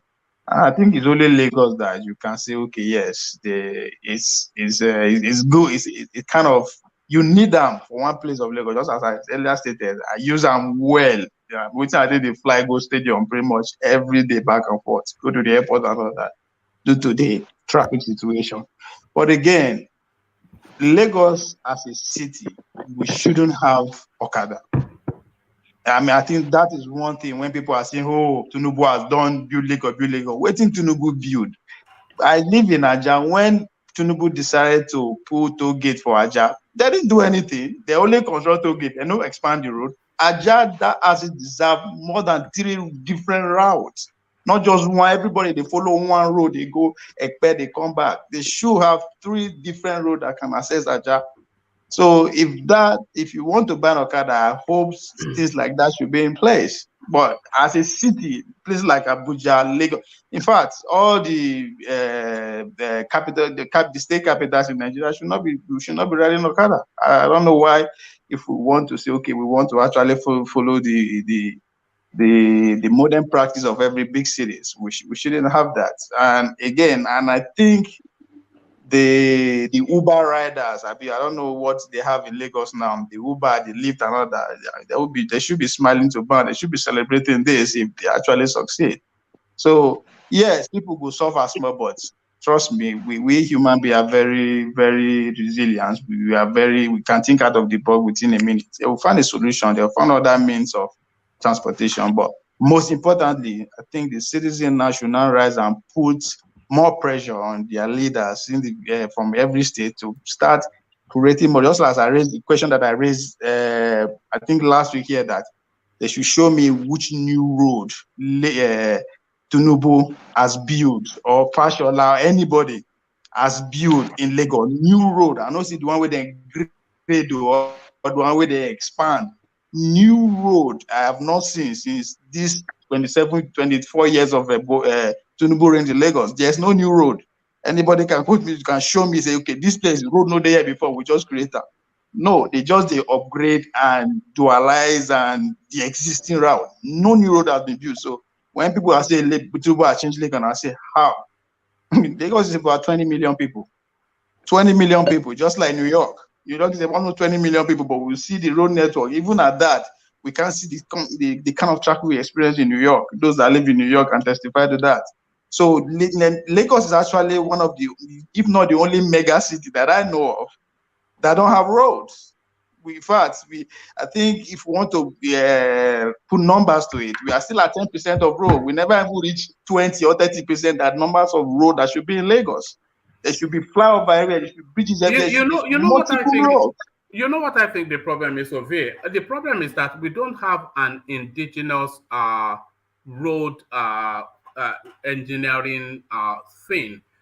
I've always thought that Odudua company, because there's a company, there's a company called Odudua Investment Company, which all of the southwestern states they gather money together to put money into. So some of the things that I've always thought they should do was to get all of these notable universities in the southwest to come up with a template to build the roads, and they should just be building those roads as a matter of local input and never stop, never ending work. So I'm not quite sure why do you have to go to China to go and build road and to go to Germany to come and build road in your own. Woman. Yeah, They are not, yeah, one man, I think the painful thing, they are not even building new roads. They are just upgrading and expanding the one that has been existed before during the military era. All the roads that I know in Lagos were there during the military era. No new road has been built, not just in Lagos, even in my state. No new road has been built. No, we saw the road they built in your state now, VA, when they were putting the tarmac from the floor. Now, Mama, I know you bring that out. That road don't dey there before my papa. So those are existing roads. Those are built by the colonial masters. There's nothing wrong in expansion, though. There's nothing wrong in expansion, though. There's nothing wrong with expansion. There's nothing wrong in expansion. Expansion. Yes, but where is the expansion now? No, they did Ajah almost that when they bring a toll gate to Ajah, people protested. Now I live on that road. They don't expand Ajah road now. They only expand where the toll gate is situated. They expanded that Costain. You say you go to the stadium, right?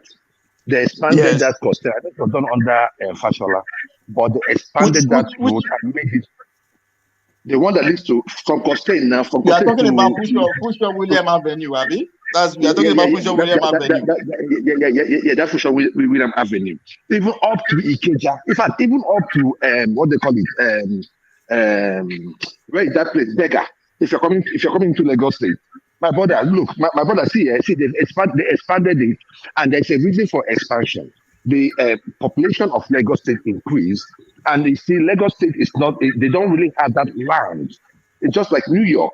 They don't really have that land. The thing there is that the main people that plan Lagos, let me just finish. The main people that plan Lagos did not plan it in such a way that, like you have in New York, like you have like underground train tracks. In a place like Lagos with little land, there is no way you can be building roads like that. Hold on, Ovie. Hold on, Ovie. Let's hear from Ayo. Hold on. Let's hear from Ayo, and then you round off that spot, Ovie. So Ayo, you wanted to come in. Yeah, thank you, woman, and thank you, everybody. Yeah, just to add to what Joel of Nashville just said, Ovie, that is not right, because first, Lagos is an island surrounded by water, so it will be difficult for you to say you want to create a new road. And that is why, just as if you look at Lagos Airport Road that goes to from Isolo, that was expanded because there is space there.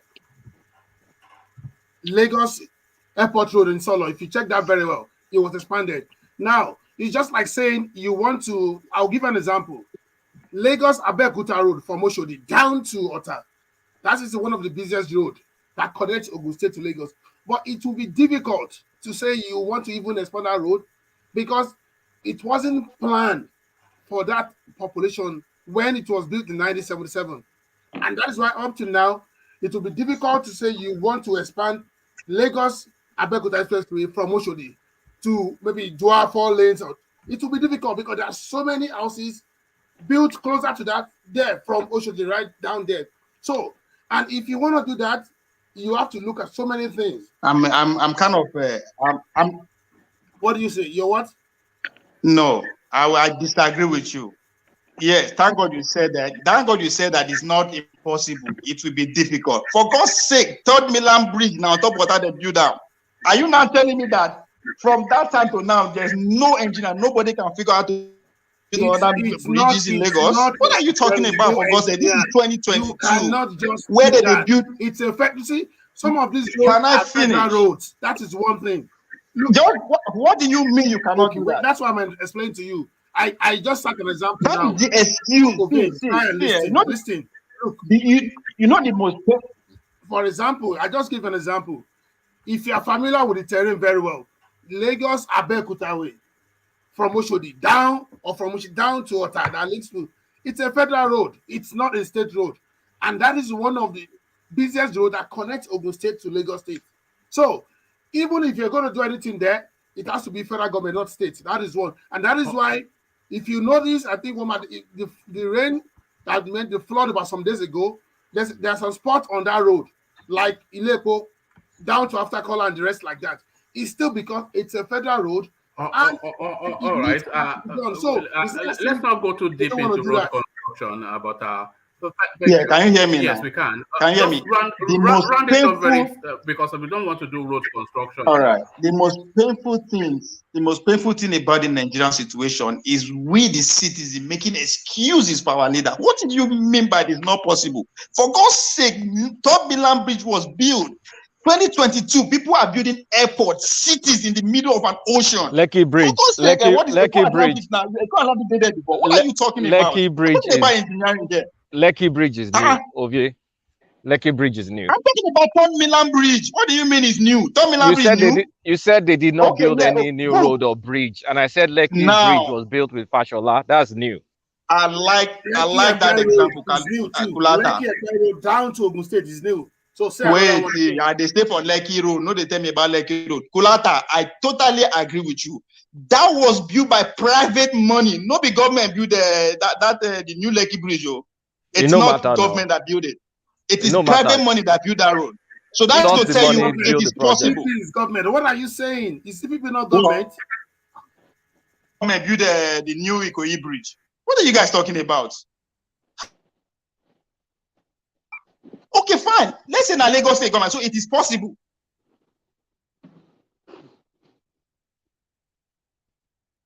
We don't smoke this evening. It will be difficult. Why you go take difficult? Everybody must not live in Lagos. When they bring a toll gate to a expressway, they didn't expand it. They only expand where the toll gate will be situated.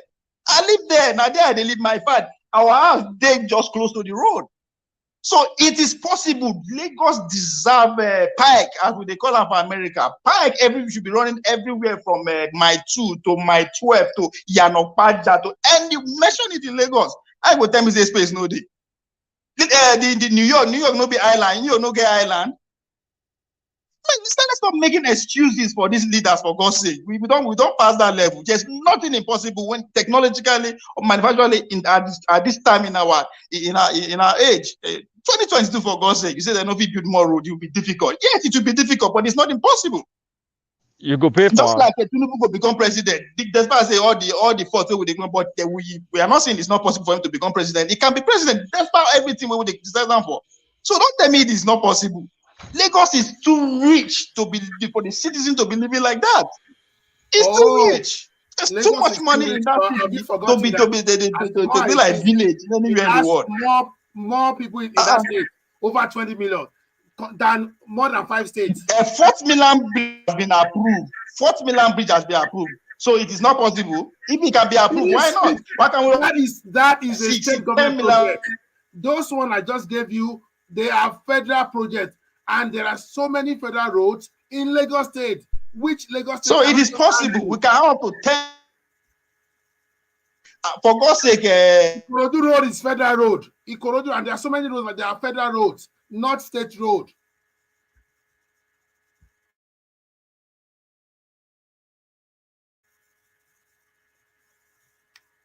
So if you are comparing, if I say you should look at what is happening, check the topography before you say, oh, why is Lagos not doing this? And that is why Lagos is moving from just inland roads to water. It's okay. All of us cannot go on the road because we know we cannot expand. You can go by the waterways and other things, the railway and the rest like that. So if you don't see that, then what of the blue rain, the red rain that will be coming very soon? So that those things are part of the project by Lagos State. So there are some things they cannot do because it is federal government. And if it's state road, sure, they can do it. They appeal to the people. They pay you off and say, okay, we saw this, we want to do this. And your house is on the road, we are paying you off, please.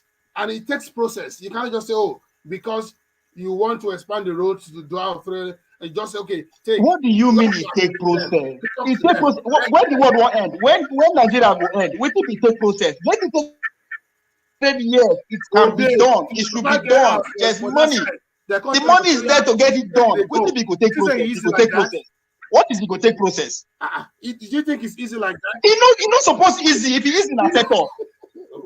If it is in a setup, we are not talking about private individual. We are talking about government of Lagos State.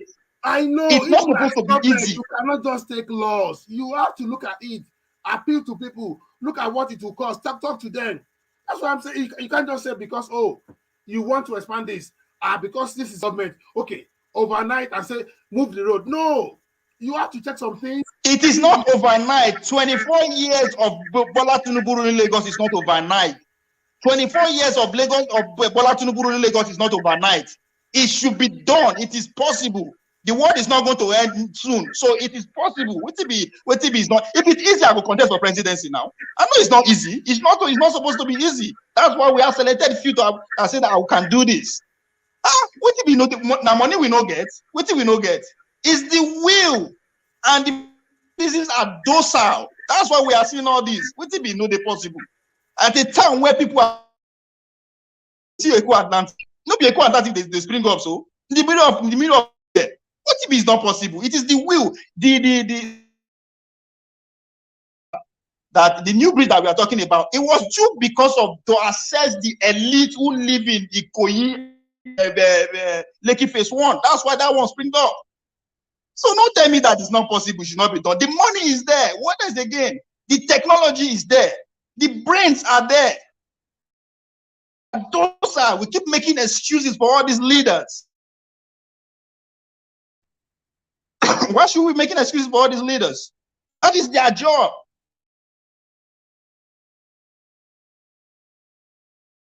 But for God's sake, Abuja was built about 30, 40 years ago. A whole brand new city, Abuja, was built from middle of nowhere.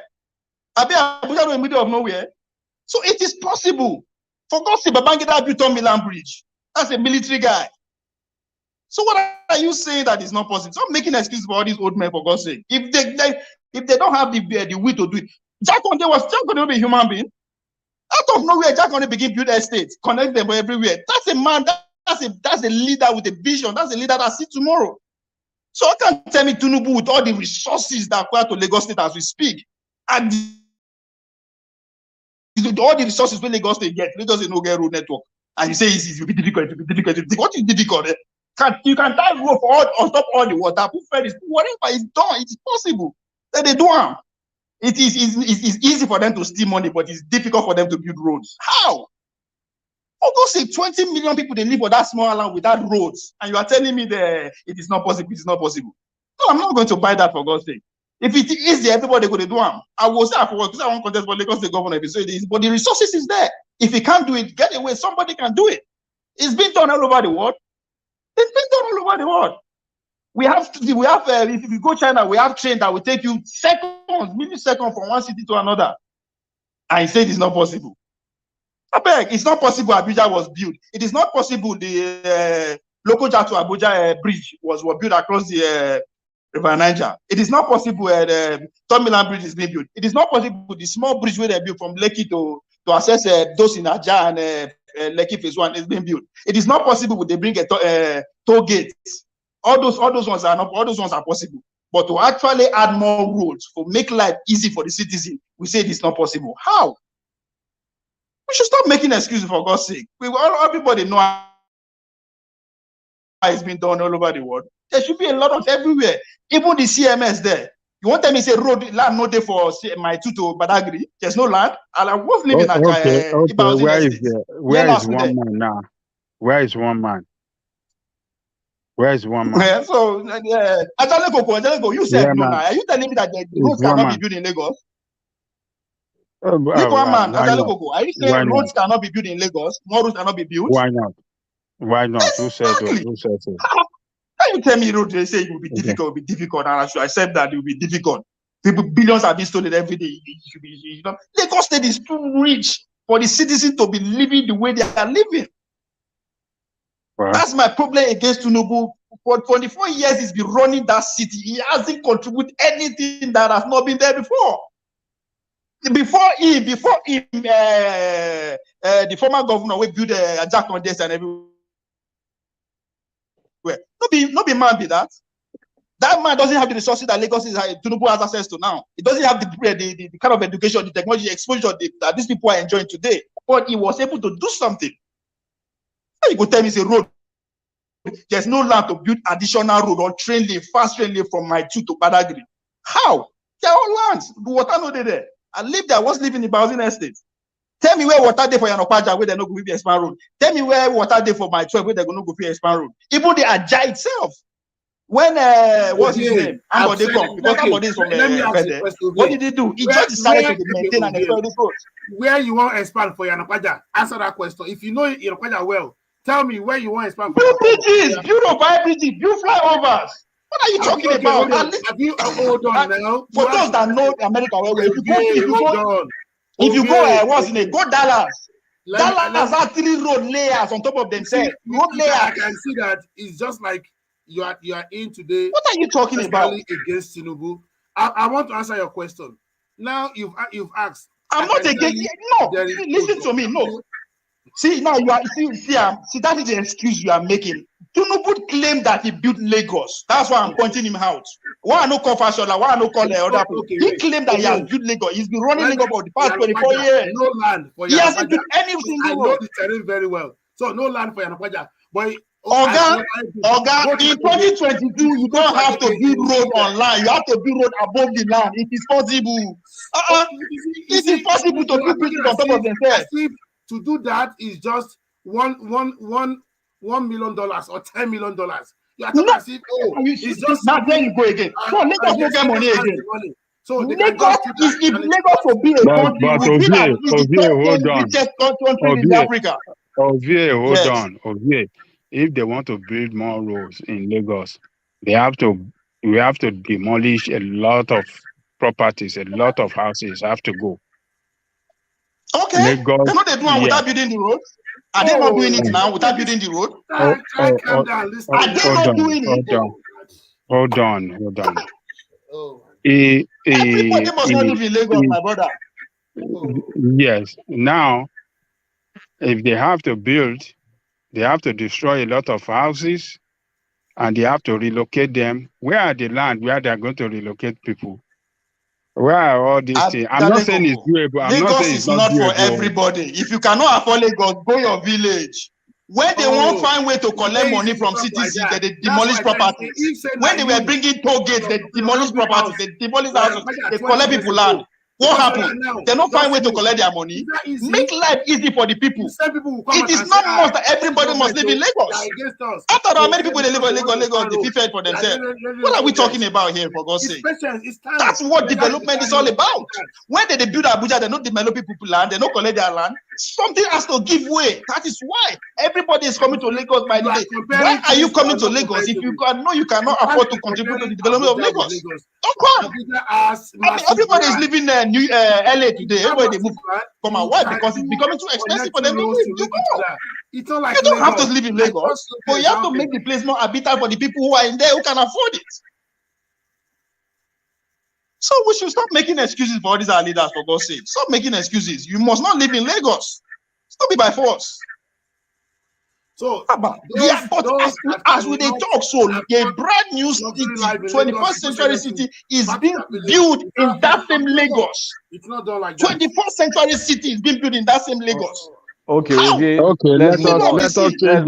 us change the discussion. Let us get away from this Lagos as a day. Nobody will do them. They don't chop the money for Lagos. Maybe we move. Maybe let's go to another topic. Everybody is tearing down Lagos, but they are all moving to Lagos every time. Yeah. That's the problem.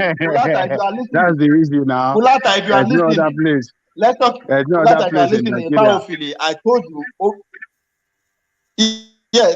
Kulata. No, that I said it now. That goes to every city. Even my state. Nothing is being built newly. I'm not saying only Lagos. I'm just using Lagos as an example because Lagos actually has the money. Every other state can make excuses they don't get money, but Lagos cannot give us that excuse. Now, Kulata, compared to talking about Ophili, I tell you, Ophili no go anywhere. We should stop putting pressure on these young girls This girl doesn't have the capacity to return 21, hit semi-final, final. She does it. That's why I say she don't get medal. So you know, be saying track and field now 1 + 1 2. You don't have the capacity. She has only run 21 seconds once. You see women they jog 21 seconds from heat. So that's why she crashed out from the semi-finals. She never reached. She's the future of world athletics. But maybe today. It's not going to happen today. It's not going to happen in the next 1 year or 2 years. It will take time. She has to come of age. Okay. So if I'm ready just to want to digress I'm a ready little to bit. leave. I'm ready to leave. Can you give me maybe 2 minutes to just say something and go, please? No, go ahead, please. Go ahead. Sorry. Yes. So, well, once again, let me say hi to everyone. We are all working towards a better Nigeria, and I hope the good Nigeria that we actually yearn and pray for will be in our lifetime. That's all I pray for. But one thing I want everybody to go and think about, especially those that are talking about this political situation now. We already know that the two major political parties are APC and PDP. And I do not want a situation whereby some people have this story of being marginalized after 2023 election. How are they playing their politics post 2023? Are they playing a kind of a politics that way? I believe they should have maybe one leg with their man, maybe 25% of the remaining legs, in one with Tinubu, one with Atiku. Whichever one becomes the president, they can negotiate. I hope they should be able to do that so that they just don't put their eggs in one basket.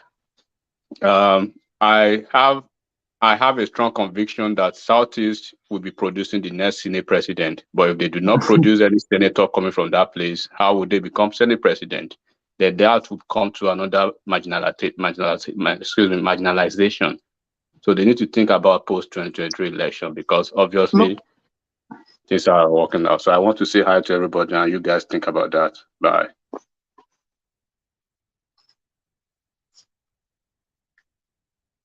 Before you go, what's his name? Uzo Kalu is actually going for Senate presidency. That's what he's going for, Uzo Kalu.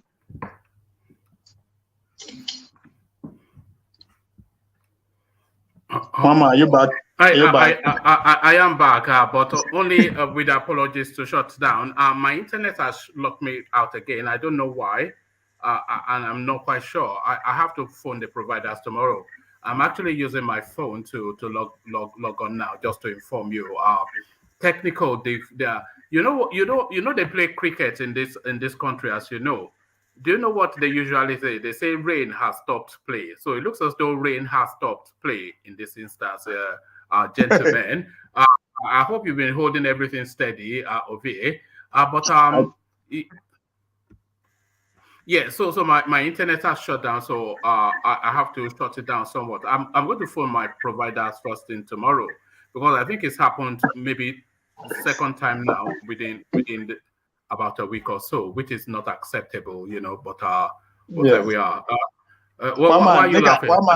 Let me address the people that think that I smoke. I never smoked since the last time I went to Miami. I am broke. I don't get money to buy Igbo. So how much is Igbo? Is it not $10? You don't have $10 to buy Igbo. Come on, me, I spoke premium. I know they buy. I go buy Igbo $10 at the smoke. I can't call myself the smoker. Nah. We invest heavily. You smoke the best. Now we smoke what they call the rappers weed. Zanza. So Colombian I never smoked. The last time I smoked was in Miami. That's 2 weeks ago. Maybe you should use that opportunity to just stop. How about that? You feel better for it. You feel more alert. You feel fresher. Eh? Why would not they? Why? So let me ask why. Give me a reason. Because the window opens now for your health. That's why. Who's health? What about it? And too much of anything will keep. We are all going to die. Let me put it that way. Nobody's getting out of this life alive. Yeah, Nobody. But we don't have to kill ourselves. It's the thing. We are all going to die, but we don't have to kill ourselves. Another thing again, you don't know. Nobody know when or how it's going to die. Nobody knows when or how. So live a life and put a legacy out there. Don't worry about when you are going to die or how you're going to die. Obviously, that's not. I've overcome that. I don't conquer death. If I die today, so be it. I don't have power over that. Anything will keep person. Too much of anything will kill anybody. For my families, they will know they die young. Die The lady, youngest, now that rational mind is saying you are suffering withdrawal symptoms, and I think I agree. You know. Well, that na your own palava be that. I mean, if you take time to study that, kudos to you. But for me, I'm living my life on well. If I go today, I will be happy. I've done. I think at this point, I've done what I've done well for at my age, and I've done well to. My mama tell me two things. The one we eat for your body, that's the only thing you got. And always nothing where you the chop we no go finish. So always share. So I know I don't come to this world to live forever or to live no. That's not my everybody get dream different. I'm not interested in going to heaven either. That's not my goal. Well, you are certainly not making your journey there with this life of debauchery. That's not the goal for me. I don't want to. I don't want. When I come here, nobody tell me where they come. I go here, I start learning how to figure it out. When I die, you have to be born again, no. You have to be born again. What do you mean by born again? You are only born once. Now only once they go born you, and you go die once. Give your life to Christ Jesus. Give your life to Christ Jesus. Right. Why did Jesus? Why who be Jesus? Why you not give your life? Why I go give my life to the Son of God? Like now, man, not the Son of God. He's not the Son of God. Why should I give my life to him? Who he be? One man, can I make my contribution? You know, I've not contributed anything today, except for I have to shut down now. My system is down. You know, I beg more than no vet. I take all my time, but once in a while, I'm only using a temporary measure just to. Okay, measure. Okay, it's okay. It's okay. We can do it. Yeah, we do. You're no stranger here, so yeah, we can do it some other time. We do some other time. No problem.